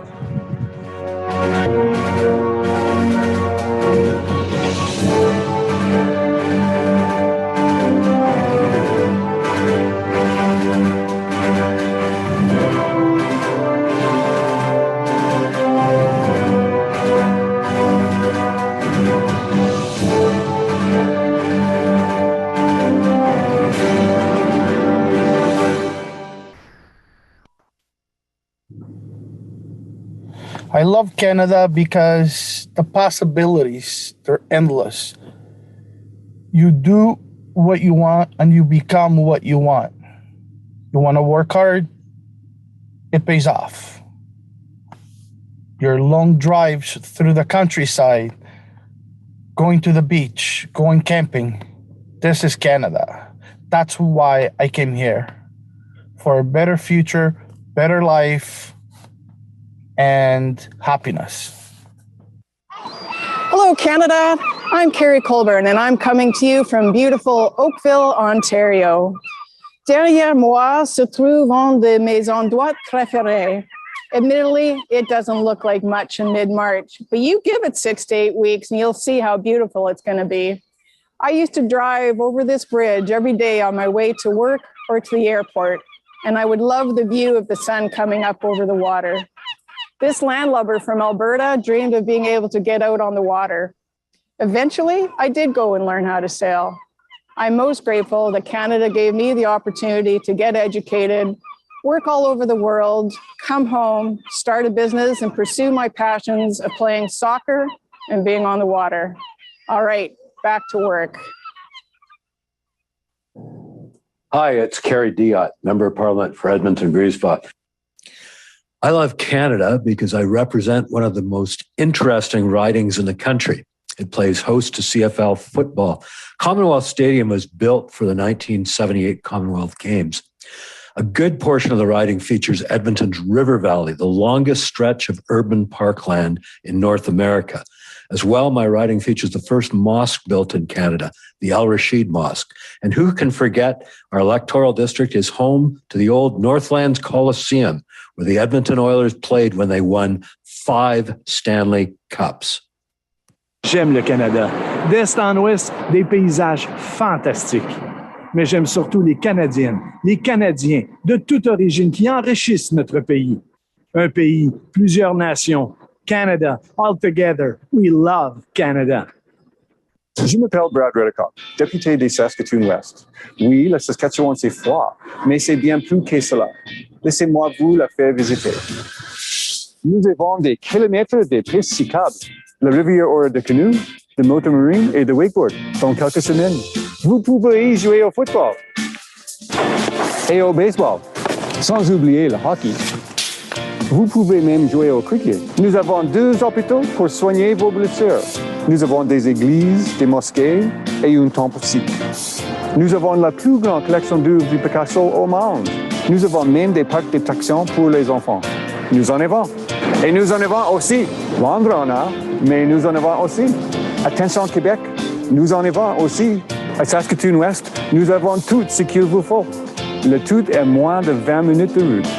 Et n'oubliez pas, ce n'est pas une foire de canard.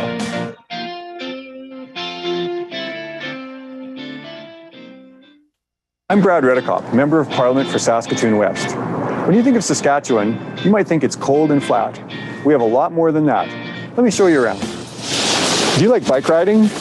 We've got miles of trails. The river will be filled with paddleboards, jet skis, and wakeboard boats in just a few weeks. You can play football and baseball.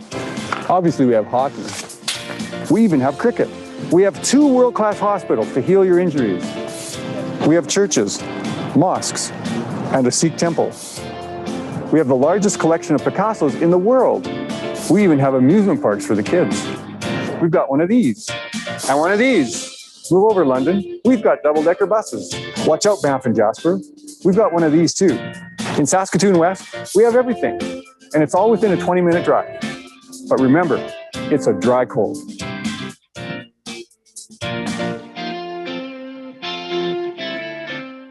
My Canada is a great nation full of great people who are one. My Canada has destiny, vision, and purpose. My Canada is a prosperous and just land. From sea to sea, Canadians flourish. My Canada loves and forgives. My Canada is full of witty, life-changing inventions.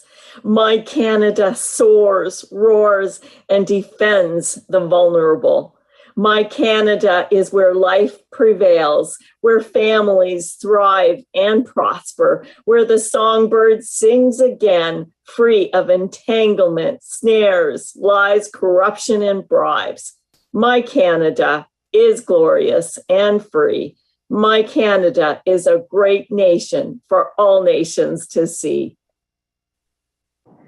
I have so much to be grateful for, to be living here in Canada. I grew up in the north, retired in the south, have eaten the best chowder in Digby, Nova Scotia, went whale watching off of Vancouver Island. As a child, had blueberry bannock in Moose Factory.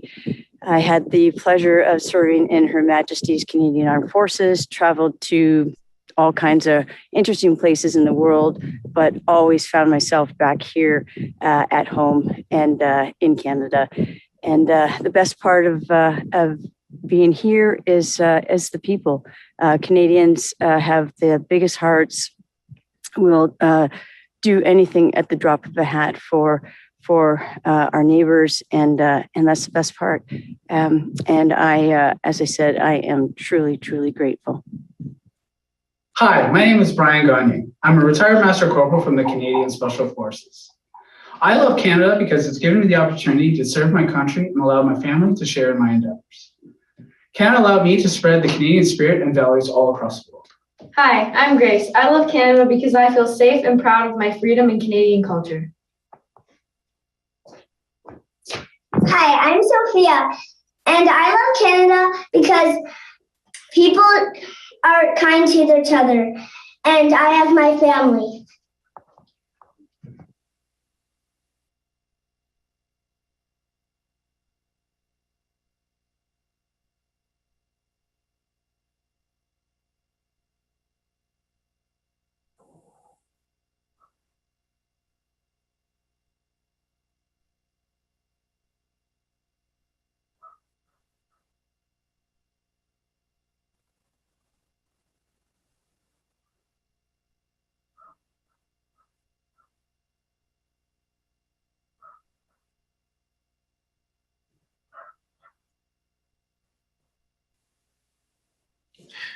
Rebonjour tout le monde. Donc, avant de continuer, je voudrais expliquer une petite situation qui est pas compliquée au sujet de la prochaine résolution, la 23e dans votre cahier, le numéro 1974. C'est que la résolution originale en français a été traduite en anglais, mais lorsqu'elle a été retraduite en français, il y a eu un problème dans la traduction. Donc, actuellement, si vous allez sur le site, vous fermez, vous faites un refresh, puis vous allez avoir la résolution qui est parfaite actuellement. So for our English friends, there's a small issue with the resolution 1974 with the translation from French to English, English to French. No, that's been fixed. It's just for the French version. So don't worry for the English one. Everything's fine. So maintenant, nous sommes prêts à continuer. Nous allons voir la vidéo du proposeur de la résolution 1974. Jack Gore, delegate for Lévis-Laubiac, Quebec. Here is our resolution, Long-Term Energy Strategy Commission. It's time to open a large discussion of natural resources of Canada. Le Canada est très diversifié en énergie de toutes sortes. Le pétrole, le gaz, l'hydroélectricité, l'énergie solaire, l'éolien, nucléaire et autres. Canada is rich in natural resources, whether it's crude oil, gas, hydropower, nuclear power, solar, wind turbine, and others. Comment transporter et acheminer ces ressources? How will we transport those resources? Now, it's time to make the right choice for the best economic future of our country. Vote for Long-Term Energy Strategy Commission. C'est le temps de faire des bons choix pour un meilleur avenir économique pour notre pays. Votons pour une commission stratégique sur l'énergie à long terme. Merci. Donc, maintenant, nous allons avoir le député Kelly McCauley qui va s'exprimer sur la proposition. Kelly. Hi, Kelly McCauley, Member of Parliament for Edmonton West, home, of course, the great West Edmonton Mall. We're also home for something we're not as famous for, and that's the Trans Mountain Pipeline. It runs underneath my feet the whole length of our riding, bringing Alberta energy to the BC coast. Now, before you is the policy Proposal 1974 calls for a long-term strategic energy commission to be created. Now, this is great intentions, but it's not something that caucus is supporting. We don't need another layer of federal bureaucracy added into our current development process. And these are issues, the development of energy resources, that need to be made at the provincial level and at the local level, not in Ottawa.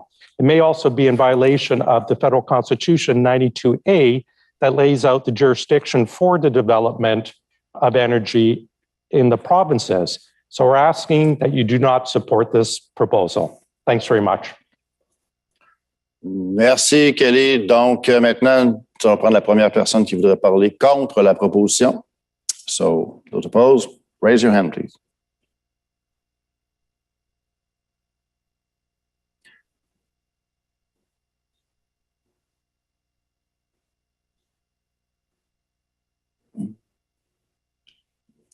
Don't see. Okay, push, prop, bra. Push, prop.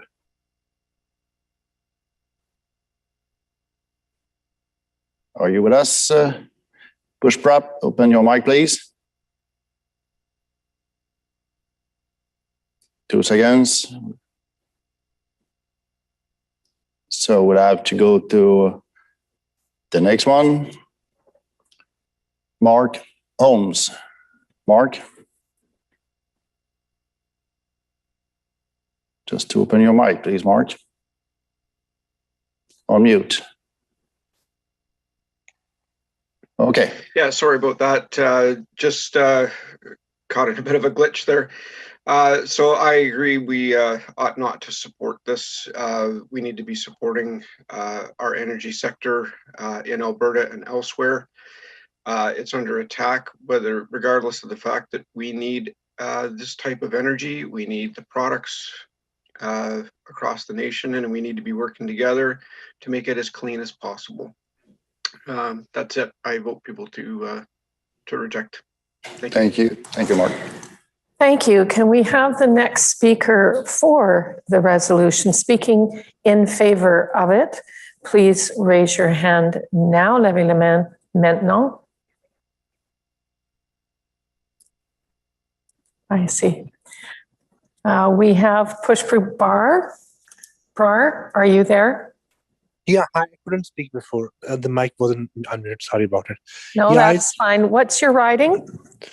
I'm from Toronto. I'm from Brampton, actually, Brampton North. Thank you. Go ahead. Yeah, I support the resolution that it should be a provincial matter, not a federal matter, because province should have the right to decide where the energy should go. That's what I support, because we have to have a more federal thing, not more centralized thing.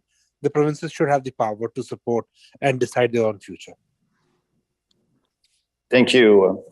Donc, la prochaine personne qui veut parler contre la proposition, levez la main. Those opposed, please raise your hand.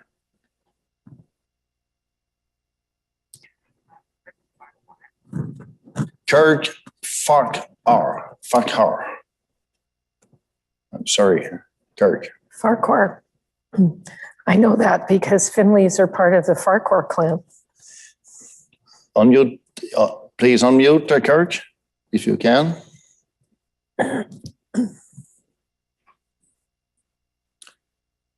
We'll have to follow with the next one in line. Hello, can you hear me? Oh, okay. Okay, there you are. Go ahead. Hi, it's Kirk Farquhar in Simcoe North. I'm in favor of this. I believe that we do need to establish energy security, and more importantly, we need to establish Canadian energy independence to guarantee stability and prices of a cost of energy. Energy is absolutely key to the well-being of all Canadians, especially in a cold climate. So if you say you're in favor, so that was supposed to be for the people against. So that's actually right.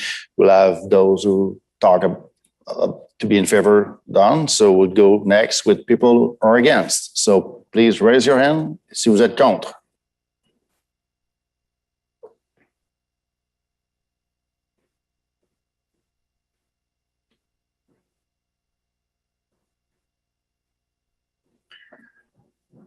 John Murray Against. Go John.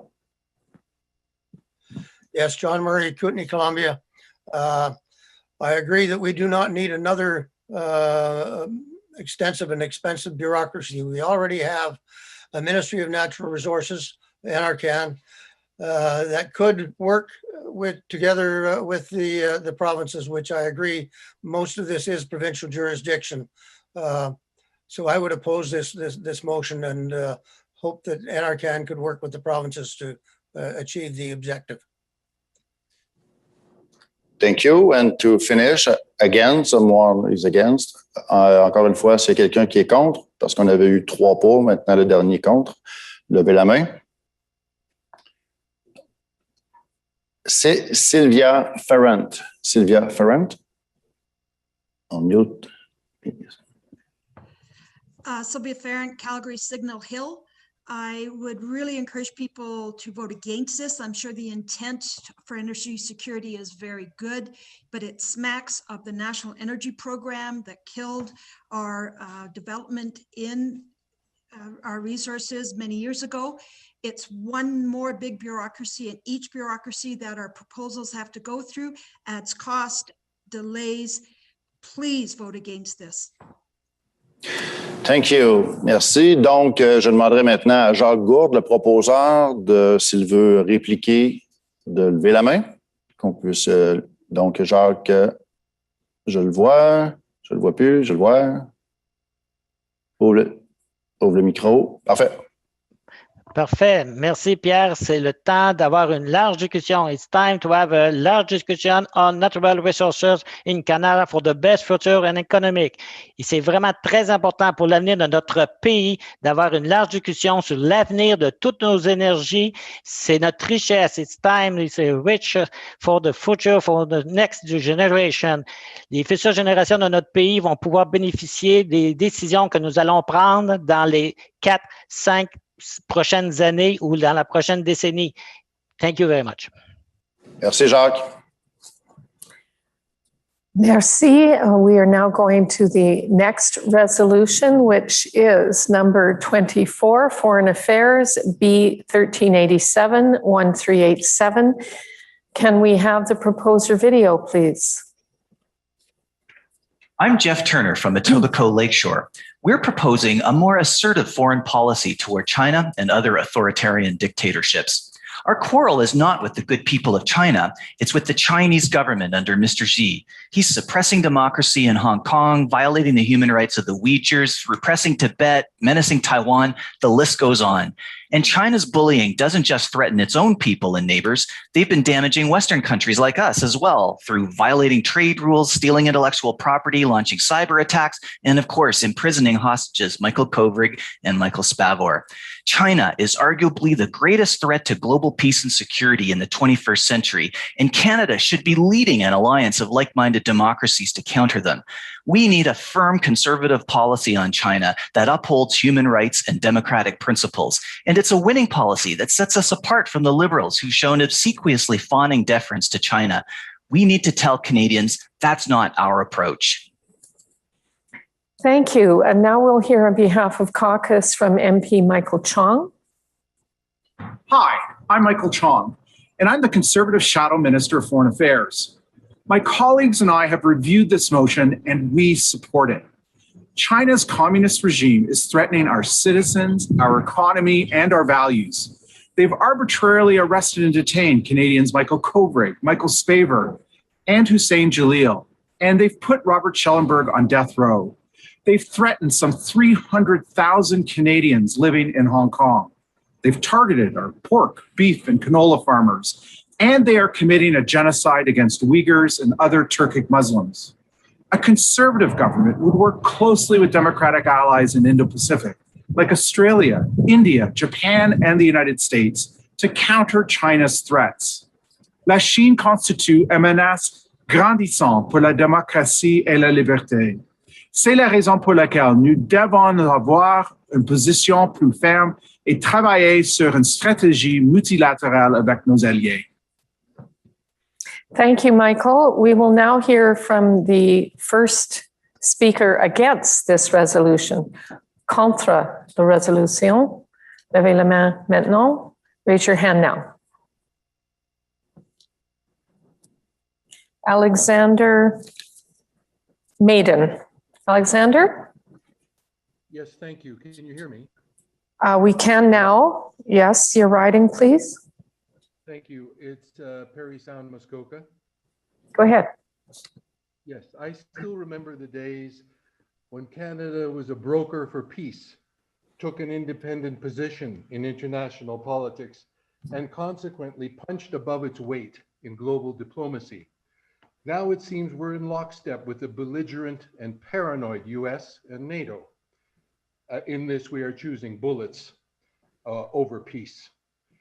I am voting against this resolution.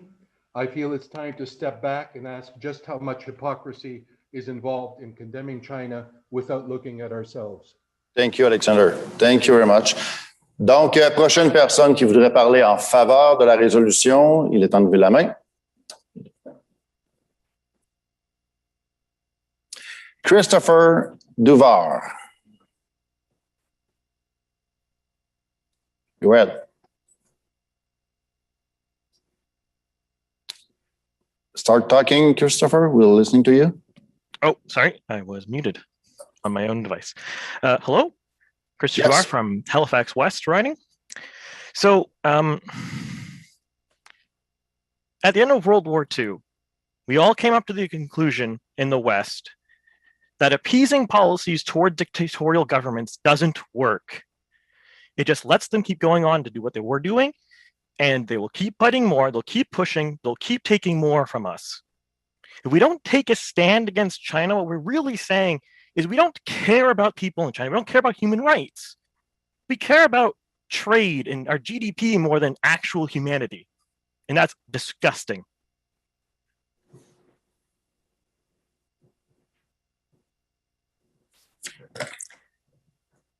All right.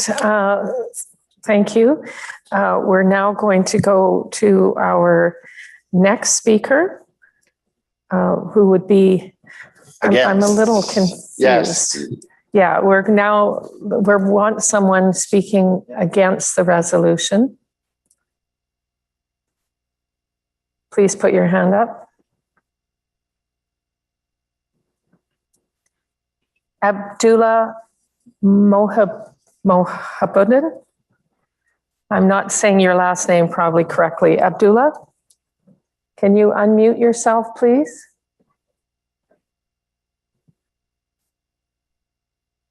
Abdullah?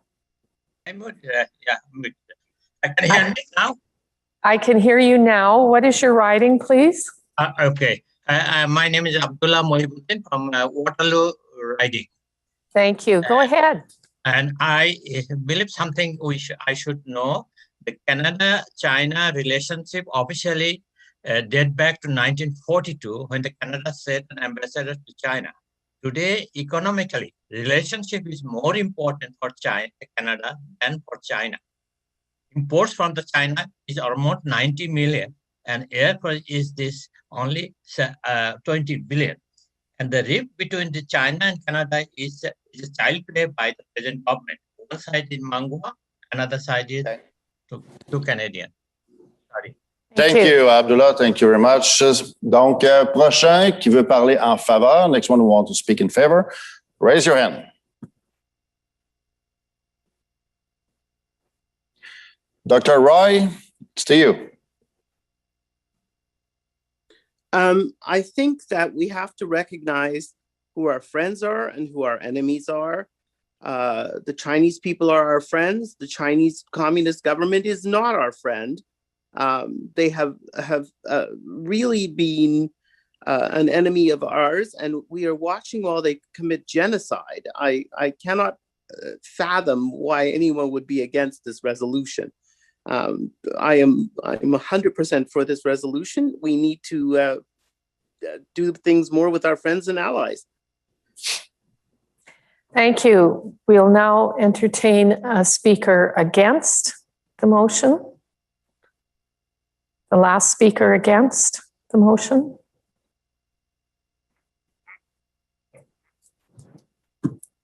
And we're going to call on Gidra Vitkuskiri.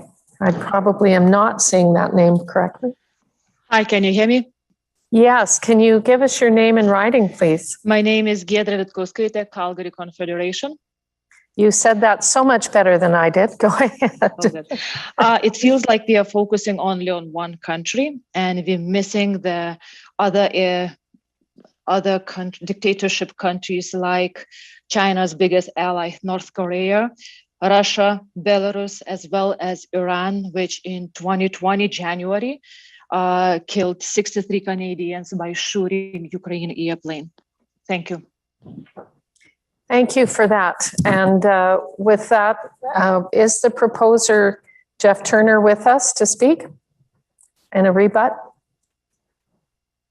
There yes. you are, Jeff. Go ahead. Yeah, hi, thanks. It's Jeff Turner from Etobicoke Lakeshore. Yeah, I'd like to focus on that last comment, and it's a very good one. This policy is focused on China, and we're not broadening it to explicitly include other authoritarian dictatorships, which we should be standing against as well. But the real threat, the biggest threat in the 21st century is China. It's the growing menace to global peace and security. And that's why we specifically focus this policy on the Chinese Communist Party. Merci beaucoup. Donc, nous pouvons continuer. Ça va très bien. Nous arrivons à la 25e résolution. Le numéro 1884, 1884. Donc, le vidéo du proposeur, s'il vous plaît. I am Harry Hall from Milton, Ontario. There's one issue at this convention that touches every Canadian, now or in the future. It is a dream and the benefits of home ownership. For generations, Canadians have always made sacrifices to enjoy the fruits of their labor by using home ownership as a way to save for retirement and to help future generations of family. A capital gains tax is destructive and will hurt our seniors and elderly, many of whom are ready to downsize for retirement funding. It will also hurt the young and everyone else by making home ownership less financially attractive as an investment. A capital gains tax on the principal residence of its citizens is destructive, and we ask for your vote on Resolution 1884. The Conservative Party shall never tax the capital gains of the Canadian principal residence of its citizens. Thank you from Milton. Thank you, sir. Now we'll have MP Brad Viss who will speak about the resolution. Hey, Brad Viss here, Member of Parliament for Mission Matsqui Fraser Canyon, the greatest riding in our entire country. I'm so pleased today to speak in support of Resolution 1884 that the Conservative Party shall never tax the capital gains on the Canadian principal residence of its citizens. Our caucus is completely opposed to implementing a capital gains tax on the sale of primary residences. We are committed to preserving and expanding the Canadian dream of home ownership.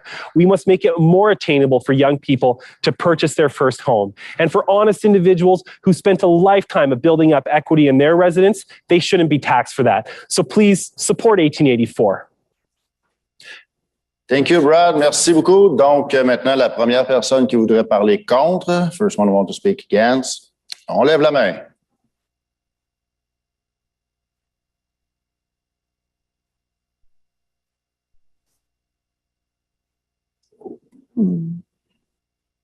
Joel Greenberg.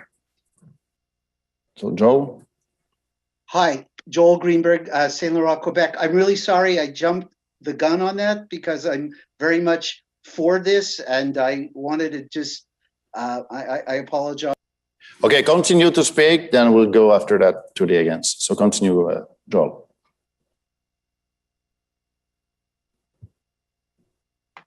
Okay.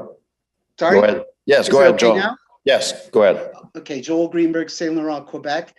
I'm sorry, I was just very passionate about this. So I'm actually for this with basically all of my soul, because this would basically kill the sector, the whole housing sector, if we were to do this. And I just feel that this would be something that should remain for Canadians to be able to support the housing sector and to be able to own a home. Thank you, Joel. So to be clear, now the next will be people against. So Carolyn. Merci. So la prochaine personne qui veut parler contre la résolution, against the resolution, put up your hand now.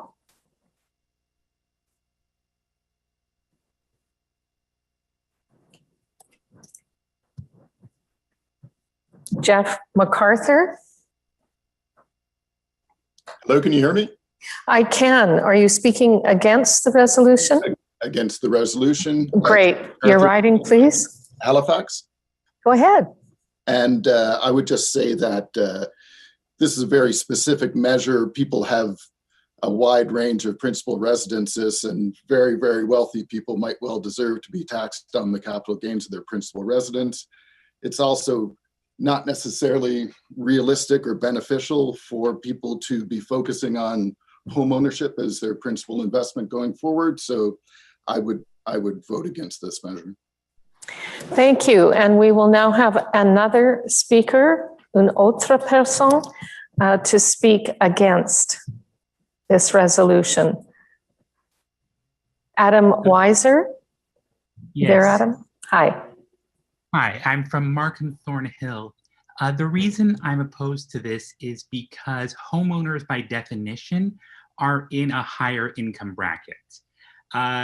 Just the fact of owning a home means that you have a certain amount of income. If we refrain from taxing that, then by definition, the taxes have to come from somewhere else. And that usually winds up being either sales or income tax, which are much more likely to be paid by poor or lower income people. So I think just waiving off a tax that is going to be paid by some of the richer people in society is a bad idea. Merci. Thank you, Adam. Donc maintenant, nous allons retourner aux gens qui sont pour la motion. Donc, those in favor, levez la main. James Piggott. James, it's to you. Thank you very much, Pierre and Caroline. I just want to, this is Jim Piggott from Burnaby North Seymour in beautiful British Columbia. Wanted to amplify what Harry Hall and Brad Viss have proposed by saying that, look, we have purchased our homes from a lifetime of work in after-tax dollars, and the Liberals, in their hunger for tax, would actually consider taxing this, and it's immoral. It's very wrong. So I support this wholly. Thank you. Merci, merci beaucoup. Donc, si le compte est bon, on est prêt à retourner au proposeur pour la réplique. Donc, so we're ready to go back to the proposer. So, Harry Hall, it's to you. On mute. Yes, thank you for the opportunity. In reply to the speaker regarding only rich people have homes, I, for one, as an immigrant to Canada, came with less than $200 in my pocket in the 70s. And I'm a homeowner today. And not only the homeowners of today will gain from the capital gains on their homes, is the inheritance to their families, down to their families and the grandchildren. They also will gain from having no tax on the capital gains. Thank you. Thank you.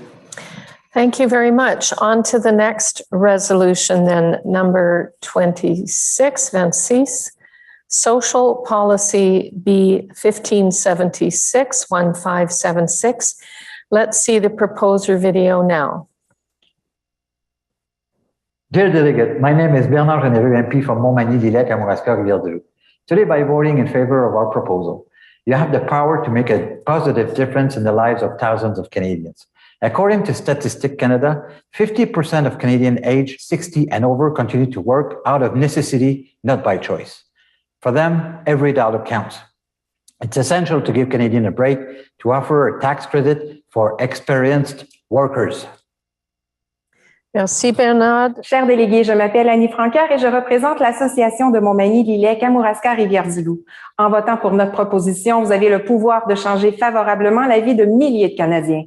Selon Statistiques Canada, 50% des Canadiens de 60 ans et plus continuent de travailler par nécessité et non par choix. Pour eux, chaque dollar compte. Il est primordial de changer le fardeau fiscal des Canadiens en offrant un crédit d'impôt pour les travailleurs expérimentés. Great, excellent. We will have the caucus point of view from MP Raquel Dancho. Hello, Conservative family. It's Raquel Dancho, Member of Parliament for Kildonan and St. Paul in Winnipeg, Manitoba. I'm also the Shadow Minister for Future Workforce Development and Disability Inclusion. I'm going to talk to you briefly today about Policy Resolution 1576 concerning tax incentives for workers over the age of 60 years old. So in this country, we know that as you enter those golden years, the tax incentives or lack thereof can actually financially penalize you if you want to continue in the workforce and continue contributing to Canada in that way. And so as we know, Conservatives, if you want to work, we believe you should be able to work. And unfortunately, our seniors who have so much experience and skills and knowledge and have so much to contribute to the Canadian workforce are financially penalized in those golden years if they wish to continue working. So for those reasons, Conservatives, our caucus, we support financial incentive in our tax system to ensure our seniors can continue in the workforce if they so choose. So I ask you to consider that when voting on this resolution today. Thanks so much. Thank you, Raquel. Now we'll hear from the first speaker against this resolution, contre la résolution, s'il vous plaît. Put up your hand. Sebastian Forte. Yes, thank you. Sebastian Forte, Toronto Centre. Hi. The Conservative Party is a party that also supports the idea of free markets. And I don't believe that if we're talking about Canadians that are productive and should want to continue working, that we should create a distortion in the tax system or subsidies to encourage them. If they're competitive, they can continue working. Donc le Parti conservateur est un parti qui croit au marché libre et donc si ces employés sont en effet productifs et devraient participer à l'économie, il ne devrait pas y avoir besoin de subventions pour atteindre cet objectif. Merci. Merci, Sébastien. Donc, maintenant, nous allons aller à la prochaine personne qui voudrait parler en faveur de la résolution. Levez la main, s'il vous plaît.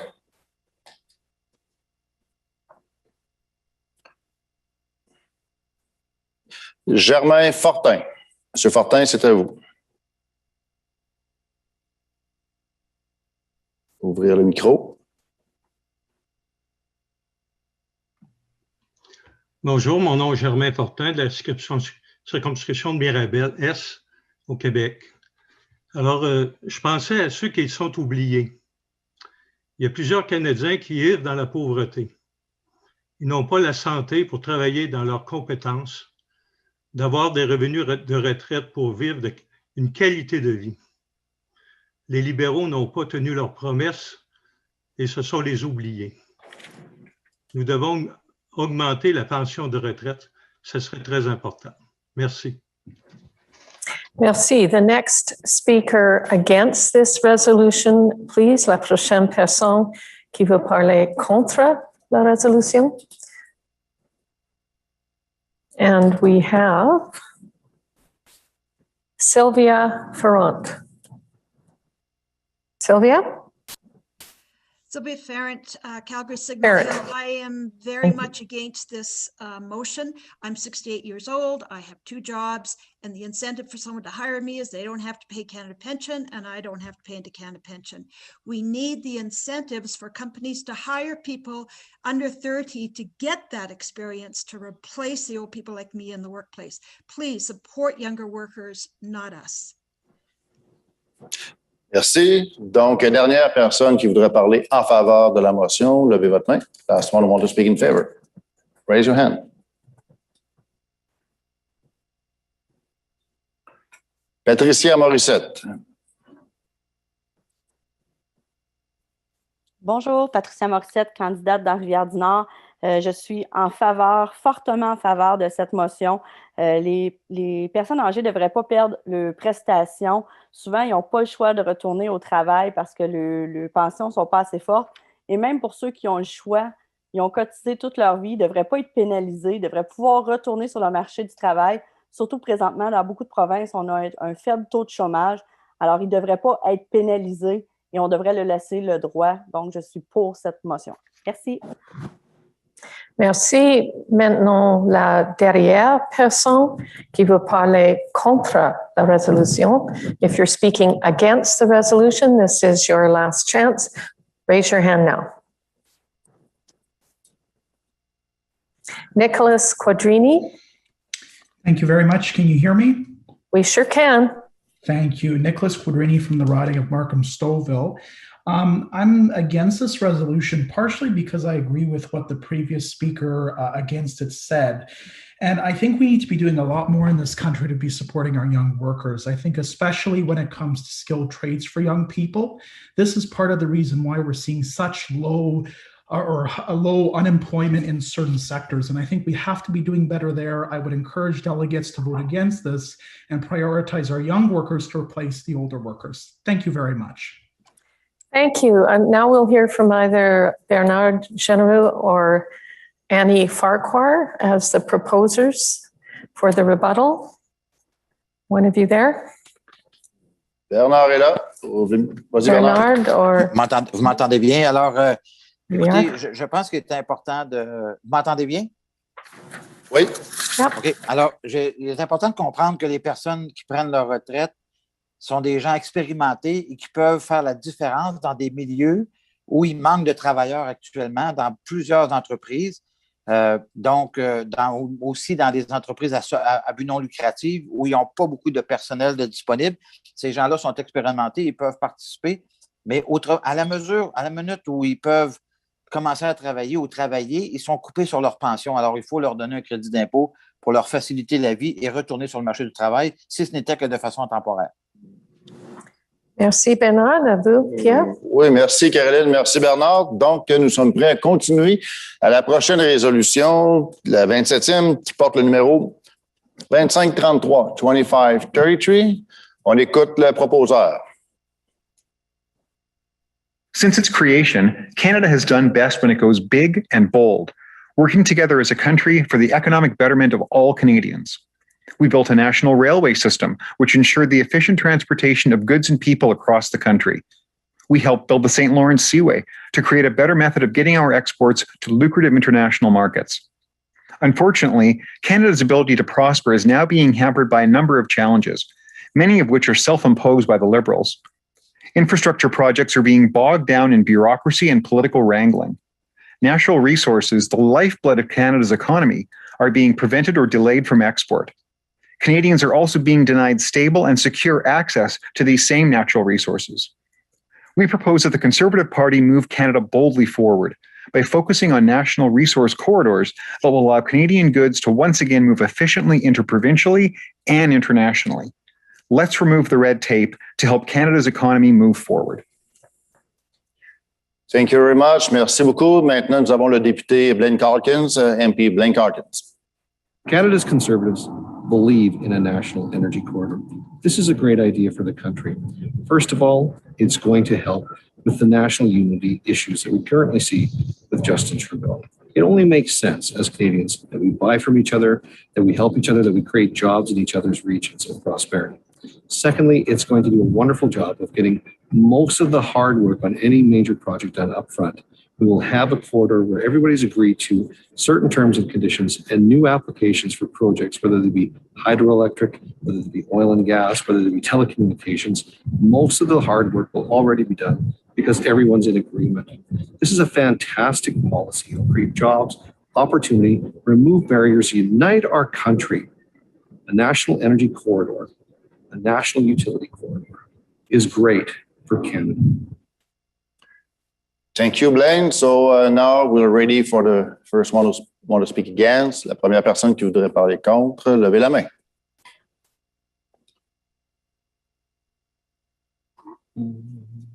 We have Kate Montgomery. Kate? Hi, my name is Keith Montgomery, and I am from the great riding of Parry Sound, Muskoka. I've been a member of this party since 1968. I have held every unbelievable job you can imagine. Sorry about that.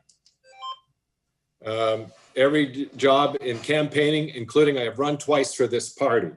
We ran on this in the last election, having a policy like this. It was dead on arrival. It was not accepted by the Canadian people. And for that reason, I'm not going to vote for this. We need to vote for policies that Canadians want. Thank you.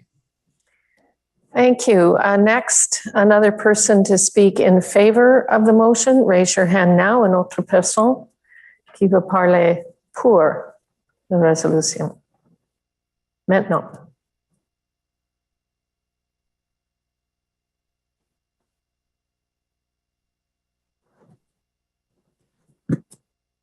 Do we have a speaker for the resolution?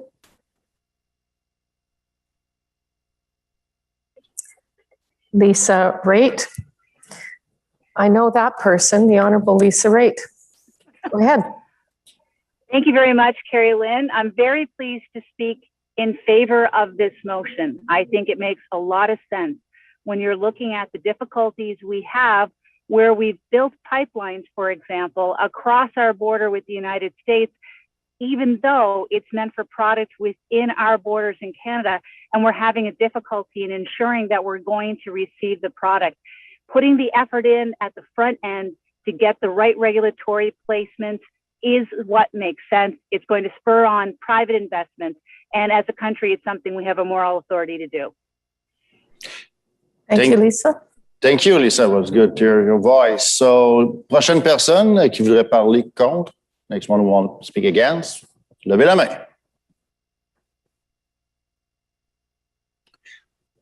Lloyd Leonard.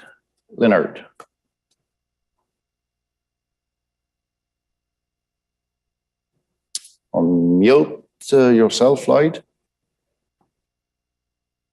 If you can. Does that work now?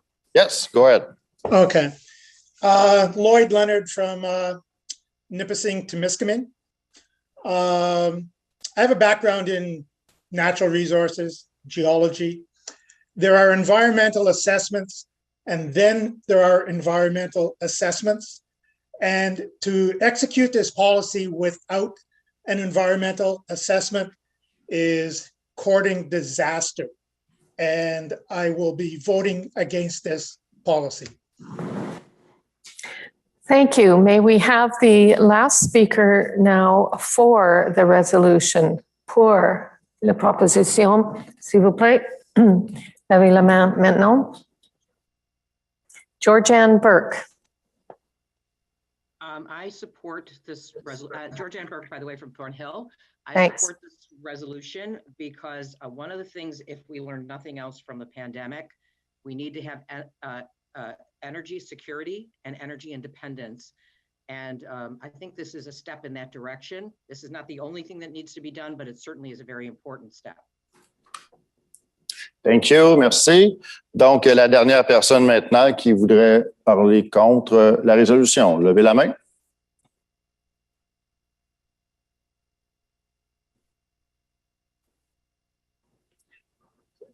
Todd McBride. Todd? Todd McBride from Bow River Riding. As an engineer that's been involved in these projects, pipeline projects, for about 40 years, I can tell you that entangling high-pressure gas lines, oil lines, high-voltage lines, rail transportation, and highways all into the same corridor is a very bad idea from a technical point of view. I think any corridor would have to be very wide to avoid conflicts between those different facilities. Thank you, sir. So now I want to ask the proposer to rebut, but I'm not sure if it's Ryan Kilmack. If it's you, Ryan, please raise your hand.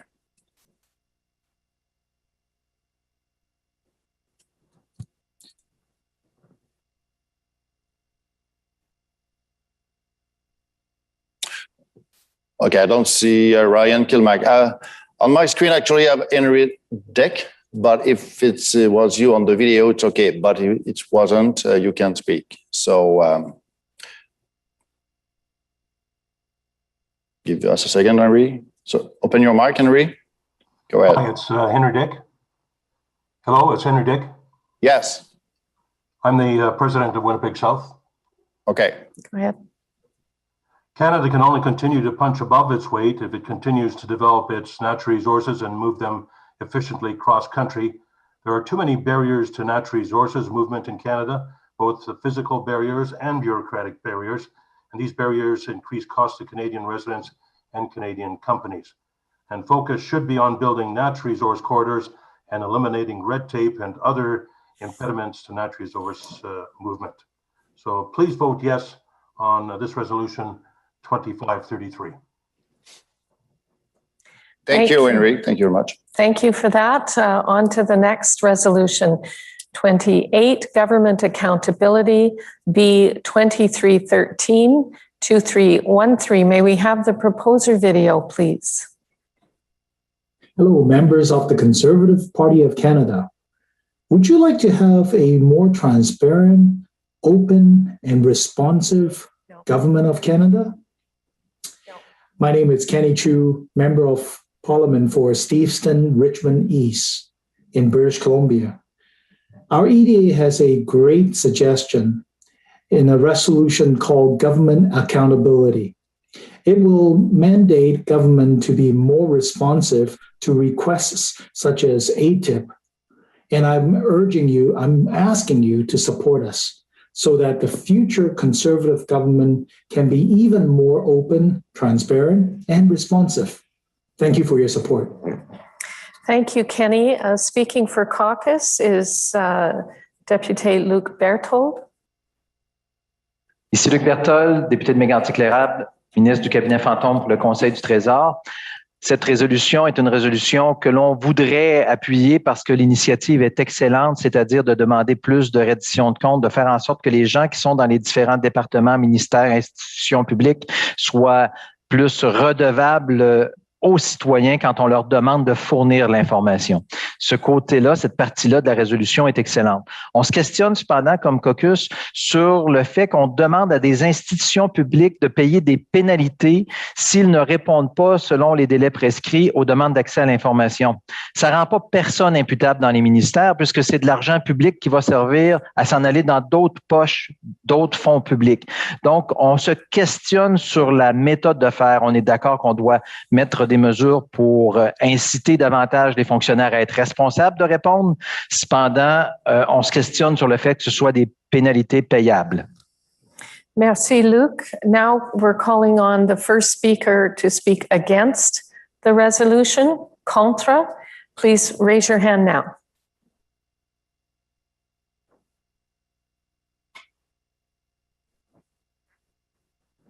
Kirk Farquhar. Hi, it's Kirk Farquhar, Simcoe North. I would generally support this if it had specified that we would fine the civil servant or minister responsible, but as it is written right now, it requires that the institution pay the fine. So as an example, if we wanted to have a freedom of information access against the Department of Defense and they didn't provide an answer quickly enough, it would be the Department of Defense paying the fine, i.e. the taxpayer would be paying the fine. I think that the proposer should take this back and reword it to find the individuals that are holding up the Freedom of Information request. Thank you, Kurt. Merci. Donc, prochaine personne qui voudrait parler en faveur de la résolution, levez la main, s'il vous plaît.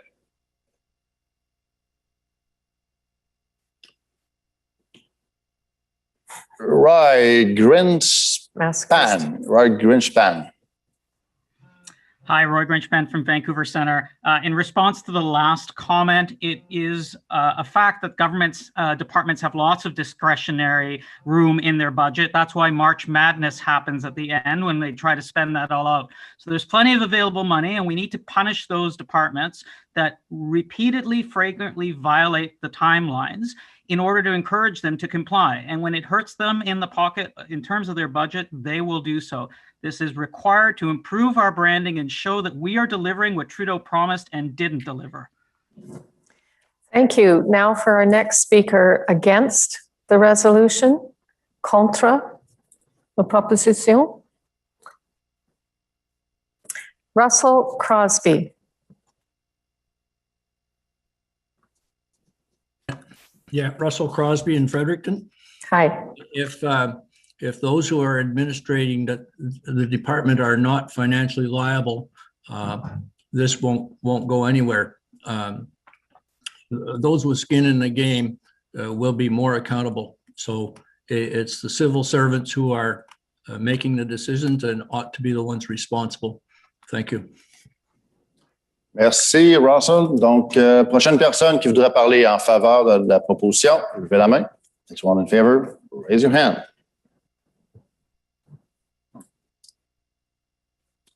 Colton Lilico.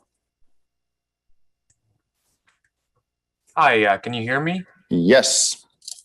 I'm Colton Lilico from Vancouver South. I'm in favor of this motion. Under the previous Harper government's, access to information was emphasized with the act passed in 2006, and this strengthens that act.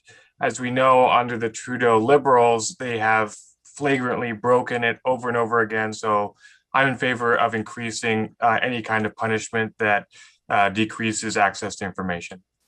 Thank you. Thank you. Now for our last speaker against the resolution.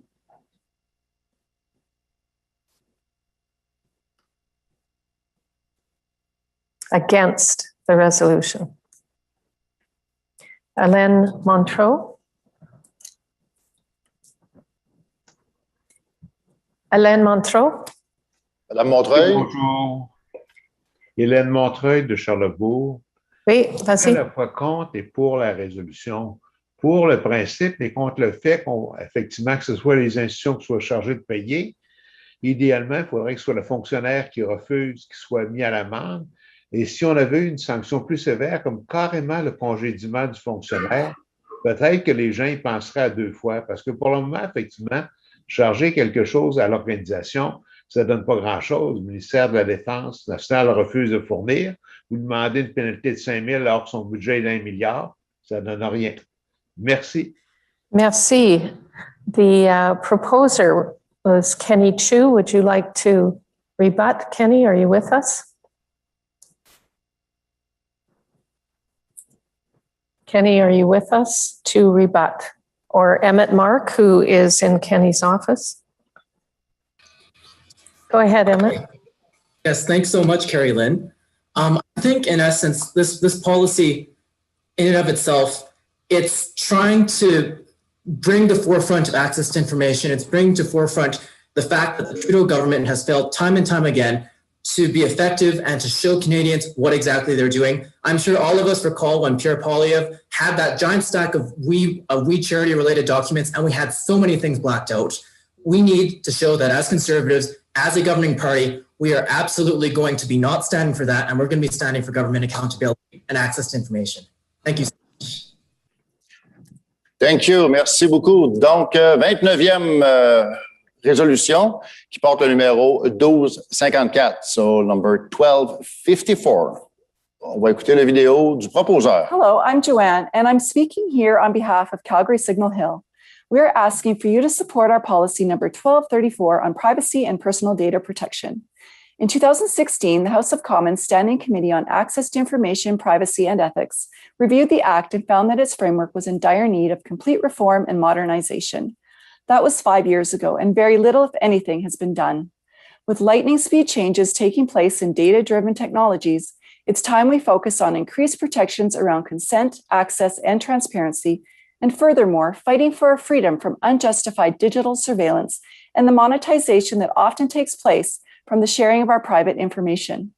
The Liberals do not appear to have a solid plan with respect to this issue, so voting yes to implement this policy is a huge opportunity for our party to lead the way in protecting all Canadians. Numerous EDAs across this country felt it was imperative we advance this policy, and we hope you will too. Merci. Donc, nous avons le député Bob Zimmer. MP Bob Zimmer will speak about the resolution. Policy 1254, privacy and personal data protection. We Conservatives believe the role of government is to protect the lives and property of our citizens and ensure the security of our nation's borders and the safety of Canadians at home and abroad. We recognize social media as the new digital public square, but must not allow big tech bullies to overtake it to manipulate users. We Conservatives support the fundamental freedoms of thought, belief, opinion, and expression, including freedom of the press and other media of communication, and the right to life, liberty, and the security of the person. We must maintain credo in the digital space.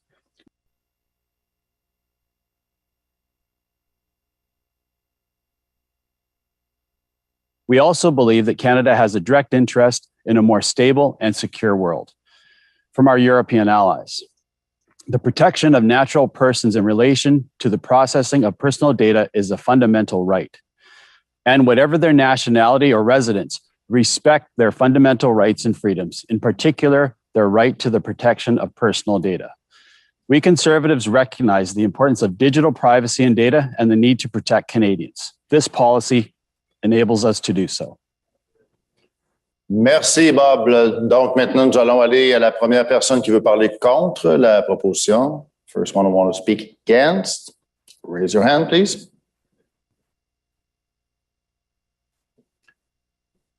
Moshe Appel. Thank you very much. My opposition to this is actually in regards to the fact that there's no way that this resolution would be enforceable internationally. Yes, digital privacy is incredibly important. However, can you imagine going to the border and having someone from the United States or another country say, I need to see your phone? And they go, no, because I'm living in a country where data protection is data privacy is protected. That just would not fly, and therefore I'm opposing this resolution. Thank you. Can we please have the next speaker for the resolution speaking pour la résolution? Euthanasia. Hi. So Hi. I'm from Richmond Center in BC. Sure. And I'm for this resolution. And the reason is with what recently happened in the States and with people's personal privacy going around the world and being monetized by platforms like Google and Facebook, we should be able to hold our digital information in Canada and have access to that at any time, like GDP in Europe. Thank you. Merci beaucoup. Donc, prochaine personne qui voudrait parler contre la proposition, levez la main.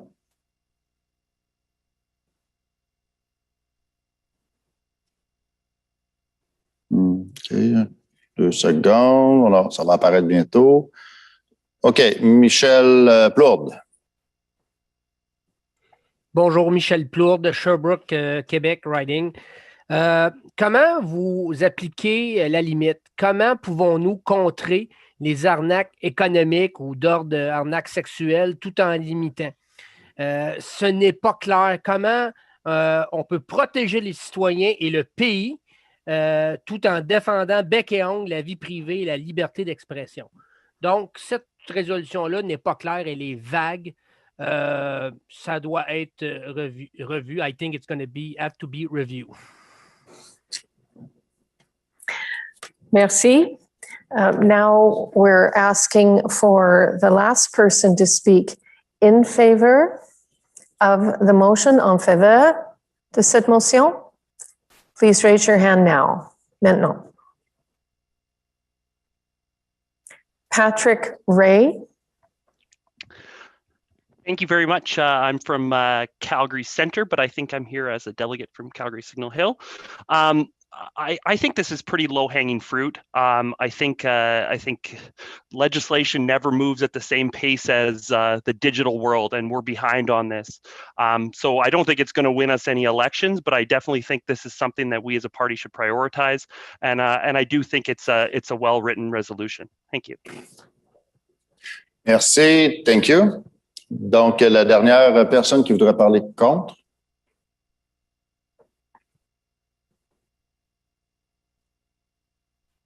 Last one who want to speak against? No? Okay. So, Joanne, do you want to, do you wish to rebut? Sorry. John from Signal Hill. Sorry for my English, guys. Okay, so we carry. All right, with that, we will go on to the next one. Wow, we're already at number 30. Communications B 2217-2217. May we see the proposer video, please? Bonjour, les délégués. Je m'appelle Derek Clark. I am the policy director for the Dufferin-Caledon EDA in Ontario, and it is my honor to introduce you to our policy resolution number 2217, improving access to reliable and affordable internet connectivity. We are facing a digital divide in Canada, where some enjoy the benefits of high-speed internet for work, education, healthcare, and social inclusion, while many others in rural, remote, and Indigenous communities are underserviced and have to contend with slow, unpredictable, expensive, or even non-existent service. We believe this is an essential service for all Canadians, and that a Conservative government will work with all stakeholders to ensure that Canadians have equal and affordable access to quality, high-speed internet. Thank you for your support. Au revoir. Thank you very much. We'll hear the caucus viewpoint from MP, the Honourable Pierre Poilievre. In today's world, the internet is a basic necessity to interact in the economy and to provide for one's family. But because of a lack of competition and terrible government policies, many of our rural communities still do not have access to high-speed connections. We as Conservatives will unleash the power of enterprise and competition to ensure every single Canadian has the ability to connect, to stay informed, and to earn a living, including on the World Wide Web. That's why I support this resolution. Thank you for that, Pierre. And now we will call on the first speaker who wishes to speak against the resolution, contre the resolution. Levez la main maintenant, put up your hand now.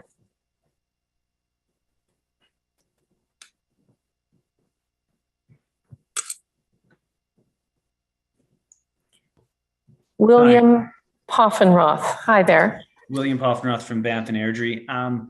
I am all for internet connectivity, and I hate to speak against Pierre because I really like him. But you're loud. It's okay. It's okay. Okay. So I live in a rural area, and Wi-Fi is very hard to come by. And if the government is going to deregulate things so that other companies can start up, go for it. I'm for it. But as of now, I'm not for the government getting involved, because when they do, things get bad. So I'm not going to be supporting this, but I am for deregulation. Thank you. Merci beaucoup. Donc, maintenant, on parlera d'une personne qui voudrait parler en faveur. Someone who want to speak in favor of the resolution, raise your hand.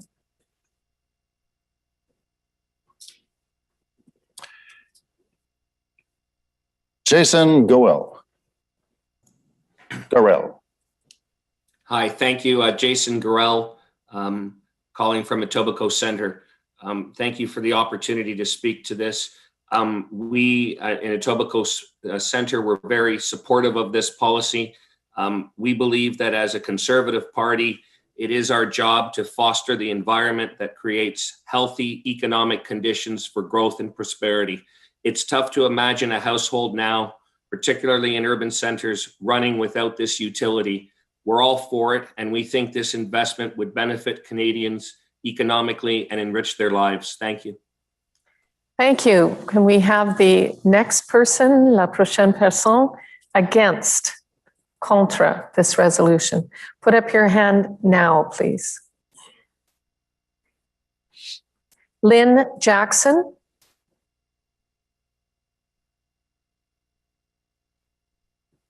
Unmute yourself, Lynn, please. I'm from Central Okanagan, Similkameen, Nicola. Hi. I'm voting against this policy because I have concerns about 5G implementation and satellite invasion into communities that may need to be peaceful and quiet. And there's got to be new technology that is very high powered that is being used. So I think there are other more green energy options for improving connectivity. Thank you. Thank you. Thank you, Lynn. So, prochaine personne qui voudrait parler En faveur de la résolution, levez votre main, s'il vous plaît. In favor, raise your hand.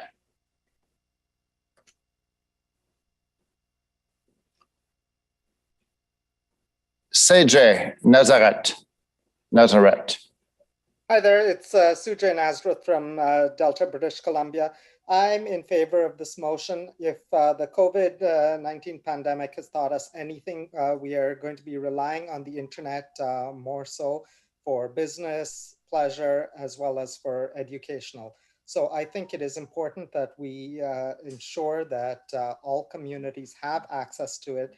The internet has now become something that is not a luxury, but a necessity. Thank you.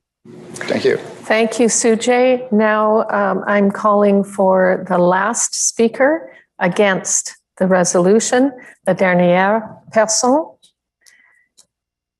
Please raise your hand to speak against. Jeremy Lister. Hello. Hi, Jeremy. Jeremy Lister, North Island, Powell River. I am against this motion purely because this motion is going to become incredibly unneeded. The government does not need to get involved in the internet and ensuring its availability. New services like Starlink that are coming online will provide this opportunity to these communities without the government having to get involved in providing this service to those communities. Thank you. Thank you very much. Now, is the proposer Derek Clark with us for a rebuttal? I see you there, Derek. Go ahead. Hi, it's Derek Clark from Dufferin-Caledon. Clearly, the pandemic has exposed how important this service is as an essential means for all Canadians, whether it be from e-health to e-commerce. I'd like to emphasize the affordability. It's not uncommon for Canadians to pay hundreds and hundreds of dollars per month for internet connectivity, and that needs to be addressed, especially given the recent Rogers-Shaw merger, which means less competition, less choice, and potentially higher prices. I urge you to support this motion. Thank you, Derek. With that, we have powered through 30 resolutions, Pierre. So we are going to take a short bio break, and we'll see you out the other side of that to tackle the rest. Thank you. All right.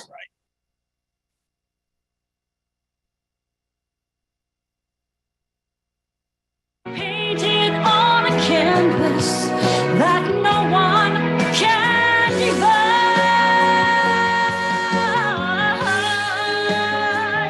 Oh Canada, united, strong and free. Oh Canada, God keep us strong in thee. Oh Canada, united, strong and free. Oh Canada, my home is where I'm free. Oh Canada,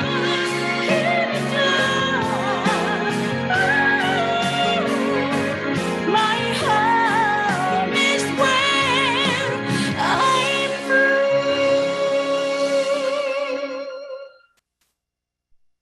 Bonjour mes amis. Hello my friends. Nous vivons dans un pays merveilleux, le Canada. We live indeed in a great nation. And I was proud to be part of working through this COVID crisis with my colleagues across this country. We've had unprecedented cooperation, and we've seen the resolve of Canadians in so many adverse conditions. I'm excited about the possibilities as we move forward together, possibilities that build a plan for our nation to continue to grow and thrive and survive. And we will build on the momentum that's been generated through a pandemic like none other. Let's build a nation stronger and better than ever before. I have so much to be grateful for, to be living here in Canada. I grew up in the north, retired in the south, have eaten the best chowder in Digby, Nova Scotia, went whale watching off of Vancouver Island. As a child, had blueberry bannock in Moose Factory. I had the pleasure of serving in Her Majesty's Canadian Armed Forces, traveled to all kinds of interesting places in the world, but always found myself back here at home and in Canada. And the best part of being here is the people. Canadians have the biggest hearts, will do anything at the drop of a hat for our neighbors, and that's the best part. And I, as I said, I am truly, truly grateful. Hi, this is Colin Carey, Member of Parliament for Oshawa. People ask me all the time, what do I love best about our country? Well, I tell you, it's the potential. No other country has such welcoming people, such vast natural resources, and opportunities for the future. The only thing that's holding us back are these tired, divisive policies of Justin Trudeau and the Liberal Party of Canada. This weekend, we have the great opportunity, but also the obligation to come up with some great policies and some great new ideas to make sure that we replace this tired government with a solid, united, conservative government under Erin O'Toole. Everyone, have a great convention. My Canada. I love Canada because I am a first-generation Canadian. I am a Heinz 57 mixture, to be quite honest. I have been to a lot of Canada. I have been to a lot of Ontario. I have talked to many people, disagreed with many people. And it doesn't matter whether we agree, we disagree, we love, we always smile, we always say hello, we always greet each other with courteous and a pleasant manner, and that's Canadian.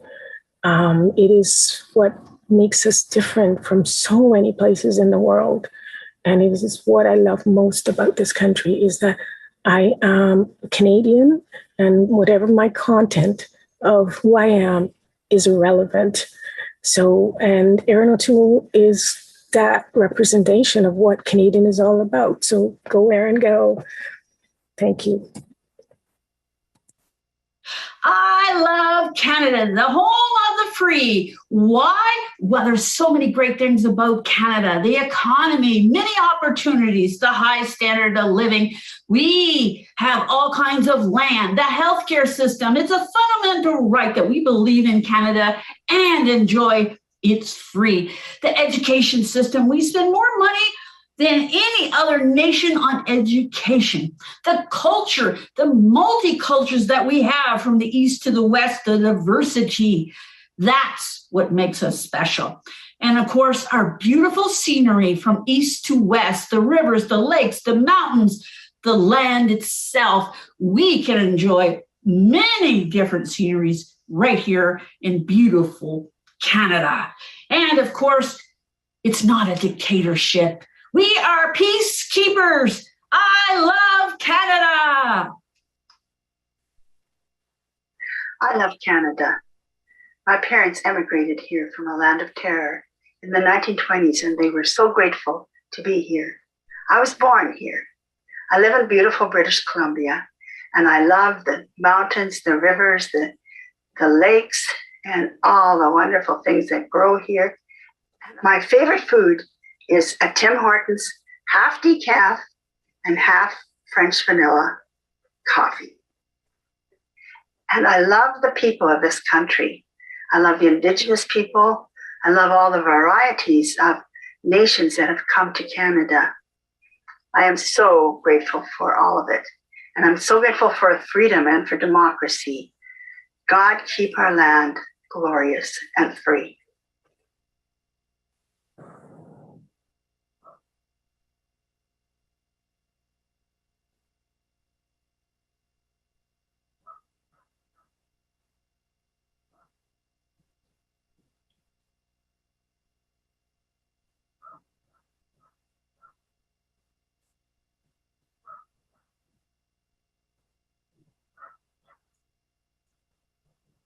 Hello, Eli Tanis from Ottawa, Canada. Welcome to all the attendees and delegates to this year's convention. Like the majority of Canadians, we all enjoy one of Canada's most precious resources. We all live near one, we're not too far away, and can do many activities on it. Canada has over 2 million lakes and rivers and represents 20% of the world's fresh water. When our family goes to the lake, we enjoy many activities there, such as swimming, paddleboarding, and my most favorite, kayak. Out there in the water, enjoying the natural scenery, and always on the lookout for a loon or two. And if we're lucky, we see one. Chilling with your dog is very relaxing. And thinking of election victory. Ending the day with a bonfire by the water is a priceless moment. My name is Edward Bosman, and I love Canada. It's the country my parents chose to immigrate to. And having been born and raised here, it is my homeland. Available to all is this huge land with all its resources. As a farmer, I know that we contribute to the expanding needs of the world for sustainable food. As a business owner, the opportunities to provide employment and services to the communities we live in are ever possible. As a family man, seeing the next generation take on responsibilities with commitment and purpose is inspiring. And joining forces with others to continually challenge one another to do better is the reason we grow more and more into what is valuable and meaningful. I love Canada, my country, your country, our country, a place in this world that cares for others and desires peace and freedom. I love Canada. My name is Dr. Thompson Adioku. I live in Orangeville under Dufferin-Caledon riding. My favorite place to visit is the Island Lake Conservative Center. It's a favorite place for most citizens, most people living in our riding. It's actually in Orangeville, and we normally go there during July 1st, Independence Day. Thank you. You're starting. Yep. Donc, rebonjour tout le monde. Donc, nous sommes prêts à continuer. Il nous reste seulement 4 résolutions d'ici la fin. Donc, on y va avec la numéro 31, la résolution numéro 2833. So, resolution number 2833. Le vidéo du proposeur. Hi, I'm Cindy Weir, and I'm a veteran, and this is my service dog, Gracie. We are from London North Centre, and I'm asking you to please vote for policy 2833. Having a properly trained, physician-prescribed PTSD service dog enables a suffering veteran to achieve the quality of life they deserve within their families and their communities.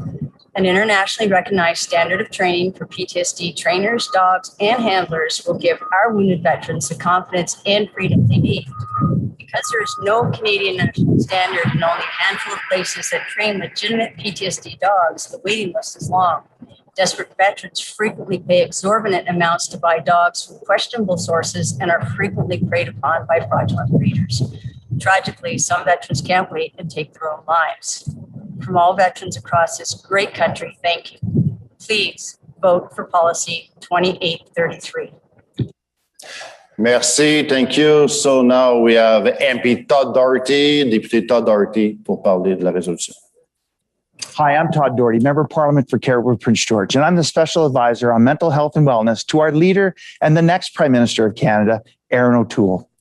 I want to talk to you briefly about our policy on PTSD service dog training standards. As many of you know, I've been a staunch advocate for raising mental health awareness and combating the stigma against those suffering from mental injury or mental illness. Policy 2833 would establish a national standard of training for PTSD service dog trainers. The evidence is mounting that service dogs are an effective form of treatment for anyone suffering from PTSD, and I've witnessed this positive impact firsthand. Our previous Conservative government launched a pilot project to provide service dogs to veterans. We fundamentally believe in this program. In 2016, my colleague and our current Shadow Minister for Veterans, John Broussard, asked the Liberals to provide tax relief for veterans who have service dogs. Sadly, Liberal inaction and mismanagement have meant that a permanent program to provide service dogs to veterans was not established. Our heroes deserve better, and a Conservative government will do better. Veterans and veterans advocates have long sought funding for the training of dogs, specifically training to help alleviate the symptoms of PTSD. The evidence is clear. PTSD service dogs save lives and families. A national standard raises the quality of service dogs being trained in Canada and will ensure the health of our heroes suffering from PTSD is not compromised. I strongly encourage you to support this policy. Thank you. Thank you, my friend Todd. So maintenant, la première personne qui voudrait parler contre la résolution, levez la main, s'il vous plaît. First one who wants to speak against, please raise your hand.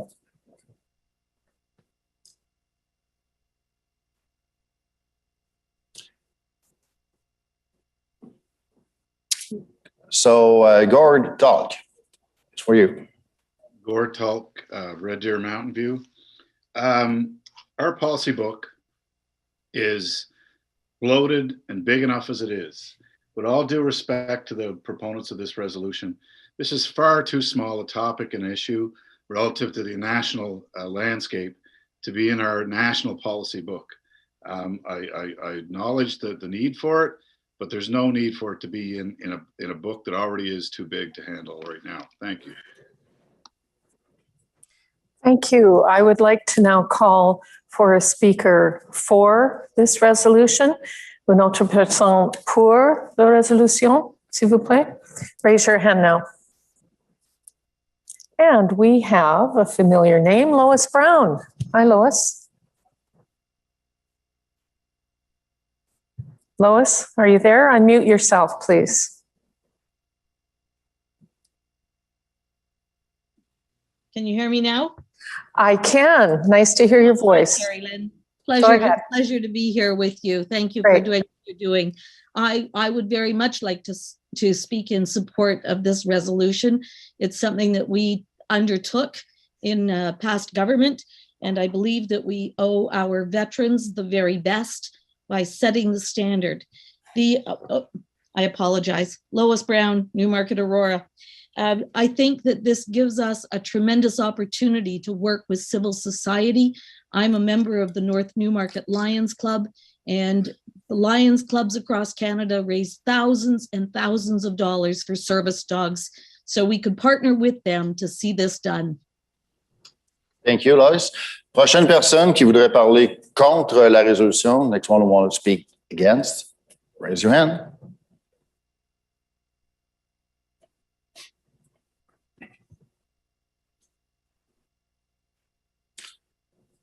Steve Gali. Steve Guiley, Perth, Wellington.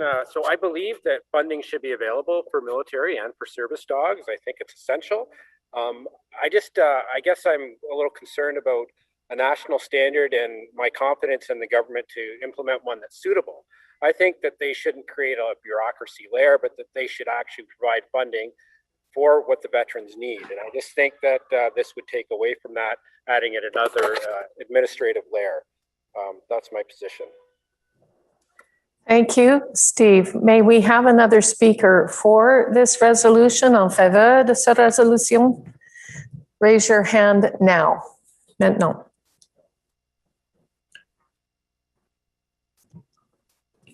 Alan Fabricant?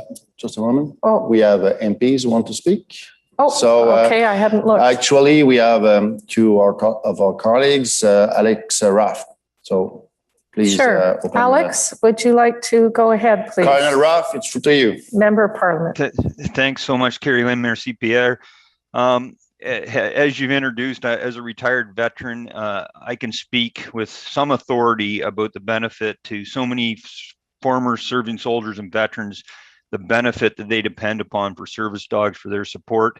To address the previous speaker's concerns, this is about establishing a standard. It's not going to increase a bureaucracy. It's actually going to make it and allow for many of these veterans to get access to these service dogs and be able to transport them and get across the country when they need to. So I just strongly believe in this, and I encourage everyone to vote for it. Thanks. Thank you, Alex. I appreciate that. Now we'll go to Alan Fabricant. Are you there, Alan? Yes, can you hear me? Yes, I can. Awesome.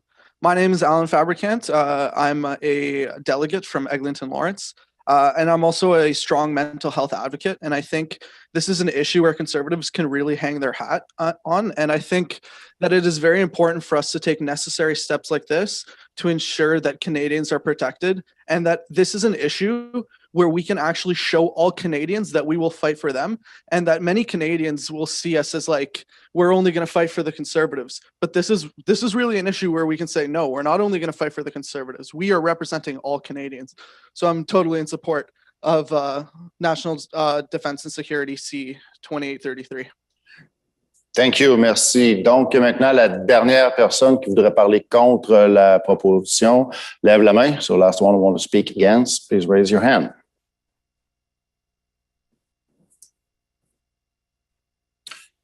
David Wilkes. David. Thanks for taking me, David Wilkes, Kootenai, Columbia. The only reason I would say I'm voting against this is that I believe that the word veteran could be expanded to include members of the Royal Canadian Mounted Police and police services across Canada. I believe that they're the unforgotten ones as well. There's a lot of things that they see and do throughout their service that could benefit from a PTSD dog as well. Thank you very much. Thank you, David. So Cindy Weir was the proposer. If you're with us, Cindy, raise your hand. You have the last word if you want to rebut. Yes, you are. So open your mic.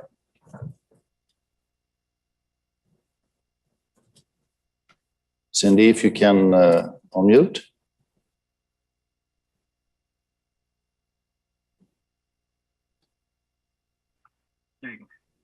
There you go. Hi, good afternoon. And I'd just like to thank everybody for our support to this point. I just wanted to touch on the last gentleman who was talking about adding their organization to this proposal. The military is a national organization. The other organizations, I do believe, fall under a provincial and or municipal mandate. And that's what makes, excuse me, that's what makes the military unique, is that we fall under a federal program. Thanks again, everybody. Thank you very much.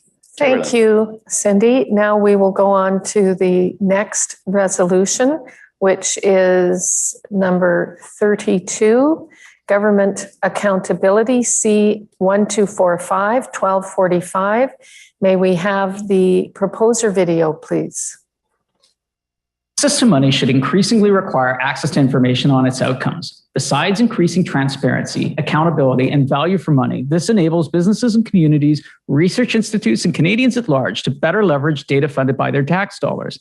It'll also help empower both journalists and data scientists to do their jobs better and spur additional Canadian activity and expertise in the emerging field of data analytics. Voting for this proposal demonstrates that our party respects the taxpayers' money to such an extent that it systematically builds an additional mechanism for driving culture of measurable outcomes to audit intelligence of its spending decisions. If there's any doubt about this policy being highly sought, it's been endorsed by Ottawa's highly reputed Blacklock's Reporter newsroom, as well as the Canadian Taxpayers Federation, no less, and our EDA would like to thank both for their support. Friends, this policy is also designed to immunize Erin and our party from the accusations of having a hidden agenda by making a commitment to open data that anyone can access, use, or share. Do we have an MP speaking for caucus on this resolution? Deputy Luc Berthold. Bonjour, Luc Berthold, député de Mégantic-l'Érable, pour vous parler de la résolution 1235. C'est une excellente résolution. Nous sommes en faveur de partager davantage les données qui appartiennent au gouvernement. Et nous sommes aussi d'avis qu'il est tout à fait pertinent que les organismes qui bénéficient des fonds publics doivent rendre aussi des comptes aux Canadiens, aux Canadiennes, parce qu'après tout, l'argent public, c'est l'argent de nous tous. Merci, Luc. Now calling for the first speaker against this resolution, la première personne qui veut parler contre la résolution. Put up your hand.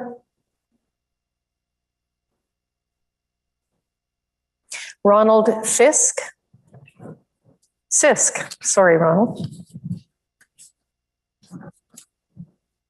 Are you with us? You need to unmute. Yes, okay. Hi, I'm from Stormont, Dundas, South Glengarry. I really found it confusing. I don't know what they're talking about. All right. Merci. Donc maintenant, la personne qui voudrait parler en faveur de la résolution. So someone who want to speak in favor, raise your hand, please.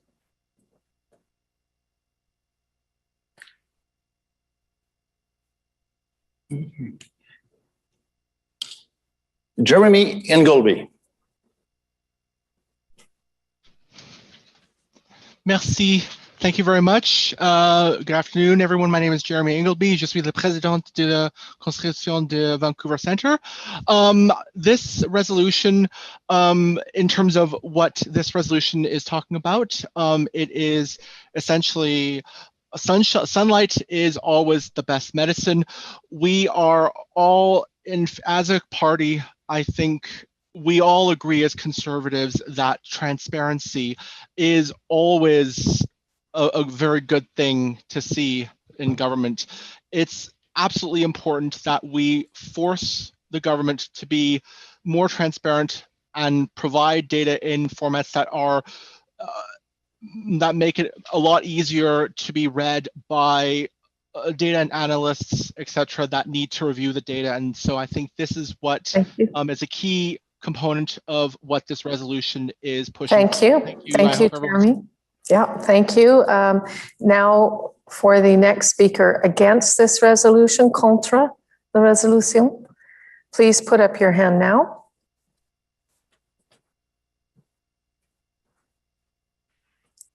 Looking for a speaker against this resolution, 1245. Robert Hills. Hello, can you hear me?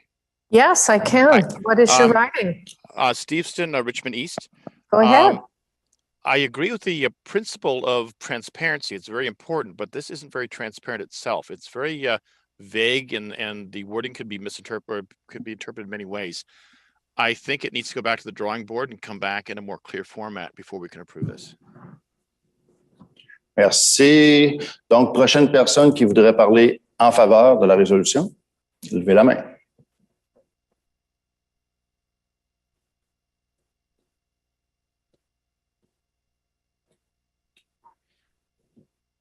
Erin O'Toole.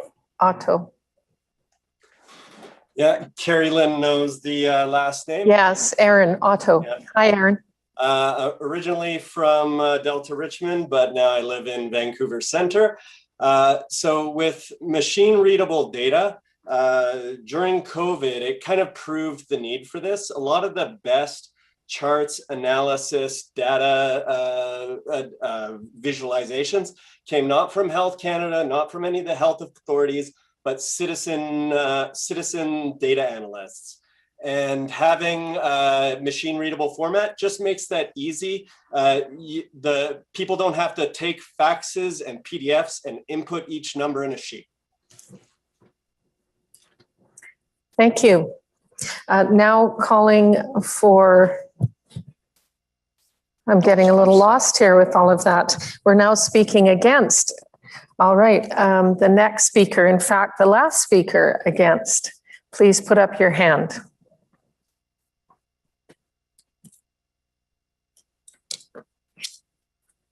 Contre la résolution, levez la main. All right, then back to the proposer, Roy Grishpan, for the rebuttal, if you wish, if you're with us. Yes, hi, Carolyn. Proactive transparency and no hidden agenda are critical to our branding. It's actually measuring and disclosing the return on investment that this does in a machine readable format.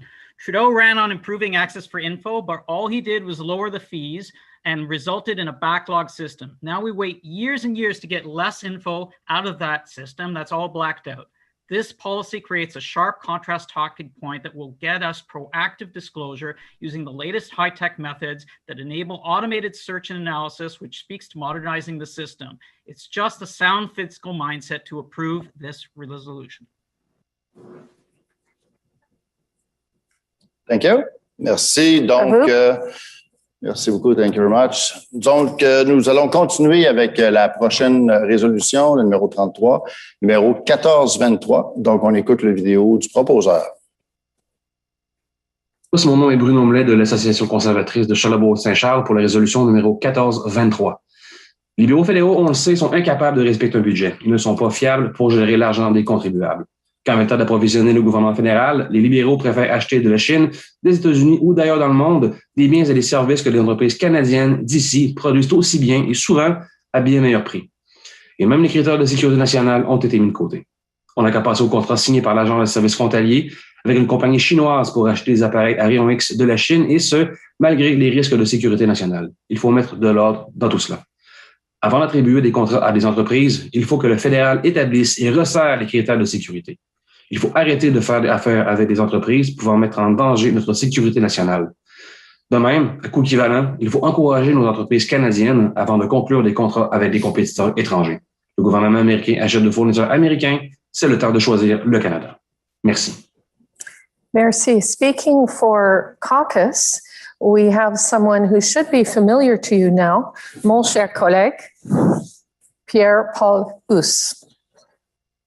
Chers délégués conservateurs, la COVID a démontré des failles profondes dans le système d'approvisionnement fédéral. Chez les libéraux, le gouvernement préfère acheter de fournisseurs étrangers, souvent de grandes entreprises qui font du lobbying à Ottawa, sans se soucier que les entrepreneurs canadiens peuvent offrir le même produit ou service à meilleur prix, et souvent avec moins de risques de sécurité. On s'est aussi rendu compte que le gouvernement signait des contrats avec des entreprises douteuses ou qui représentent des risques pour la sécurité nationale. Le Canada doit se doter de stratégies bien pensées pour se repositionner sur l'échiquier international. Cette résolution vise à faire deux choses. Premièrement, resserrer les critères de sécurité nationale pour éviter d'acheter des biens ou des services qui pourraient mettre en danger nos infrastructures essentielles. On peut penser à nos aéroports et à nos systèmes informatiques.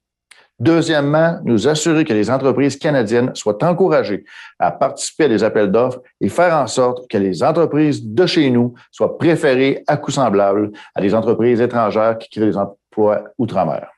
Merci. Merci. I have to say, I love your tie. Yes, this guy, the MP PPH, have the same tie. So it's a nice one. Thank you. Beautiful. So now we need to have the first one who want to speak against the resolution. La première personne qui voudrait parler contre la résolution, levez la main. Liam O'Brien.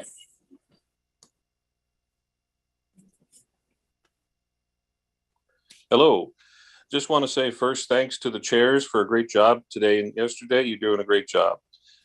Liam O'Brien, Costa Bay, Central Notre Dame. With all due respect on this particular motion and this resolution, I have a few points. One, Canada already has very onerous investment review laws. We have to be careful not to seem as if we are anti-investment or closing off avenues. We should look out at most of the world with opportunity, and as free traders, we should always do that. That's what we're about. Also, I'm concerned about some less than veiled protectionism and also some perhaps incorrect nomenclature in this, so I would vote against. Please oppose this motion. Thank you. We'll now call for une autre personne qui veut parler pour la résolution. For the resolution, put your hand up now, please. Stuart Barry. Yes, I believe that it is required that we take a look and reform and safeguard the supply system. We've been through a tremendous amount of pain because we haven't secured our supply system, and we must not go through it again. And we certainly should be looking at the supply chain being provided by those that agree with our principles of free trade, free speech, and freedom of thought. Stuart, which riding are you from? I'm from Scarborough Southwest. Thanks so much. Merci. Donc, prochaine personne qui voudrait parler contre la proposition.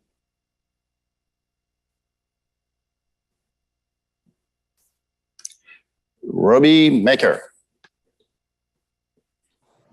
I would just like to say that no registered lobbyist should be allowed to be on any government executive. Thank you. Thank you. Thank you. Now we're looking to our last speaker in favor of the resolution. En faveur de cette résolution. Put your hand up now, please. Levez la main maintenant. Ed Hurd. Hi, Ed. Go ahead. Have to unmute yourself, Ed. Yeah, I agree with the motion. It reminds me of Dr. Jordan Peterson when he talks about not hiding unwanted things in the fog. It seems like the Liberal government has been hiding a lot of things in the fog, and this can help remove some of the fog. Thanks, Ed. Thank you. Donc, la dernière personne qui voudrait parler contre la proposition, levez la main. Last one who wants to speak against, raise your hand.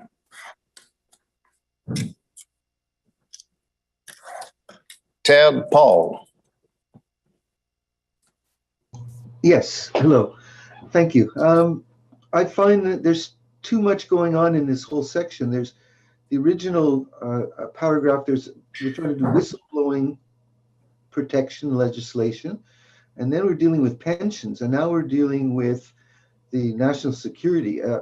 I think it's too much in one, and I also think it's quite unclear as to the wording where it says awarding contracts to companies who put into play our national security. What does that mean? What does put into play? Threaten it, or it's very vague. I think it should be reworded and maybe put into its own section. I would vote against it. Thank you. Thank you very much. Donc, maintenant, le proposeur Bruno Blais, est-ce que Bruno est présent et veut répliquer? 30 secondes. Donc, Bruno, tu lèves la main si tu es présent.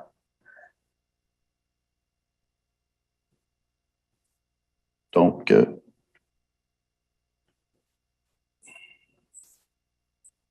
non.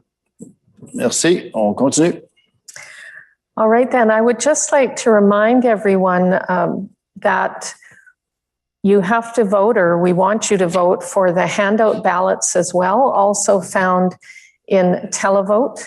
So do not forget them. I know we're debating actively these 34 resolutions, but there are also handout ballots to be voted on, and you can find them in televote.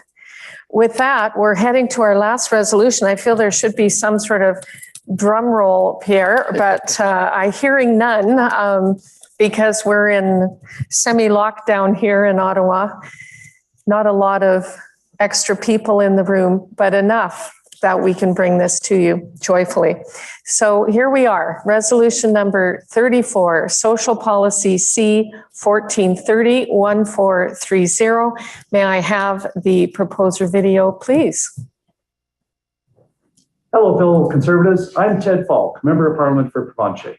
We're all familiar with the tremendous impact that charities have on our communities. Think of your local soup kitchen, foundations funding medical breakthroughs, or programs for at-risk youth.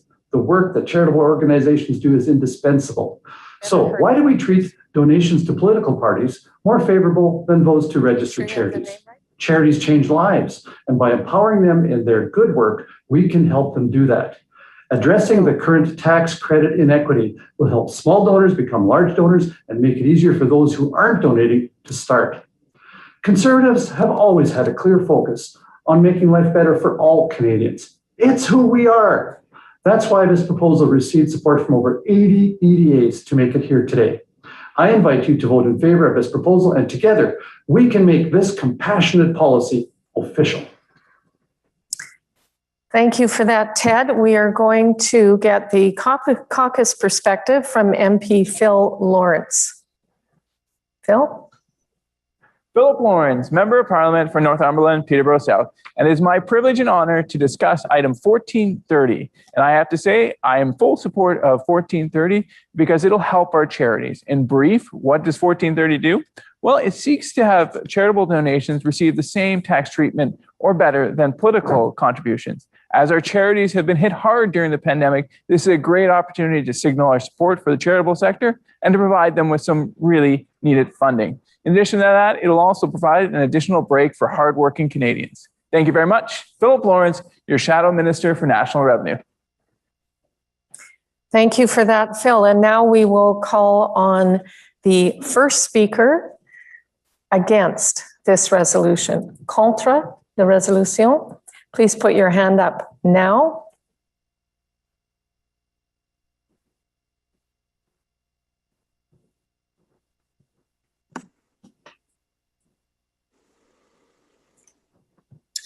Jared Gust. Hello, I'm from Moose Jaw Lake Center Lanigan riding in Saskatchewan. There's a lot of good charities out there. I'm a 20-year member of our own Kinsman Club in Davidson here. But there's also many bad that we've never heard of. The CRA can't handle all the auditing now. The background is just too much. We require many more public service members to manage and handle. The moral hazard is just tremendous. I can't believe it. I encourage you to vote no on this resolution. Thank you. Merci. Donc, maintenant, nous allons aller aux personnes qui voudraient parler en faveur de la résolution. Those who want to speak in favor, levez la main.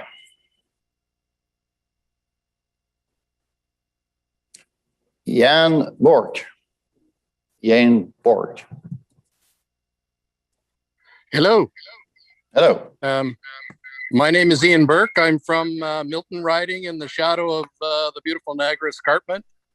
And I'm very, very happy to speak in favor of this motion, and I hope we will support it strongly. Aside from what the previous speakers have said, there's one dimension that really appeals to me, and that is giving the taxpayer the ability and empowerment to direct their funds instead of sending them to the black hole in Ottawa, that they can direct them to local charities or national charities or even international charities. And I believe that's a very powerful way for individuals to express themselves. So I hope everyone will support this motion. Thank you. Now calling on the next speaker against the resolution, la prochaine personne qui va parler contre la motion. Put up your hand now. Maintenant.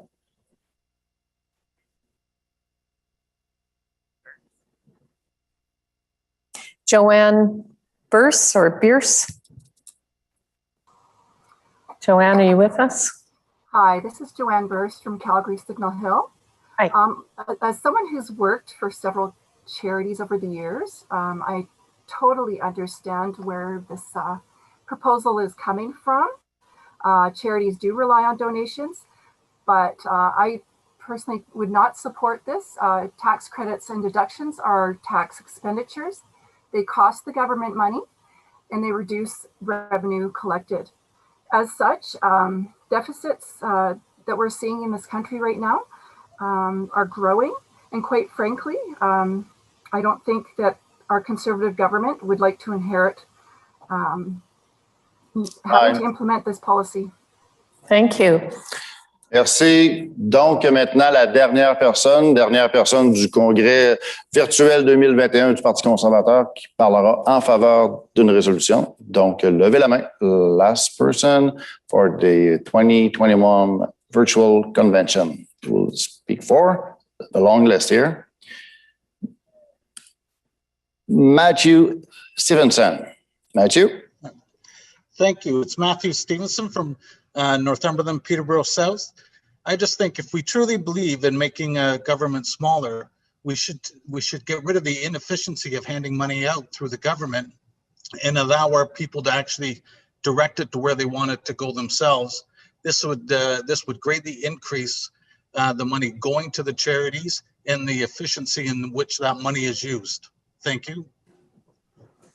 Thank you. And calling on the last speaker, la dernière personne, the last speaker of the virtual 2021 convention speaking against the resolution, please.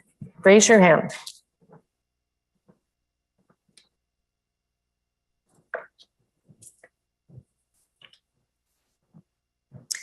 Barry Barnes.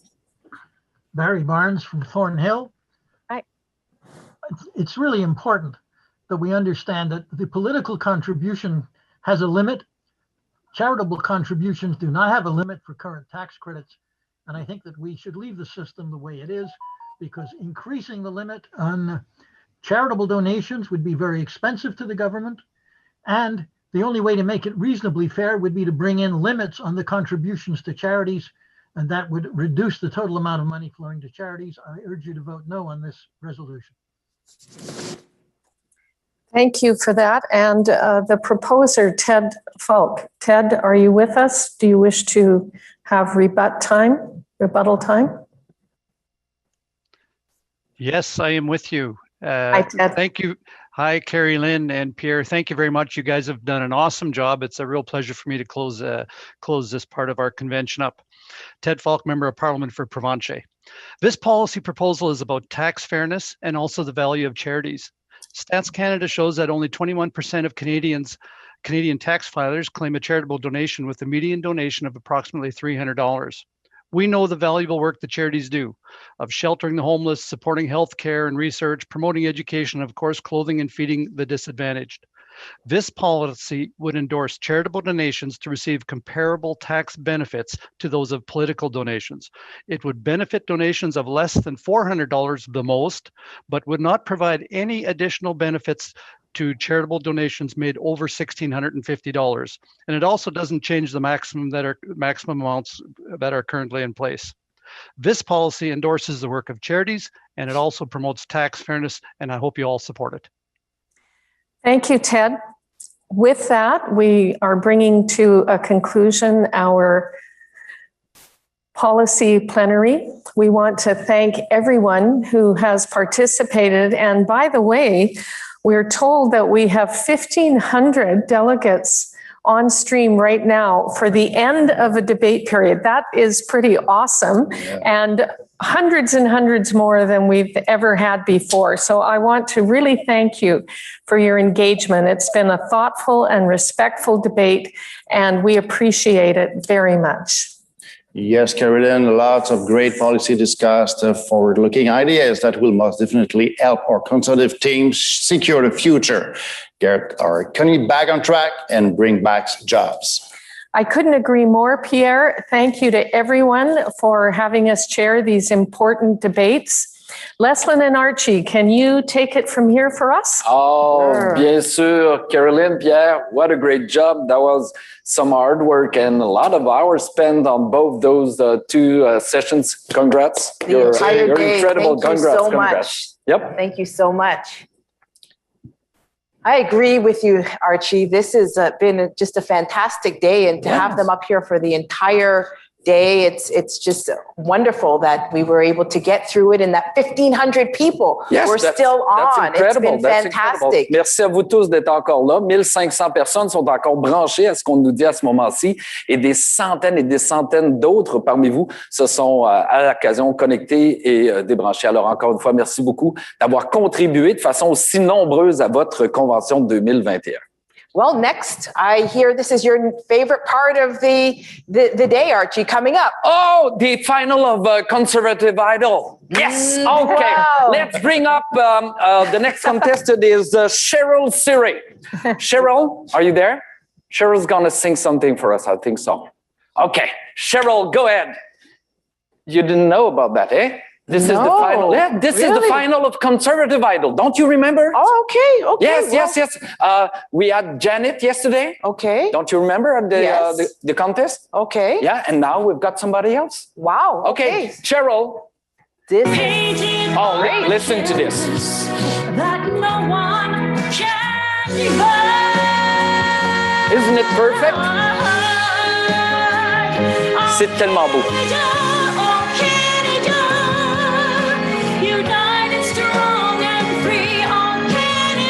Bravo.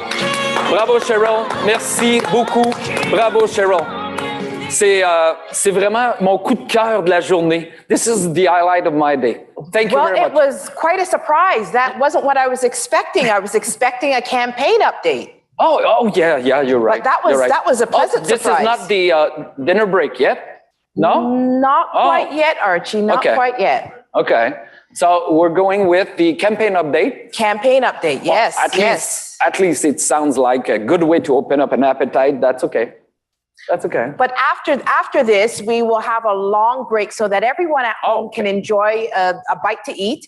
And Archie, you and I can recharge, and Carrie Lynn and Pierre can also recharge, which is very, very important. So we'll come back afterwards. Okay, that's cool. That's cool. And we'll have probably Mr. O'Toole who will come by. Absolutely. We will have the grand discourse de Erin O'Toole de ce congrès. I feel so sorry for the person who has to follow the leader's speech. That's why they planned it, Archie, that way, so that it's a wrap after the leader's speech. There won't be anybody following. Okay, I see. You've done it once or twice, guys. Okay, okay, that's okay. Well, that's the rumor. That's the rumor around here. Okay. So now we're ready for the campaign update. And part of being in a minority government is, of course, being in a certain state of election readiness. At this point, I have to admit, listen, that there's something that il y a quelque chose que je comprends pas tout à fait, moi, dans cette partie-là. Sérieusement, sérieusement. Pourquoi tu ne comprends pas?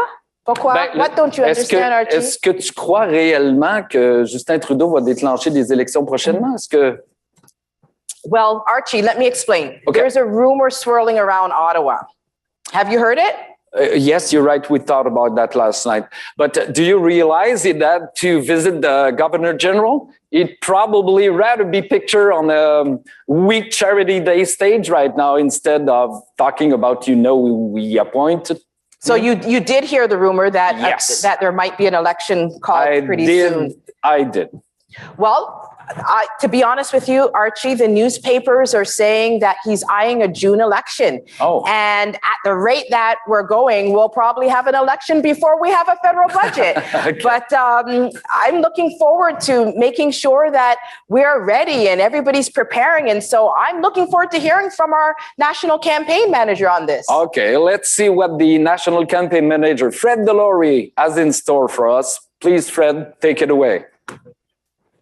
Good afternoon. I'm Fred Delory, National Campaign Manager for Canada's Conservatives. Our leader, Erin O'Toole, has asked me to provide convention delegates and our members with an update on our election planning. Though our national convention is a great time for Conservatives from across the country to come together and debate policy, hear from great speakers, including from our leader shortly, it's also a time for us to prepare for the next election by conducting training seminars that all delegates are invited to, and to also discuss new and innovative campaign techniques and tactics. The fact is, I think an election is coming very, very soon. We all know that while Canadians are focused on fighting the pandemic, Justin Trudeau and the Liberals are focused on one thing: finding a way to trigger an election. That's the sad reality of all this. Every move they make, every decision they have taken is focused squarely on the next campaign. We are dealing with a very cold and calculated political opponent, one that is focused on the next campaign and nothing else. So we need to be prepared for the inevitable dropping of the writ by Trudeau. It's coming, and it's coming very soon. You see, Trudeau feels this window, this small window, is his only chance of being reelected when his political opponents can't even travel to most parts of the country to introduce themselves. Think about that for a second. So yeah, Justin Trudeau is going to use whatever excuse he can to drop the writ soon.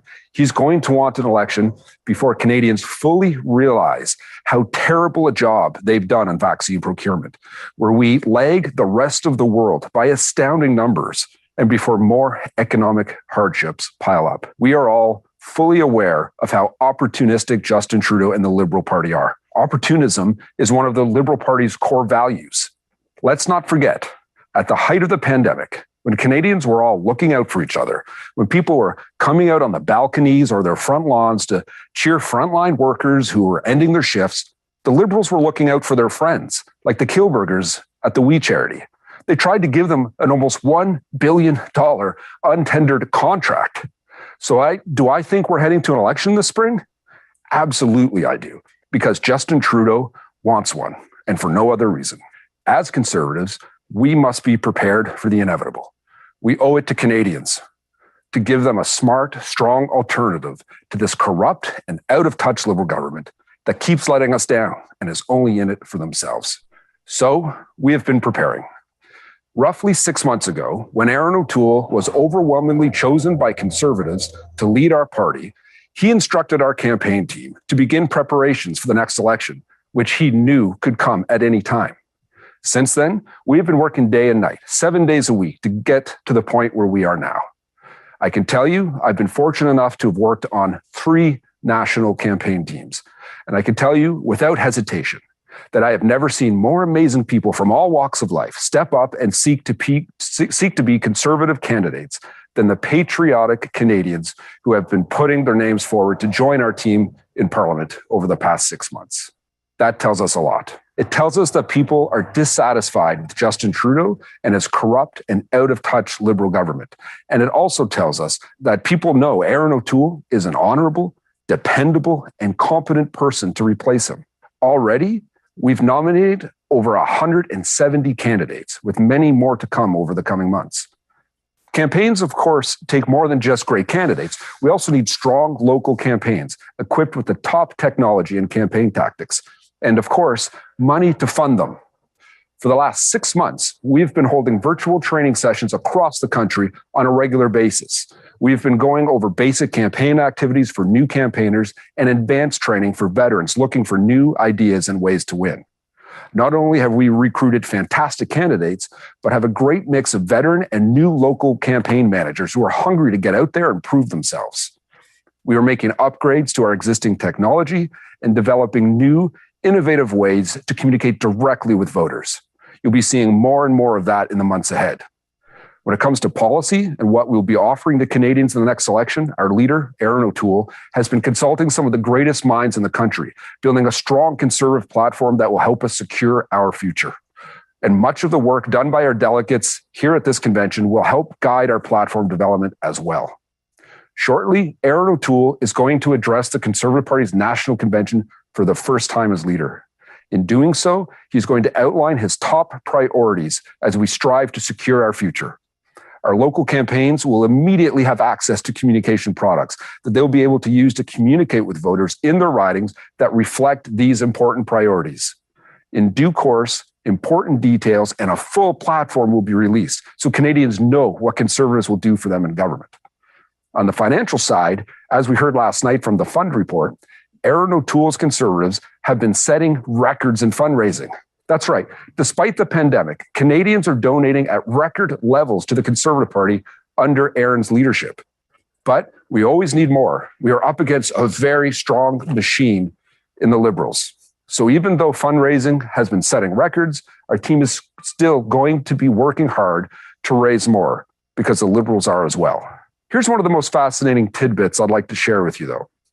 Looking at publicly available polls, because we all look at them despite knowing that the only poll that counts is on election day, I still found something interesting that I'd like to share with you all. When Erin O'Toole became leader of the Conservative Party of Canada just 6 months ago, Justin Trudeau's Liberals held a 5-point lead in the polls. Today, that level of support remains unchanged. The Liberals continue to hold a very narrow 5-point lead. At a time when incumbent governments across Canada have seen skyrocketing levels of support and massive majority governments when they go to the polls, Justin Trudeau's Liberals have not seen the same increase in support, not even close. Take, for example, Ontario and Quebec. Premiers Ford and Legault would win re-election by huge margins if they went to the polls today, but the Trudeau Liberals are still nowhere near majority territory. That's because, at the end of the day, the Liberals are terrible at governing.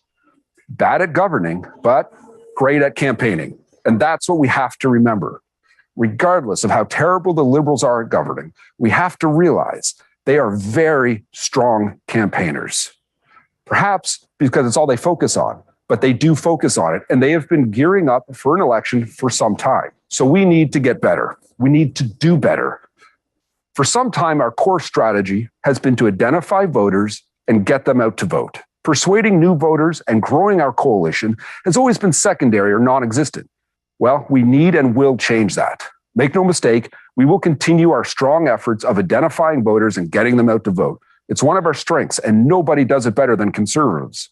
But for too long, we have been relying on only that, and it's time to expand how we campaign. If we keep relying on the same failed strategies, we will have the same results. We need to adapt and get better at what we do. We have continuously left a significant number of votes on the table because we failed to persuade. This time we will not. Voter ID and GOTV are important, but so is persuasion. And we will be working hard to earn the trust of voters who have never voted for us or anyone else before. Au Québec et dans le Canada français, nous savons qu'il y a beaucoup de gens qui se considèrent comme des conservateurs avec un petit c, mais ils ne savent pas qu'on partage le même valeur et le même but. Alors, on doit s'améliorer à cet égard. Nous travaillons de près avec ma collègue, notre Léonard de Québec, Richard Martel, et notre directeur de campagne, Marc-Olivier Fortin. Nous allons nous assurer qu'on communique le bon message de la bonne manière. There are so many French Canadians that are small C conservative, but we have failed to reach them and persuade them. We need to fix that, and we will. Friends, we must be prepared. We must remain united. But here's the deal. Justin Trudeau is soon going to call an election, and we need to be ready for it. And to do so, we need to deploy our secret weapon. It's always given us an advantage, and working as a united and focused team, we can deploy that secret weapon and elect more conservatives as a result. That secret weapon, of course, is you. We have the hardest working, most motivated volunteers in the country. And we need you to help us, to continue to help us. We need you to get involved in your local campaign where you can knock on doors, make phone calls, put up signs, identify supporters, and now persuade undecideds. Though our opponents and our friends in the media would love nothing more than to divide us, I can tell you we are a strong and united party, and together we can and will do great things. Merci beaucoup. Thank you so much for being a part of this convention and listening to me. And like you, I can't wait to hear from our leader shortly. But until then, back to you, Leslyn and Archie. Thank you, Fred. Thank you. I would like to hear from you, Leslyn, because I would like to know what you think about that, because you're a candidate in the next campaign. Well, Archie, it's actually very reassuring. We're putting the work in right now to be ready. So thank you, Fred, for that helpful update. I know that my team have been hard at work in Haldeman, Norfolk to be ready for all scenarios. And I hope that Justin Trudeau doesn't force an election amid the pandemic, but it's just the responsible thing to do to make sure that we make preparations. So you could almost say that it helped you feel more secure about the future? Well, yep, you're starting to catch on, Archie. Yep. Absolutely. Yes, and why don't we just go right now, Archie, and maybe just take a little bit of break and have some dinner, and that way we'll be able to recharge and come back at 5:15 Eastern Standard Time for the leader's speech. I'm looking for that. But before we go, I'm turning to Pierre. Pierre, you've got something, a quick reminder regarding the votes, please. Merci. Merci, Archie. Donc, premièrement, simplement dire que c'est un honneur pour moi de co-présider avec Caroline les débats sur la Constitution et les politiques. Et aussi vous rappeler qu'il vous reste exactement 42 minutes pour voter, donc jusqu'à 5h p.m., 17h p.m. et Eastern Time, l'heure de l'Est. So, and also, please don't forget that you can vote on the resolution and also the end-of ballot. So, when you attach on your screen, you will see. Donc, pour les Québécois, les francophones, n'oubliez pas qu'en plus des votes qui ont été débattus, il y a également des votes qu'on appelle en anglais end-of ballot. So, allez voir pour voter pour eux. Merci à tous. Merci, Archie. Merci Caroline, Pierre. Leslyn, see you in a bit. After the dinner break, and we'll see everybody shortly after. All right, thank you. Okay, see you all. On vous retrouve dans quelques instants, chers amis. Bon souper à vous tous.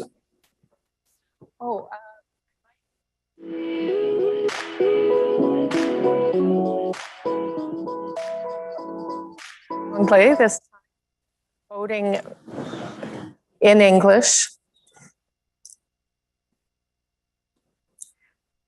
That voting remains open until 5 o'clock Eastern Time. And to be sure that you are voting on the resolutions we've gone through, as well as the handout ballots, you can find on televote. So please know that you can vote until 5 o'clock, and we'll see you after the break for the leader's speech, everyone. Thank you all. Merci. On se retrouve tout de suite, mesdames et messieurs. Bon souper.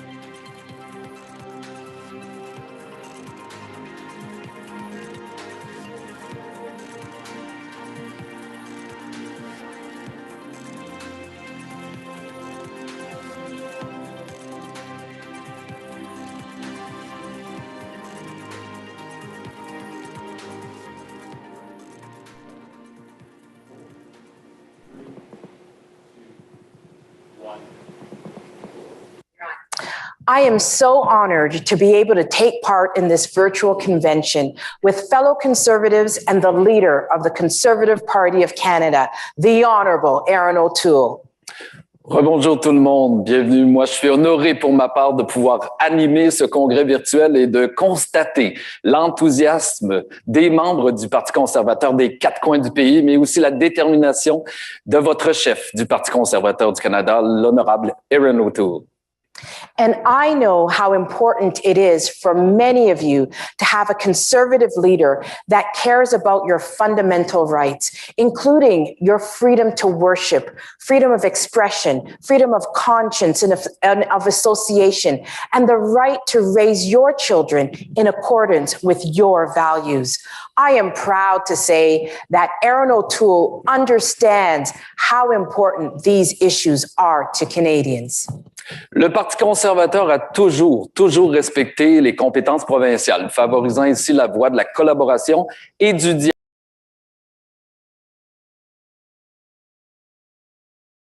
Chef, il est essentiel de travailler de concert avec les provinces, C'est l'une de ses priorités. De plus, le renforcement de la nation québécoise est vital à la protection du fait français au Canada. Pour Erin O'Toole, la langue française représente bien plus qu'un simple outil de communication. C'est un élément essentiel de l'identité de notre pays. C'est un héritage qu'il faut préserver. Before inviting Erin to speak, I would be remiss if I did not share a little story with you. I first met Erin in Belleville. He had a fundraiser, and on the same night, I was attending an EDA meeting at the same venue. At that time, I was trying to accumulate my first 1,000 out of 3,000 signatures that I needed to get on the ballot for the leadership race. So I waited patiently outside the fundraiser room because although I really wanted to go in and get those signatures, I knew that it would be rude to crash someone else's fundraiser, especially someone that I'd never met before. But Erin noticed me. He noticed me standing outside and he called me in and he told me that I should use his fundraiser to get signatures for myself because most of the people that were there were party members. Here was my competitor that I had never met before offering to help me to compete with him. To me, that night exemplified character in Erin, integrity, and compassion. Le travail acharné et le dévouement d'Erin lui ont permis d'établir des liens solides avec des personnes de tous les horizons. Il a servi dans l'armée pendant 12 ans, complétant sa carrière militaire au grade de capitaine. Toute sa vie, Erin a cherché à aider les autres et à servir son pays. Après une belle carrière militaire, Erin est retourné sur les bancs d'école pour devenir avocat. Il s'est ensuite lancé en politique pour aider les gens de sa communauté et pour changer les choses et pour faire la différence. Erin understands service, loyalty to family and country, and is someone that I am proud to call a friend. C'est un honneur de vous le présenter. Je vous invite à vous joindre à moi pour l'accueillir, le chef du Parti conservateur du Canada. Introducing our next Prime Minister, the Honorable Erin O'Toole. As we all know, the COVID-19 pandemic has changed the world. Canada has changed. Our party has to change too. Le Canada a changé. Notre parti doit changer aussi. The courage of Canadians has helped our country weather the storm of this last year. The courage of the nurses and doctors on our front lines. The courage of personal support workers who put their own health at risk to help our seniors. The courage of families caring for a loved one or comforting their children. The Conservative Party must show that we too have the courage to meet this extraordinary moment and change. We have lost 2 elections in 5.5 years. In that time, we've had 4 leaders. We must present new ideas, not make the same arguments, hoping that maybe this time more Canadians will come around to our position. Justin Trudeau has called small business owners tax cheats.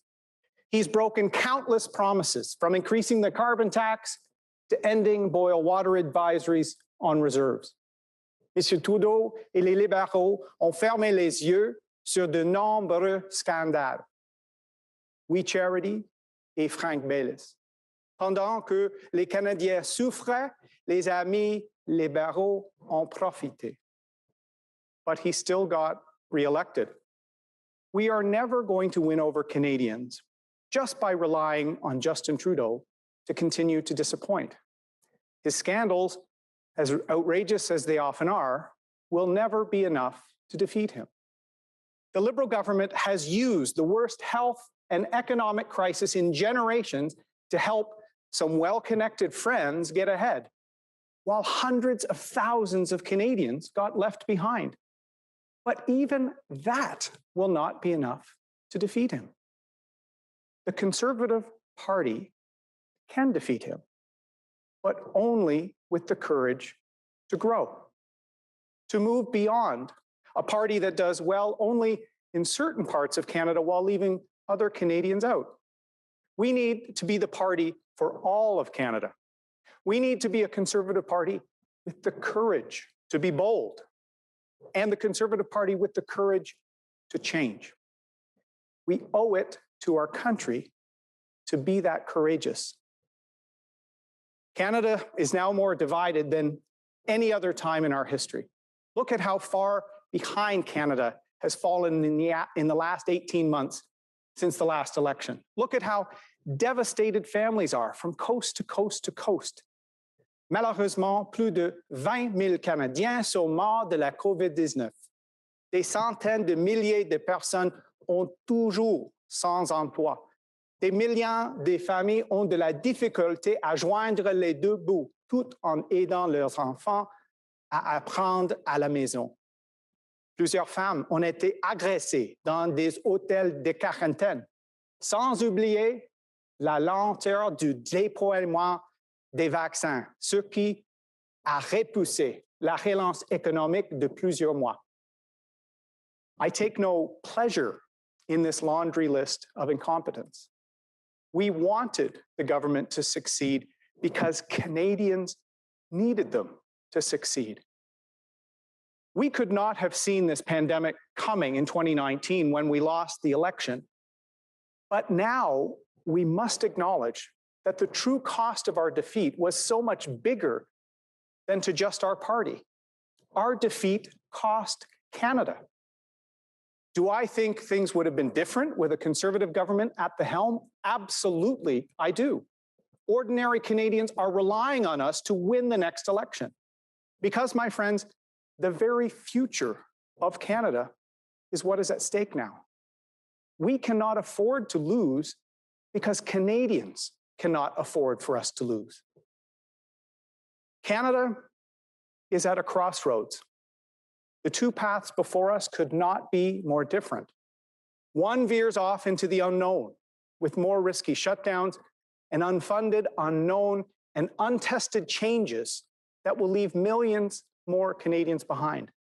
That is the path of Mr. Trudeau's reimagined economy, one where an Ottawa knows best approach picks and chooses which jobs Canadians should have, in which sector, and in which region. It's a path where the well-connected few get richer while working families get left behind. But there is another path, a path of security and certainty. It may not be the most glamorous route, but it will get all of us safely to our destination. It will deliver us to a Canada where those who've struggled the most through this pandemic get back to work. A Canada where manufacturing is bolstered, where wages go up, and where the dream so many families in Canada have of affording a better life for their children can be realized.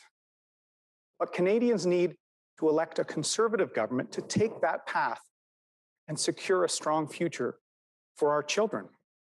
Ce n'est pas le temps de réimaginer notre économie. Who else is going to stop Mr. Trudeau's reimagining of the economy? Jagmeet Singh isn't going to. Yves-François Blanchet ne va pas le faire. En fait, il ne peut pas le faire. We are.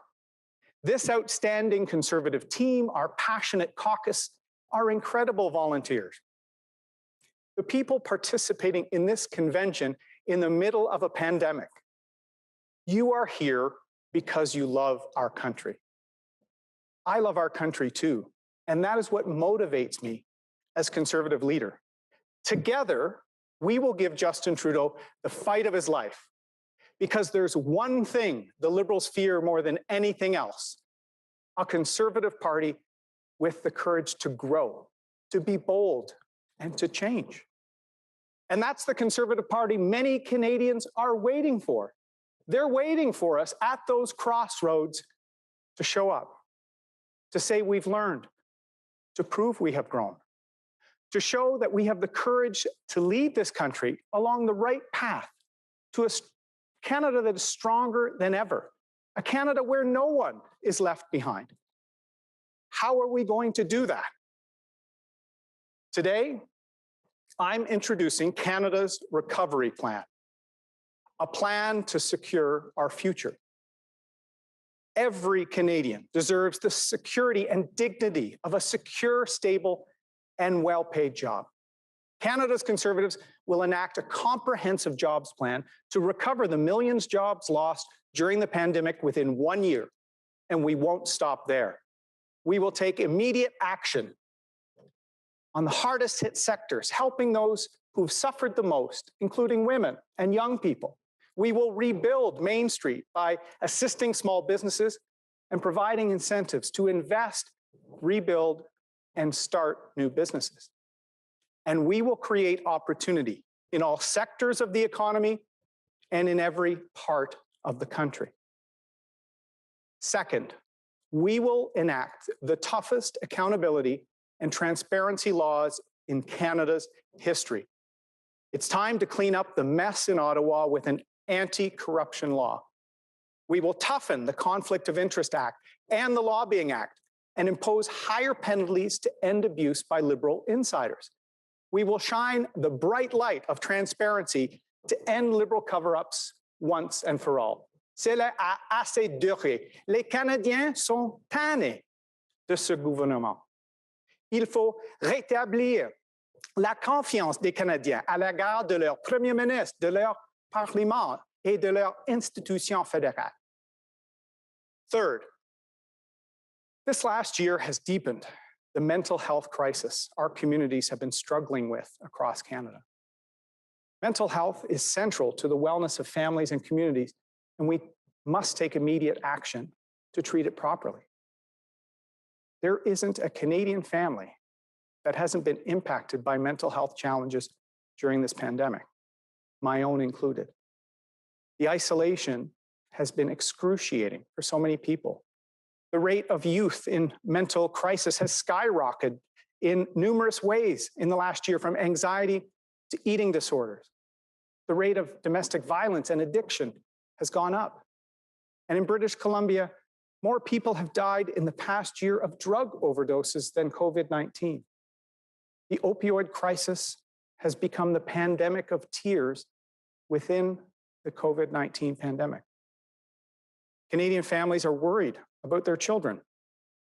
After a year of isolation, missed classes, canceled sports seasons, and little socialization, I know as a father of two, we need to take this very seriously and act now. Canada's Conservatives will introduce a Canada Mental Health Action Plan and boost funding partnerships with the provinces for mental health care. We will provide incentives to employers to provide better mental wellness coverage to employees. And we will create a nationwide 3-digit suicide prevention hotline. Fourth, I will ensure our country is never unprepared for a crisis again. Canada's Conservatives will make Canada more resilient, reduce our reliance on foreign countries like China, and take seriously our responsibility to protect the health of Canadians. We will partner with pharmaceutical companies to increase production of critical medicines and active ingredients in Canada, and we will build domestic vaccine production capacity. We will use government procurement and investments to strengthen domestic production of PPE and other critical products. And we will overhaul Canada's national emergency stockpile system to ensure that the things we need to rapidly respond in a crisis are there when we need them. Finally, a Conservative government will secure Canada's economy by getting the budget back to balance over the next decade. Spending to protect Canadians during the pandemic is the right thing to do, and Conservatives have supported it. But we can't pass unsustainable debt to our children and future generations. Once the recovery starts, the Conservatives will get spending under control. As Canadians are vaccinated and the economy reopens, we will wind down emergency support programs responsibly. We will ensure that stimulus measures are targeted and time-limited to avoid a structural deficit. And we will get the economy growing, again, to secure the revenue needed to pay for the government services Canadians depend on. This is the Canada Recovery Plan we will bring to Canadians in the coming weeks. Together, we will show Canadians that we are in this for them and we are ready to lead. Nous sommes prêts à diriger et je suis fier du plan que je viens d'élaborer avec vous. Un plan qui met l'accent sur les emplois et la reprise économique. Une nouvelle loi anticorruption, le bien-être et la santé mentale des Canadiens, une préparation adéquate pour faire face à toute prochaine crise sanitaire et le retour à l'équilibre budgétaire d'ici une décennie. Il faut aussi protéger nos acquis en tant culturels qu'économiques. Il y a une nation québécoise dans le cœur et le Québec français. Les conservateurs ont reconnu la nation québécoise en 2006. Mon Canada, c'est celui de deux peuples fondateurs avec la contribution des Premières Nations. Cette notion doit demeurer au centre de l'idée du Canada. Je veux protéger la culture québécoise, son patrimoine, son identité. La langue française n'est pas seulement un outil de communication. Elle fait partie de l'identité de notre pays. C'est un héritage qu'il faut préserver. C'est pourquoi j'invite les nationalistes québécois, fédéralistes ou autonomistes à venir partager le pouvoir avec moi à Ottawa. Nous allons former une grande coalition conservatrice. Depuis la dernière année, les libéraux ont profité de la pandémie pour centraliser les pouvoirs en plus d'intervenir dans les compétences provinciales.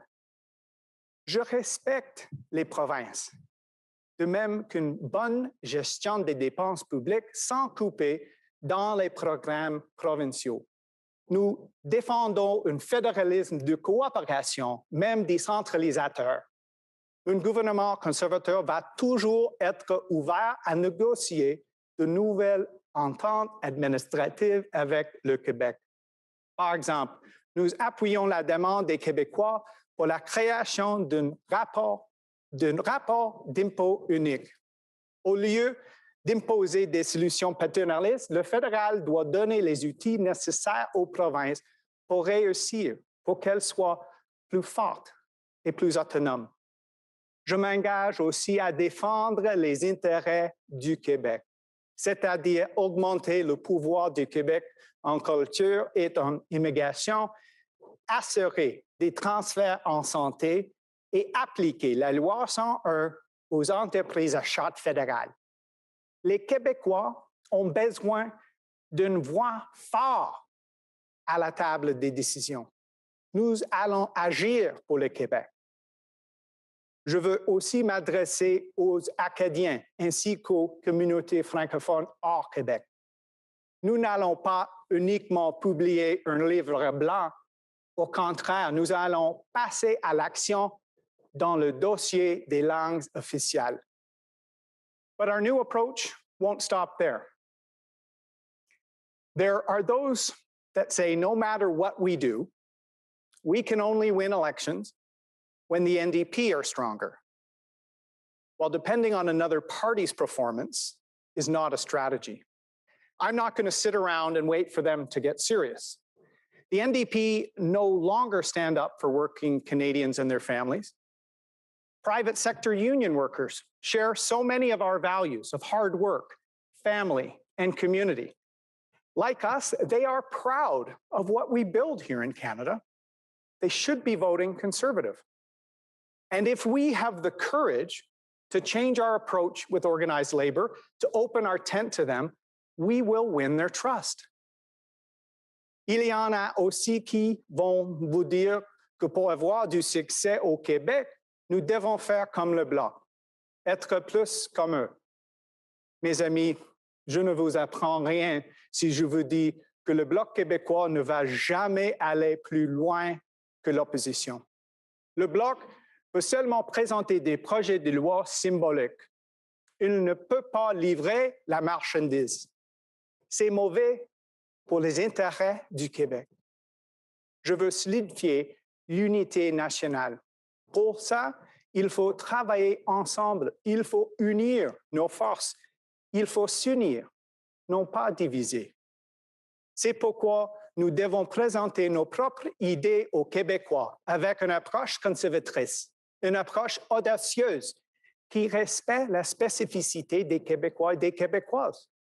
Il est temps d'opter pour une formation à la hauteur de vos attentes, pour une formation qui peut agir dès maintenant en ayant le courage de changer les choses. Nous allons y arriver. There are those who say we have to get ahead of the Wexit movement. I say there is no other party in Canada more committed to national unity than the Conservative Party of Canada. But there is one thing that will help Alberta and Saskatchewan feel secure and more welcome in Confederation: a Conservative government in Ottawa. Having the courage to change means we can be a champion for hundreds of thousands of families in the West losing hope. Now, there are those who say we need to become liberal to appeal to suburban voters. I say the families in the suburbs of Toronto and Vancouver want certainty from their government. They are tired of the entitlement of the Liberal Party and a prime minister under constant ethics investigations. These Canadians want confidence that things will return to normal and that we have a plan to ensure that no one gets left behind. They want to be sure that we will be a government that fights for the prosperity and rights of all Canadians, including women, Indigenous Canadians, LGBTQ Canadians, and new Canadians. They want to be able to display our lawn signs with pride in the next election and send a clear message that everyone is welcome in our movement. Theirs is the trust we must earn before the next election. With courage, we will give them the certainty that they're looking for. We must also recognize that Canadians expect us to have a real plan for the environment. We need to boldly reclaim the environment as an area where Conservatives are leaders. And why shouldn't we be? Our party was built with farmers, hunters, and anglers, people who respect and live off the very lands and waters we need to conserve. Protecting the environment has always been a core Conservative value. I care about the environment because I'm a Conservative. Je prends la question environnementale très au sérieux. Il faut contribuer à la lutte contre les changements climatiques. Nous devons agir avec détermination pour y arriver. C'est important pour le Canada. There's been a lot of speculation about what I'm going to say about climate change in this speech. To those who are expecting a dramatic moment, I'm afraid you'll be disappointed. But I will say this. From the first days of my campaign to lead our party, I've said two things consistently. One, we all want a green future for our children. We cannot ignore the reality of climate change. The debate is over. But a Conservative government will not solve this problem on the backs of working Canadians. The answer is not Justin Trudeau's carbon tax on the poor, working families, and the little guy trying to make a go of it. I'll also say this, as important as climate change is, getting our economy back on track is more important. We can't have a green future without jobs and growth. Canadian voters should have no doubt. My focus is on jobs, getting us out of the recession, and rebuilding the Canadian economy. Only the Liberals think it's a good idea to raise taxes in a recession. We will scrap Justin Trudeau's carbon tax on working Canadians. Il faut aussi donner plus de latitude aux provinces en matière d'environnement. The second thing I've said is that we must have a credible alternative. We've now fought and lost 2 elections against a carbon tax because voters did not think we were serious about addressing climate change. And I will not allow 338 candidates to defend against the lie from the Liberals that we are a party of climate change deniers. We will have a plan to address climate change. It will be comprehensive and it will be serious. I love this country. That's why I served in the military. It's why I volunteer. It's why I ran for parliament. And it's why I serve today as Conservative leader. I love this party. The beliefs we hold in our very core built this great country. Self-determination, hard work, responsibility, respect, helping others, the importance of community to a strong society.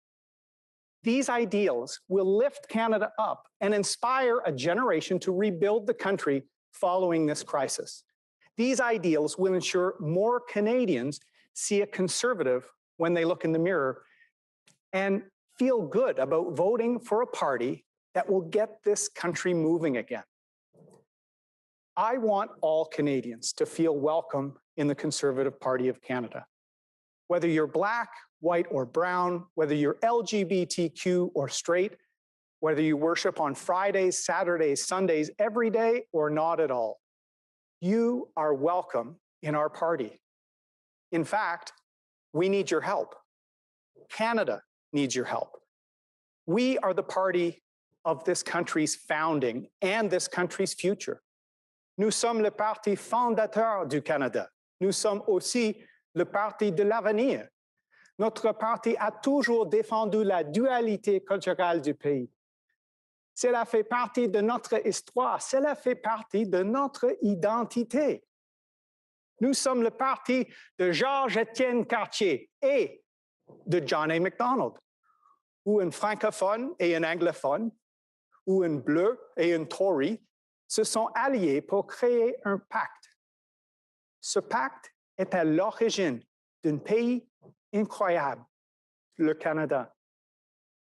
There is an entire generation of Canadians who are being left behind by this pandemic and its economic fallout. We must secure Canada's future for them. There are young people who feel stuck, whose lives and careers have been put on hold indefinitely. We must secure Canada's future for them. There are families out west who have been set adrift by this government, who are losing hope. We must secure Canada's future for them. There are new Canadians who came here with nothing but their passion and dreams, who poured everything they had into their small business, and now they're on the brink of losing everything. We must secure Canada's future for them. Nous devons protéger notre avenir. We are the party that will ensure this country's economy gets back on track after the pandemic. We are the party that will get Canadians back to work in every sector and in every region. We are the party that will ensure Canada has a real plan for reopening and rebuilding our economy, a real plan to get life back to normal. And ideas raised at this convention will help inform that plan. As we work together on our policy platform, the most important question we must ask ourselves is, will this help secure Canada's future? Everything we put forward to Canadians in coming weeks and months must be singularly focused at that. C'est au cœur de mon engagement. C'est ce dont il sera question lors des prochaines élections. Quel parti va offrir aux Canadiens un avenir économique stable après la COVID-19? Canada is a big nation, not because it spans a continent and touches 3 oceans, but because there has never been a time when Canadians, having set their minds to something, have not rallied to achieve success. It was a young nation that took the ridge at Vimy after other countries had failed. It's the hopeful nation that attracted immigrants to our shores with the resolute belief that with hard work and opportunity, anything is possible in this country. We need to restore that Canadian optimism.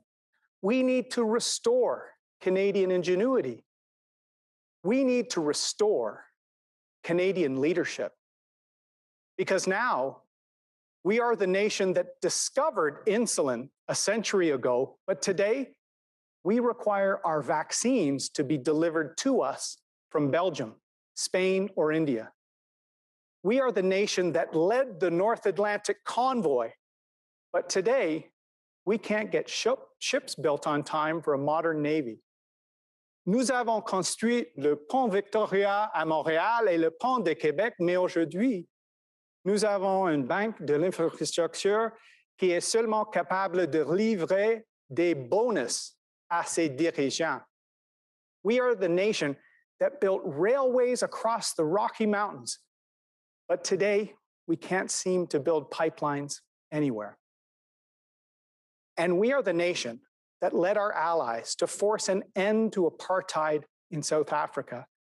But just a few weeks ago, Prime Minister Trudeau did not show up for a vote recognizing a genocide against the Uyghur minority in China. This is what we've become under Justin Trudeau. But this is not who we are. Canada may be lagging in this crisis, but we will lead again. We will be leaders for human rights around the world. We will be leaders for equality and liberty. And when we win the next election, we will be leaders in the pandemic recovery with job creation that ensures no Canadian from any walk of life gets left behind. Canadians are weary after a year of national crisis. Families are tired of the lockdowns and isolation.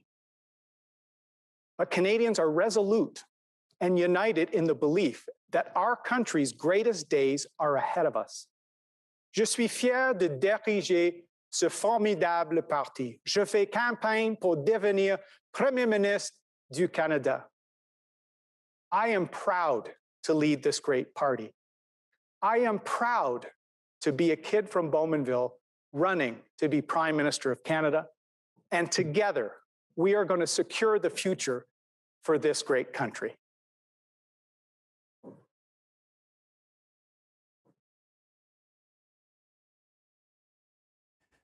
Hello again, Peter Van Dusen watching along with you. Erin O'Toole in his first speech